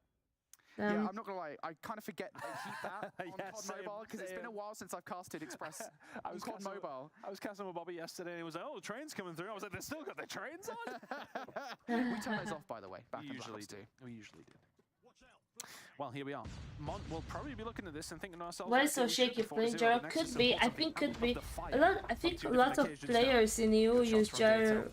I think because they are phone. I think for phone it's more easier to use gyro. You would like to think this 4 versus 2 does go their way. Legacy ain't on the map, so you've got to be feeling good about it. I like how that's the win condition for Mont. Well, I mean, he technically 1v5, didn't he? So It's true. It's true. Well, regardless, Nexus is going to have to do this with Kree and Denisio. Kree obviously had a good 1v1 in the last round, so maybe something to note here. Denisio does go, but Kree does go down, and of course he's revealed his position, so no choice but to just fly out of the open and hope for the best. And I have no idea what was going on with the mini tanks there towards the end. I want to say that it was maybe 4 kills there for Daytel in that round. A lot better. Coming up from one of the They're doing good. Mont is doing good actually. Been so good over these last 2 days. Now what can go on as we head into another round? Final round for Mont on the attack. And they'll be looking at this thinking, hey, we could have been 5-0 up here very easily. For him going to go for the challenge, but Kree is there as well. Really good bait and switch coming through from Denisio and Kree. And this is looking like one of the rounds that seems maybe a little bit more solid from Nexus. May well be heading over towards them on the attacking side of the 3-3 scoreline, unless Mont can turn this around, and now it's a 2 versus 5. Yeah, it is. It's going to say, Because it's a Nexus little bit now more... the numbers most certainly, but they also did have a player on the flank, and that is Legacy. HBC. So even if these players do something, they've got to deal with that. Oh, that was a good one. Something really well played. I smell OT. You know, started off from that initial bait and switch, right? You know, taking a couple of players down around the station, making Mont feel so unsafe about getting the bomb down. They had no choice to try. I smell OT. Could not get it done. So 6 rounds deep, we switch sides, 3 apiece, all even Stevens. Now Mont on the defense. How does their strategy look? It looks really uniform, we'll say that much. 4 players straight towards B. Unfortunately, though, you're losing that 50-50 of the choice of the bomb site. Well, if you're for him, you gotta find something, but just goes prone at the absolute wrong time. And down the cross, can they get over? Pretty much unscathed. You can already see that Etsy is oh, it's sorry. It's gonna cause some problems. That's all the way it's over probably towards the because top it's a little side. bit more not as fast paced. You know, like the players have time to react in a way. Doesn't have the gun for it, and Legacy continues. The fight gets dealt with by JC, and all of a sudden JC and Legacy on fire. It looked like a really good attack from Nexus to kick things off, but I just don't think Aether has got the facilities for this one. Bomb defuse coming on through. And Mont will find that one, 4-3 now. Oh, what a retake from Mont, especially after considering, you know, the start of the round when Nexus basically had a bomb site entirely to themselves. All they needed to do was, I think it was Fahim was the first player in which they came up against, and all they needed to do was take him down and get the bomb down. But just took a little bit too long with it. And of course, JC came through with that crucial double. Completely flips around on its head, and Mont apparently are now the ones that are proficient at retakes. Good start. Looks like a very similar look here in this one, but as a matter of fact, even better. You've got a totally free start. Is it Christmas? The game is very fast. Like, it's not as fast, you know. It's not like hardpoint you go after the kills. Here you need to play it a little bit. We don't need business we can take this one back fairly easily. It's all really about Etsy. My exes, guys. Is he gonna get pushed? Is he gonna be able to do anything about it? But Legacy finding that gunfight, you cannot miss those shots. If you're okay, this seems like it's gonna be a Nexus round. Really good gunfights to be taken by Nexus there. Now all of a sudden Lydia and Daytel. Okay. Daytel's found himself in a good position. If he can find anything else out of that, it will be massive. And Lydia giving that position away. This one is all but done. 4-4 now. Works this time for Nexus. The retake not quite there. I still think Mont should be sending somebody over. Yeah, I was just about to say that. I think that is a bit of a small tactical error there of just like, send somebody over, if only to get the information, right? If Fahim dies in that situation, okay, you've lost a player, and yeah, that's really hurtful. But at the same time, you now have information which you can act on pretty much right off the rip. So, small error, but they'll learn from it. Very close search and destroy here, folks, between Nexus and Mont, and immediately here, Fahim might well be in the position to do something special, but no, backs away from the stun, but has the help this time. They've got over here very quickly. Realizing what Nexus are preferring to do. As I said, I smell OT. And this has slowed them down now. So what's the plan when you don't have that map control in and around this site, when you can't make the push down the platform? Oh, it's a problem. JC. A small shoulder thrown towards JC. And I think this is really going to potentially be on Denisio to try and find something. Overtime. AF are now going to try to make the push. Fahim is there, ready and waiting. Are they going to try and go for the trade? Yes, they are. The trade's there for Mont. Not quite. Great. Nobody gets aggressive, and now a bit of platform control for the side of Nexus is going to allow them to plant this bomb. This will change things. Certainly up the urgency for Mont here in the 4 versus 4 scenario. Looks like they're going to triple stack down this side of the map. Legacy, though, in from behind. Oh, nice. How much more value can Legacy find in this situation? Well, he doesn't, but at the very least, Kree does find Daytel elsewhere. So now a 3 versus 2 here. Lydia and JC. Still not multiple angles to go from. Lydia is down. Damn, JC. Already found one nice snipe. Switching over towards the L car for the second kill. It's the right weapon for the situation. Damn, JC. Now down to 1v1. 15 seconds. What do you eat today? Get moving. You know JC, tell me. Kree can just take his time. He can just play at the time. Time very much not on the side of JSA there. Surely this is not going to have enough time. Even if he does find the kill, he will not have enough time. Technical 1v3, but the bomb defuse is not at the other end of it. Hi, Dino. Mont for the first time find themselves behind, I believe. Wait, was the very first round that they lost? Was it the very first? No, it was the second round that they got 1v5 then. So the first time the Nexus have found themselves in a lead here. The attack over towards A has been working so well. We're having a little look over towards B. I don't think Nexus know that that bomb site exists. I mean, to be fair, why not, right? If it works, why break it? Why fix it? I like this adaptation coming through from Mont. 3 players straight towards A. They're not giving it up for 3 this time, but they want to be careful they don't stack too much. It might lead to a 3-2 piece. Ooh, that was good one, Fahim. Yeah, nice play from Fahim. Good trade coming out from Denisio, but Fahim will escape away. And Nexus are kind of stuck here off the back, right? But, you know, there is a rotation potentially. Legacy, yes, does kind of poke a hole in the defense by taking out Fahim. And, well, now JSA is down as well. So everything I was saying just out the window gone. I mean, it feels like Mon are maybe offering themselves up that was so nice. With you a little bit too often. Themselves in positions where the picks will come on through. Lydia should be dead to rights in just a second, and is Afa. We'll find her and Etsy. Okay, maybe Nexus is gonna take this one. In a really, really good spot when it comes down to the search and destroy. Now the A hit has been working. Again, but the double nade comes on through. What? Bomb does not go down. Etsy in the middle of a 1 versus 3. It turns to a 1 versus 1. Damn, that was amazing. Still got to have that bomb in consideration as well. Etsy playing this one slow as you like now. It's a much more manageable situation, isn't it? Info. Does it land though? That's the question. Well, Kree's picked up the bomb now. And they're on collision course here.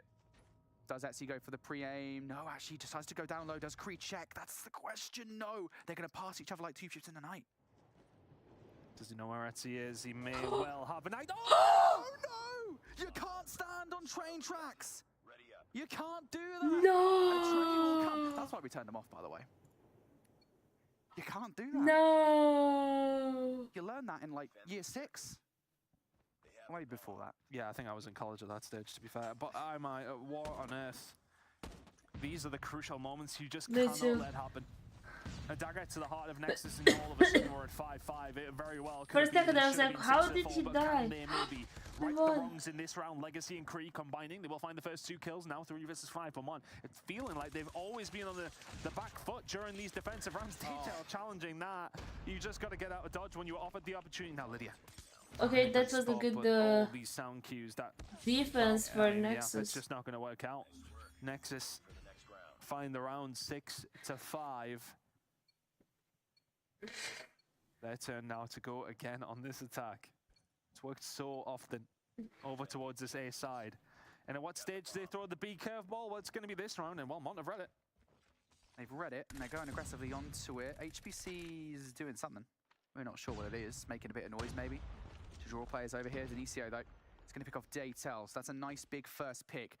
And Nexus, they didn't, or Mon, excuse me, they didn't think that it was a B hit after their initial approach towards the site, so they've rotated back towards A. It's a brilliant bait coming out from Nexus, but they actually have to react to it right now. And they're not doing so. Little peek out from Kree, it goes awry. And now Nexus, they do feel like it. I mean, all 3 of these players are completely separated from one another. Nice for him. Hasn't worked out for Nexus this time around. Legacy. What a shot from Legacy. Great gun skill coming out. And now what's the plan going to be? It's looking like B is still in the eyes of Nexus. HBC and Legacy. Legacy sitting at 16, by the way. Having a hell of a game. Here on Express, and now can make the move over towards the B site. Mon just sitting tightly. That bomb's going to go down. JSA's got to win this. He does it. Legacy is an absolute reaper. Finds another kill, and now a 2 versus 2. Mont needed to keep this game going. Nexus, if you find this one, you tie the series up. Players separating on both sides here. Damn, this is so interesting.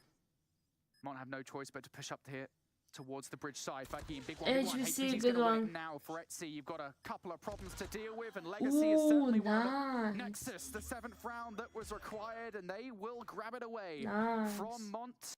The series just got a lot more interesting. We got a game look. Oh, it's 1-1. Bloody hell, I can't even believe that some of these rounds and how they actually ended. Legacy. You've got the train coming through, the technical 1 versus 5. I mean, so many different moments. I need to check on this one because part of me believed that Legacy did have somebody with him at one stage during that actual point. So it was. I think it was definitely a 1v5. I'm pretty sure like he literally entered into the site just as the other player died, right? Yeah, possibly. Yeah. And it only appeared as 4 kills on the there feed was one because there was got the defuse, right? yeah, it's just like Legacy. That was an insane 1v5.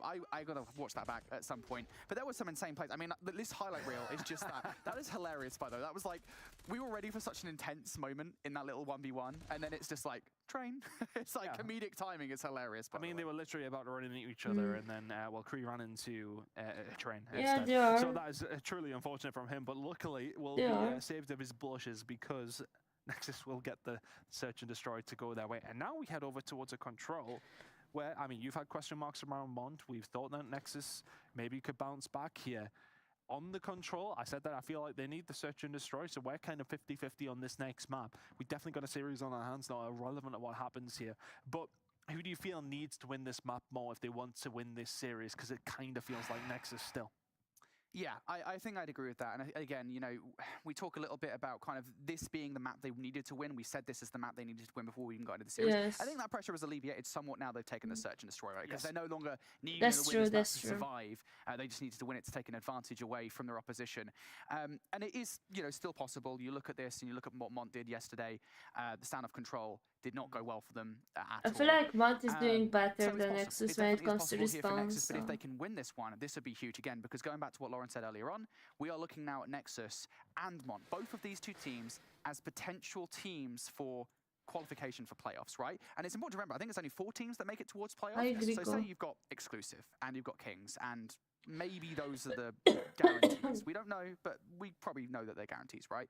Omniscient as well. I would honestly put Omniscient in. Yeah, I would as well. And now you've got a 4th spot. All right.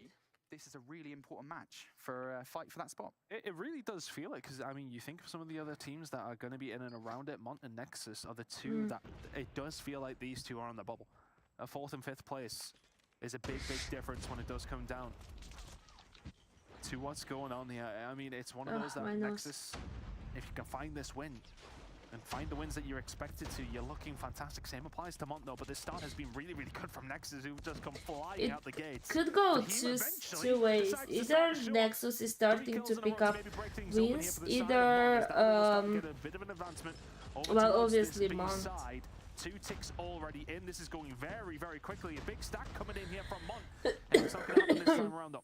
Big kills coming in from Nexus, had to find those kills. Yeah, I will say this much, right, Mont, now I want to see the reaction being, all right, you've lost control of B, straight towards A, because you have that advantage on the offense, or the offense here in this one. Right now, Nexus has 5 life advantage. And they still try to bang the drum that is B. This is now difficult, because you're running right into a lot of players on head glitches that will have the advantage over you in gunfights. That is being proved out. HBC and Legacy find a couple of frags. And now Mont changed tact, but it might be a little bit too late. One player has transferred over in the form of Kree. Nexus have read it, but Kree is probably the player that has to do something about it. I think you're absolutely right in terms of the movement they had to make over towards A, and because they didn't do that on the first opportunity, now all of a sudden Nexus are everywhere, swarming the map. They made their way over through the middle of the map, and Nexus is just cleaning up where they need to. For Legacy, well, you could have done with that kill as for Human Cove. Now made the push over towards A, but it's a distraction. B could be in the sights of Mont. It's okay, like they want to solidify this one just to make sure that they can extend that time, because the lives ain't looking good. Maybe Time Nexus is gonna now be about to be extended. the nice So a combat. minute and 40 seconds for the 9 players of Mont up against the 19 of Nexus to try and just find one good break. That's all you need. It's a big gunfight win from Fahim. HBC is able to answer back, but momentarily Nexus on the back foot just ever so slightly. Yeah, it's that lives. It is the lives that is probably the problem here, right? I mean, a minute 30 is enough time to capture the One point. break though, just one break. Yeah, but it's very difficult, because if you mess up once, you're in a world of hurt, and Nexus are really well positioned across the map. I mean, look at number 2, you know, you've got a player sitting inside bedroom. Denicio is getting the kills on the flank as well, so any semblance of a chance that they might have at pushing in here, it would have to be a perfect hit. Good start from Jay-Say, but then comes behind Aether to pick up a double. Too, yeah. Basically crush the hopes and dreams of Mont here of pulling this one off. Daytel, though, he's a special player. The player to watch on Mont Yeah, for that sure. could Can he pull off a happen. 1 versus Nice. 13? Look, 12. Yeah. Yeah. And I think the problem there for Mont is that they were constantly just hard-hitting over towards the middle of the map. When you have that many lives missing, it's always Hi, going to be Neems, difficult. how But are you have you? time on your side. The best thing they do there is wrap bedroom. you've got to get that bedroom control. And that's where still, I feel as if there's a lot of learning still to be done around control for some of these teams. I mean, I'm sitting on my lofty tower of having watched this game on for years.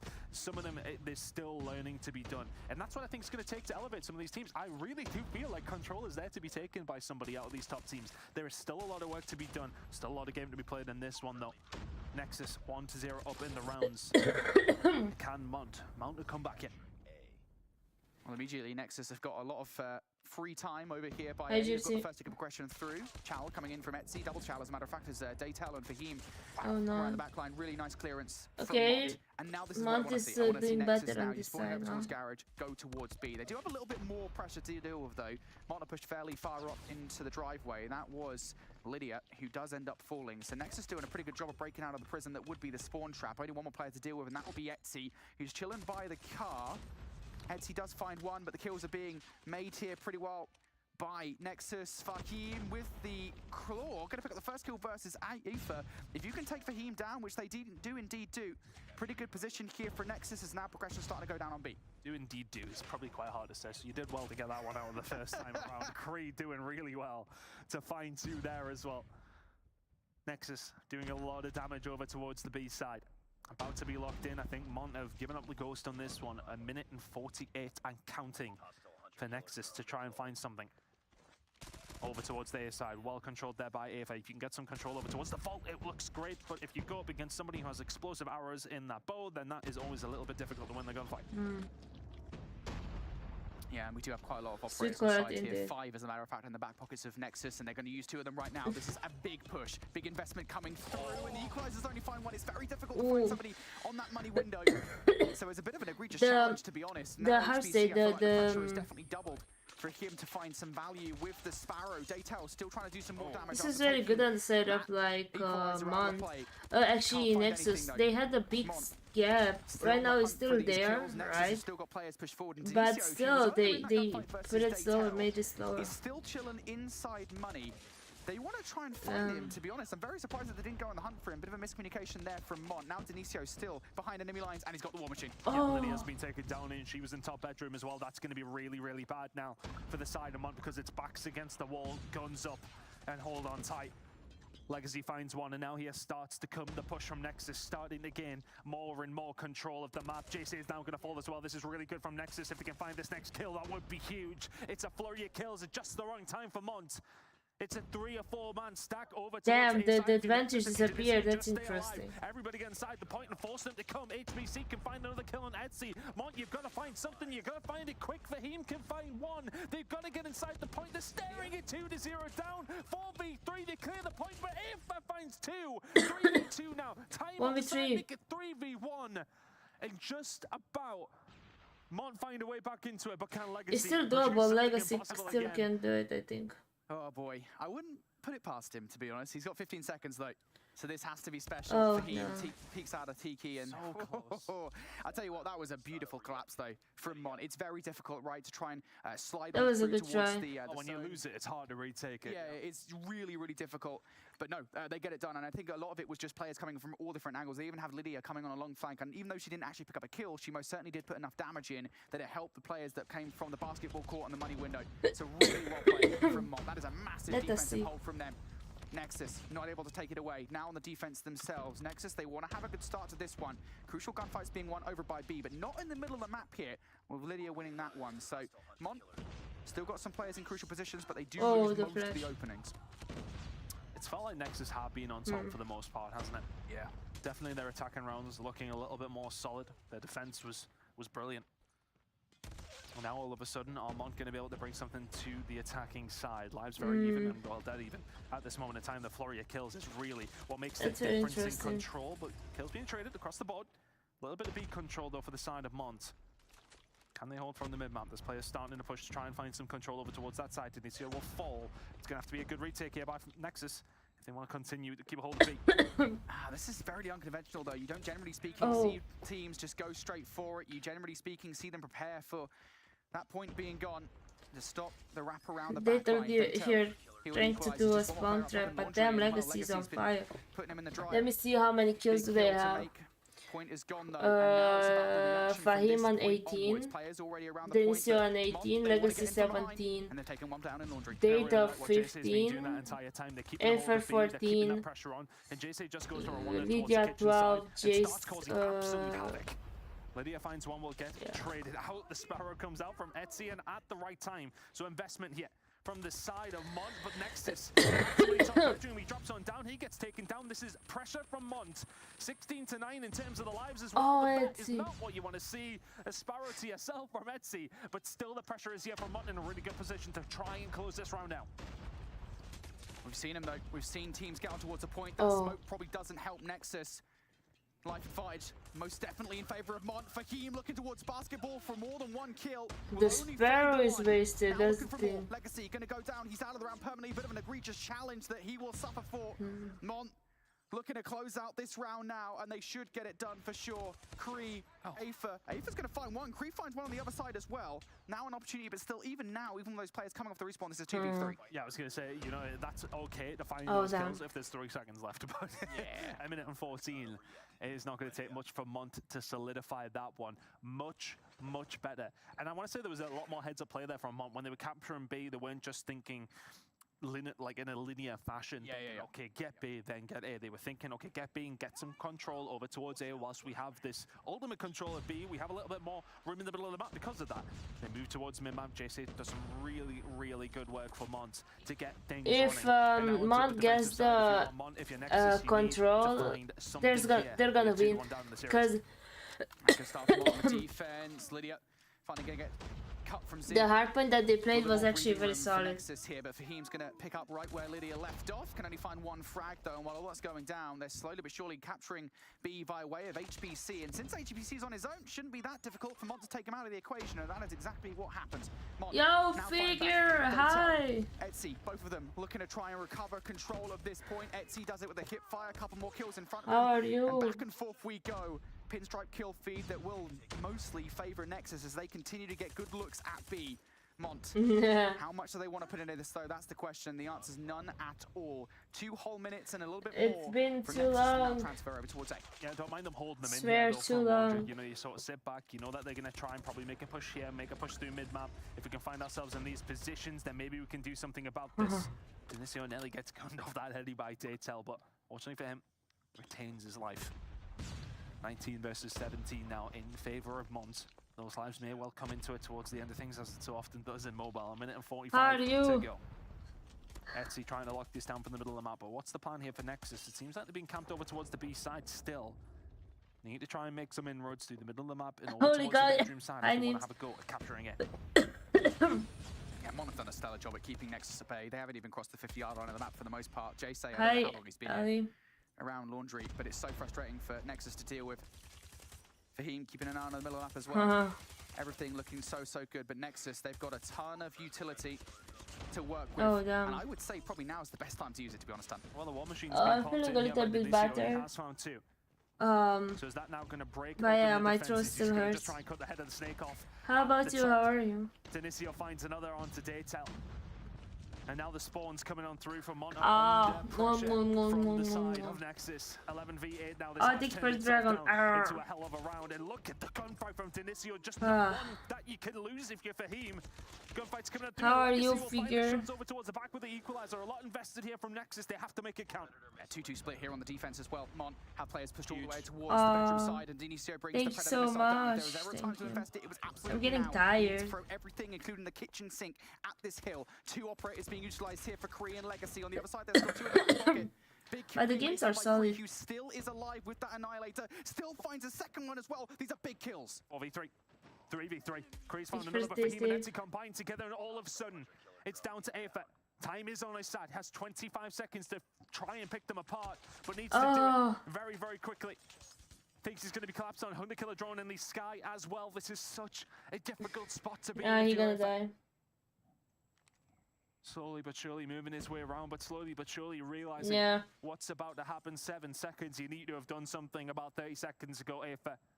Not a lot can be done here. Will be eliminated before he gets I think anywhere near it. Feels like Mont were on the back foot the majority I said of it that from the control, but they beginning. find the game anyway.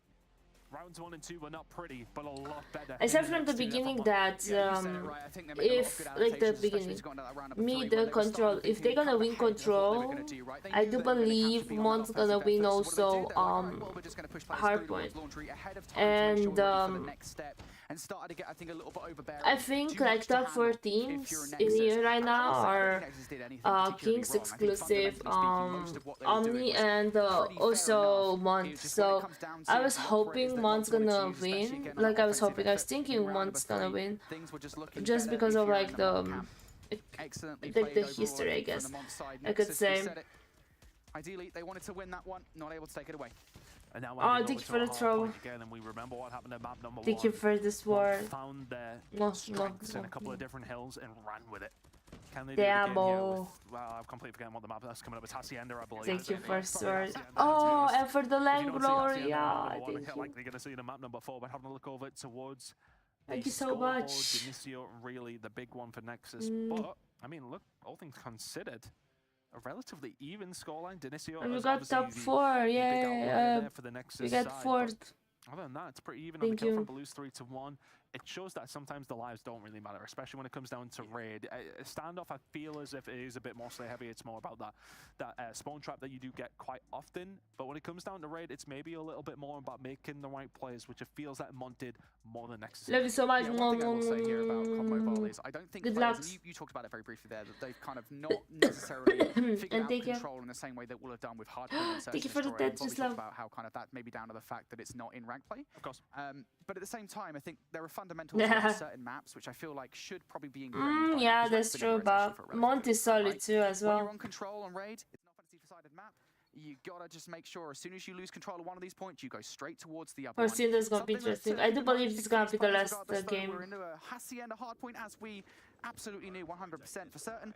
Mont 2-1 up in the series. Can they close things out here? It's been a competitive series throughout the first 3 maps. Maybe Let me see what's gonna be next week. The only one that really wasn't that close at all was Okay. made it look very, very easy, and it's not a bad kickoff either. A few kills go their way, and looking over towards P1 is where they want to try and get a few points, but really it's about the rotation through to P2 over towards the garage side. You look at the minimap, it's in the bottom left corner, but right now it is Nexus controlling that area of the map. Controlling the hard point. 40 seconds. Which one is that?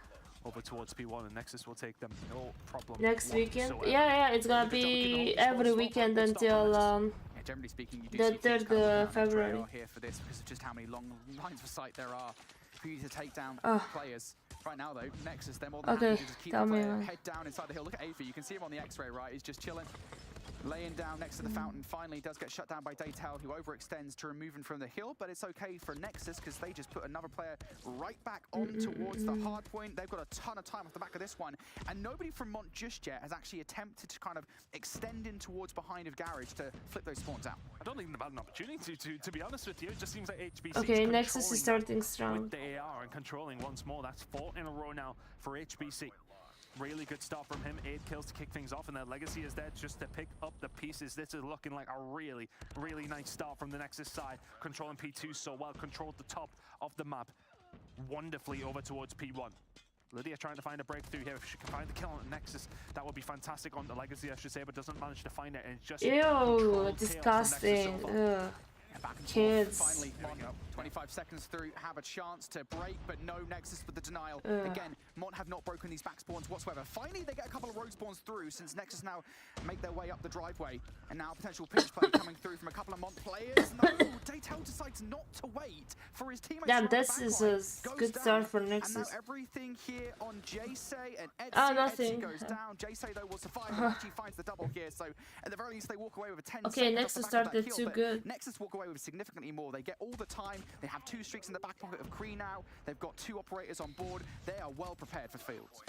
And honestly, that really comes down to the rotation that as you rightly pointed out, Mont didn't threaten enough to try and get a hold of those P2 spawns, and are very much dealt with because of that. AFA has really started off things very, very well. 12 kills to his name now, leading the lobby. Really good play from HBC as well. And you talked about those operators going to be coming in nice and early from Nexus. They're looking to just twist the knife. Daytel and Co. Spawns towards the back now, so maybe an opportunity if they can get control of the shed to the right-hand Yeah, side. this Maybe is they my can get win some now. sort of control over towards the other side. But you don't get the call out from your teammate. It's number one behind you. It's going to be Cree. 12 kills from him now. Streaks used. Nexus running away with this one so far. Yeah, and the spawns are so predictable as well. Annihilator going to be taken out of the hands of Cree there, who... Oh, thank you well, for it's the pretty 4th short-lived operator for injuries. sure. But as I was saying, Nexus, I mean, they are just watching the spawn. Mon aren't giving them really any other look because they don't really have a choice. Lydia does come through for the double, and it's 15 seconds of scrap time that nice to have. Would have been It's so nice to have more interesting, control like... over the hard point. So Mon kind of just getting their feet off the ground here in this one. Finally, a couple of double kills do come through that will enable Mon to actually get first look at the rotation. But you gotta remember there is 8 seconds before this hill actually pops, and that's ample time for Nexus to do right that. Legacy comes through with the 3-piece with the equalizers. Back and forth we go. Nexus, though, they should be the first ones to garner some time here, and this needs to be a very quick break from Mon, and it will be from Lydia, who uses the Purify to great effect. Fantastic work. Need to get some sort of control of the spawns because neither one of these two teams really knows what everybody's spawning. Turns around at just the wrong time there, Lydia. As Legacy will find a way through, and Legacy will find a second. Denicio is there, and for all that the operators can be used well by Mont, Nexus are just superior at this moment in time. Hunter killer from Lydia is the only thing that really gives some respite for Mont at this moment in time. Etsy is there to answer back as well. The heal, the tangerines. I like tangerines. I've been eating so much. Tangerines are my favorite fruits, especially in the winter. And oranges. I feel like they taste better than That's not something you typically see when Mont are involved. They are very much leading the charge, and they are nowhere to be seen right now. 80-point difference already. They're about to head into a second rotation. Yeah, and I think it's plays like that. Okay, so we're gonna see a 5th game. There are consistently 2 pieces and 3 pieces that are being found by Nexus in the right moments for these games. I don't necessarily think it's Mon's fault for lining up or anything. I will say Nexus are somehow pulling them out of the rear pretty consistently. Nexus just in such a solid spot here as we go into the second set, and you cannot afford to give them the same kind of time they got on P1 last time around. Fahim's just going to chill in the middle of the map. Yeah, I have a couple, but I'm lazy to peel them, unpeel them. I like oranges so much, oh my god. I like tangerines and oranges in the winter, and I love in the autumn apples. They got some good time over towards P3, but you know, Mont were there, they were contesting, they were at least keeping it interesting. Okay, they're keeping it close now. Mont didn't get a great deal, but neither did Nexus. If Mont can hold on to P1 here and get a good P2 rotation and a good P2 hold, they're in the lead all of a sudden. For all it is a bad first rotation of hills, you can quickly turn things around here on Damn, them up. It's 3 kills to her name. Feels like JC and Detail are maybe getting online. Lydia Nelly finds a 4th, but this rotation's looking good, especially if they can get rid of Denicio down lower water. And oh yes, I love them. But Nexus are controlling themselves well. They're staying alive. This could be a good push coming in here from Nexus. Yeah, Fahim going to find the double bite. Create going to have to wait a little bit here for Legacy to find their way in towards the hard point. This needs to be hit at the same time as well. A little bit of help coming in from behind from Denicio as well. This could be a big break coming through from Nexus. Denicio finds 3 in a row on towards the Ukrainian language. Yeah, teach me, I don't mind. Big investment now starting to come out from do you live in Ukraine, Andrian? Then we are like neighbors. Stop Nexus from getting out of reach once again. Damn. Etsy throwing those sparrow bullets through the kill, but Denicio. Yeah, I drink a lot in the summer. Fantastic work from Nexus, and I suppose the think for the tangerines. that nobody high operators. This time Nexus have got something to break with. P2 has been their playground where they have really found the majority of their time. If you're Mont, you give up the ghost, you walk away licking your wounds, your tail between your legs, however many different descriptions of bloody hell, run away. Can I offer? Nexus are controlling P2 so well. Mont all the way over towards P3 now, and this will be complete control for them. They need some good time here. It's still an 80-point difference for Nexus. This has to be a hold. I don't know how many times I'm going to say this here in this game, son, but this is like a copy-paste from the first hardpoint, but in this instance, Nexus is the one who is like in the lead. Land on 20 thing. Here they go, straight towards the hill. Aether trying to find some value, not going to do so. Kills for the most part being held out in favor of Mon. Daytail's going to bring the Predator missile down. I mean, you know what? It finds some value, so fair enough, and you get information as to where they're spawning. But you got to be careful about the flipping potentially happening, and that has now occurred. Legacy has managed to grab a kill. Players now coming from both sides of the hardpoint ton. Daytail needs to stay alive. Lydia inside a tin Thank you shed. for She's the gonna have to do all the work. cutaways. She got triggered discipline. Well, no, because they checked the corner, because it was a corner that was used so well by Legacy last time around. We were over towards P3. Now contested between these two teams. Kills starting to go the way of Nexus, though. 15 seconds to go. Kree starting to pop off. HBC is there with him. Lydia still trying to cause problems. It's all about this rotation now. A big, fat, long rotation from Mod, by the way. They are going through every single Thank you read for the that they really Tetris don't love. need to. Could have went through the middle of the map just to cause some issue, but they've went the long way round. They want to fight out from the outside of water. Nexus now. About a 70-point lead or so. It's looking very, very good for them, but these kills for Mon, they need to come in, they need to find them, they need to find a break and do so. Thank you for the Tetris They can love. get a good amount of time here. They're very much in this game. One operator piece here from Mon. Okay. Nexus, so when do they come out to play? Mon. Don't want to use it just yet. They're currently in control. Got to be careful about the jump up coming from behind. Kree's going to get caught out on the long flank attempt. So good kills starting to come through from Mont for the moment. In comes HBC though. Been a real deadly force at 33 kills this game. He can't find anything. Nexus struggling at the moment to put something together, but finally Dinicio. I was going to say he has a successful flank, but it doesn't go successful at all. Gets taken down. Inside the hard point, able to find a double. Damn. Is that enough now for the dam to break? For a Nexus to find their way through? Maybe, maybe not. 15 seconds left. Once again, HBC decides now's the time for the fire and finds a double, but no more than that. Mon, for them, this hill has been pivotal. They need to have a very particular P1 from Nexus for what was reset. 15 seconds, and they didn't manage to find them. That's going to be a problem as we head over towards P1 again. Mon have closed this gap substantially. They have the spawns for over towards P2, and if you're Nexus, you've really got to bank on P2 being good again for you. If you're Mont, you look at how many operators you have available, and it's a full 5 on their side.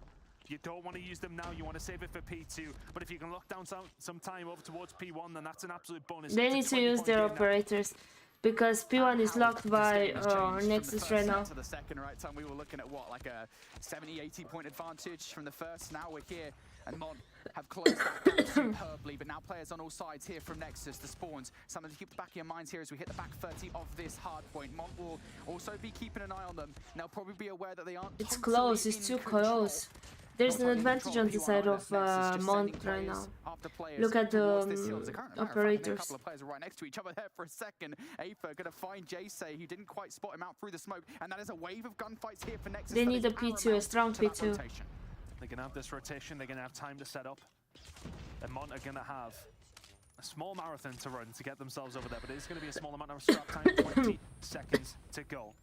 If you dare tell, you got to wait on the rest of your team, but looking over towards it. Just like Nexus has the his operator in the previous hill, but there is 3. The spawn. Oh, there was 1 for Jace, but he finds absolutely nothing with it. Oh. And Nexus, it just feels like they've used their operators so much better. Jace and Etsy trying to do something about this. The kills have started to flow through in Daytel. thank you for the EUR dream. Finding absolutely nothing with it, and all of a sudden, Mont had to do this the hard way. The kill starting to ring on through for Jace. Etsy is there to follow up as well. And is that the break? Kree's the only one who's anywhere near it. The break comes through for a 10-point game.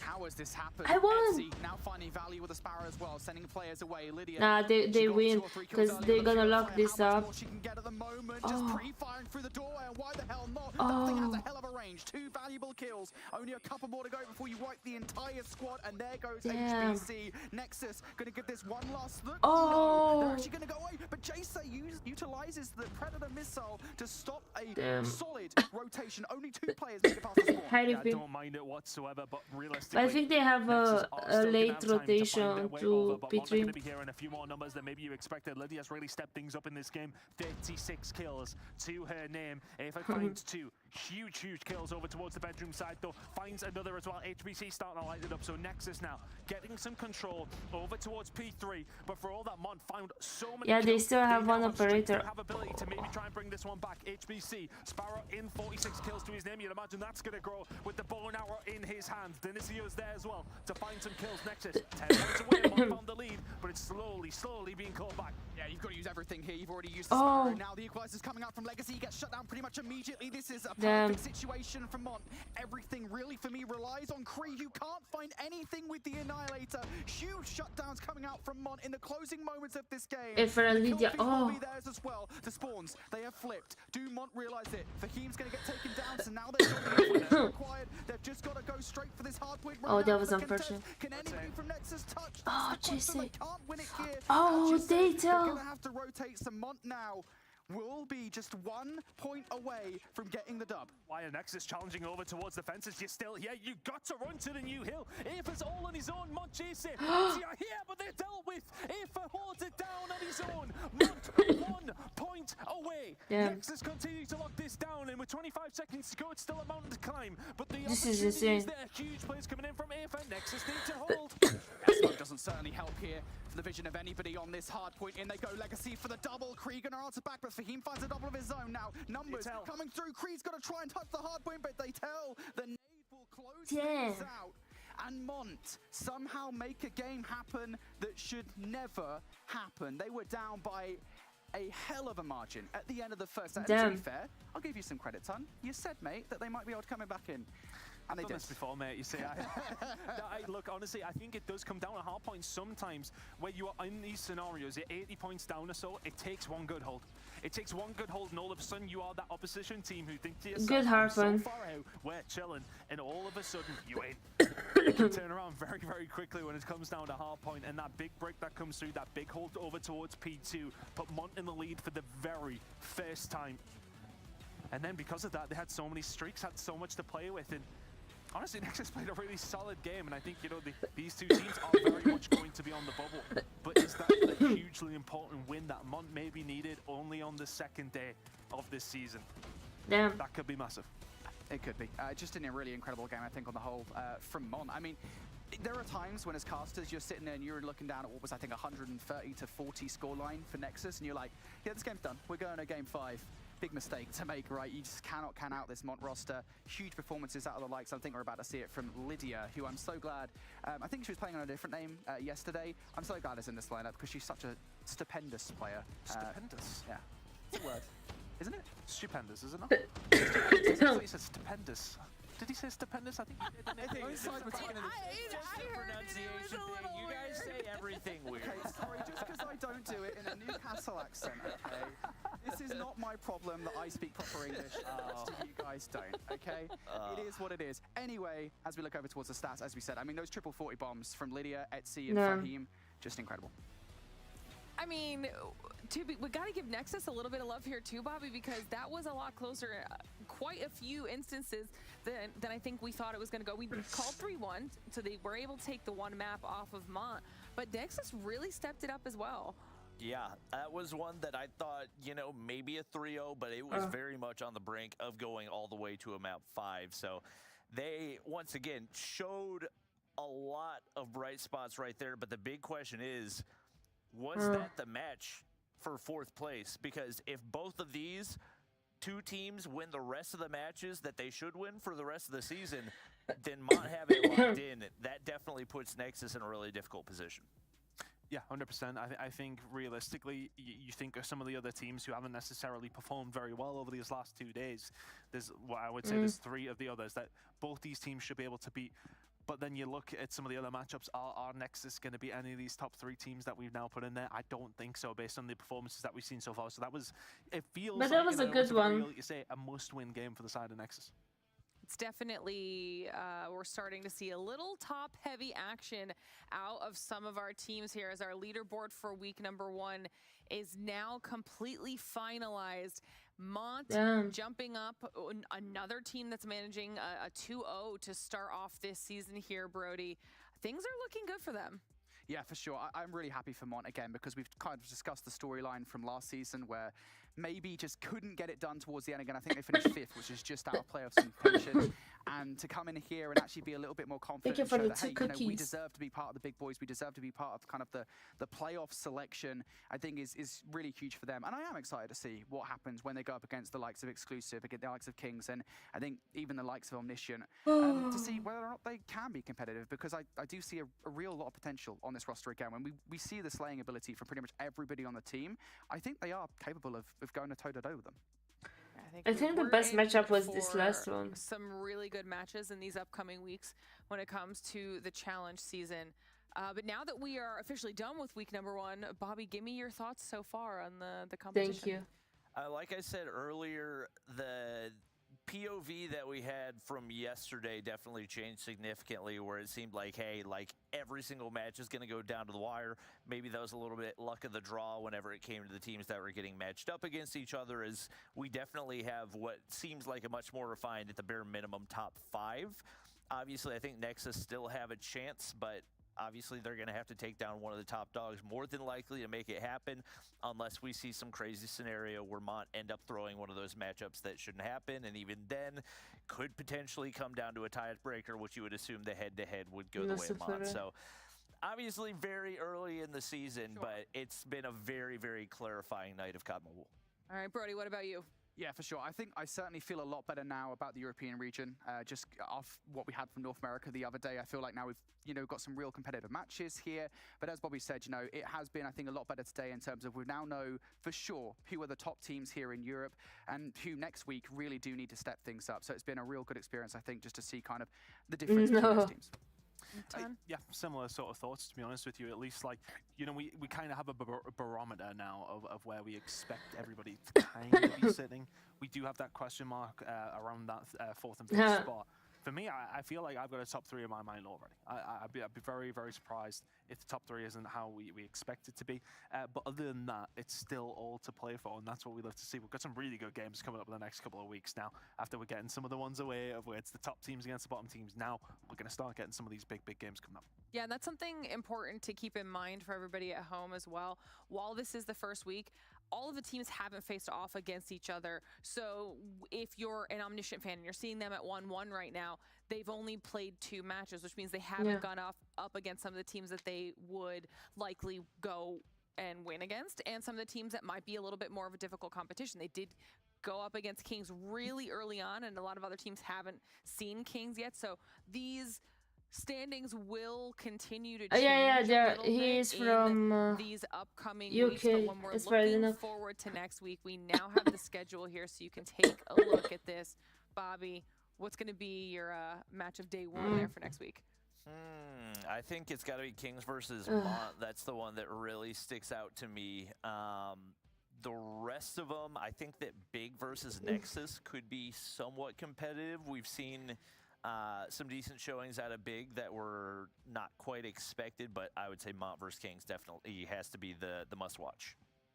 So now everybody at home, you at least know what to expect for the first day of our weekend schedule next week. So mark that in your calendar. Joker. Make sure you show back up here. I'm not and going to be hang out with here us. Saturday because I'm going to a Any other party. matches jump out at you guys before we say goodbye to everybody?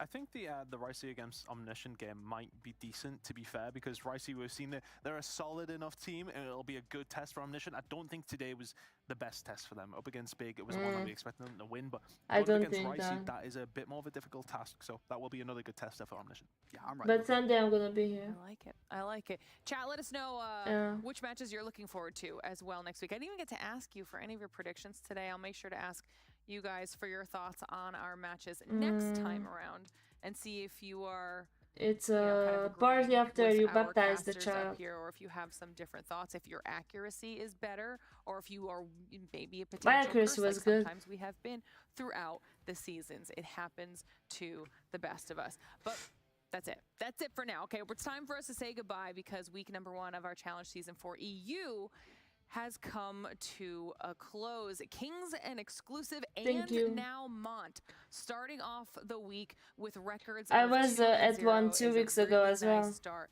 to this season for them. Teams we're definitely going to be keeping our eyes on in these upcoming weeks. So make sure you tune in next time to see how some of those matches unfold. As always, a huge thank you to Snapdragon Elite Gaming, Samsung Galaxy, Monster Energy, and DHL for making this whole thing possible. And thank you to everybody at home in chat hanging out with us and watching the entire show. We'll see you next week. Bye. I like this song.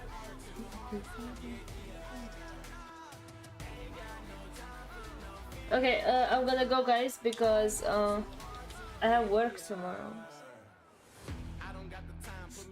But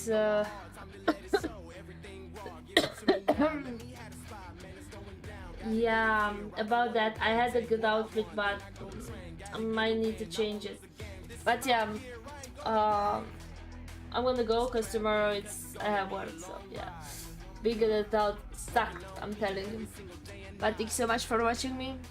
I hope you all have a wonderful evening, and I'm gonna see you next Sunday when I'm gonna cast. Bye!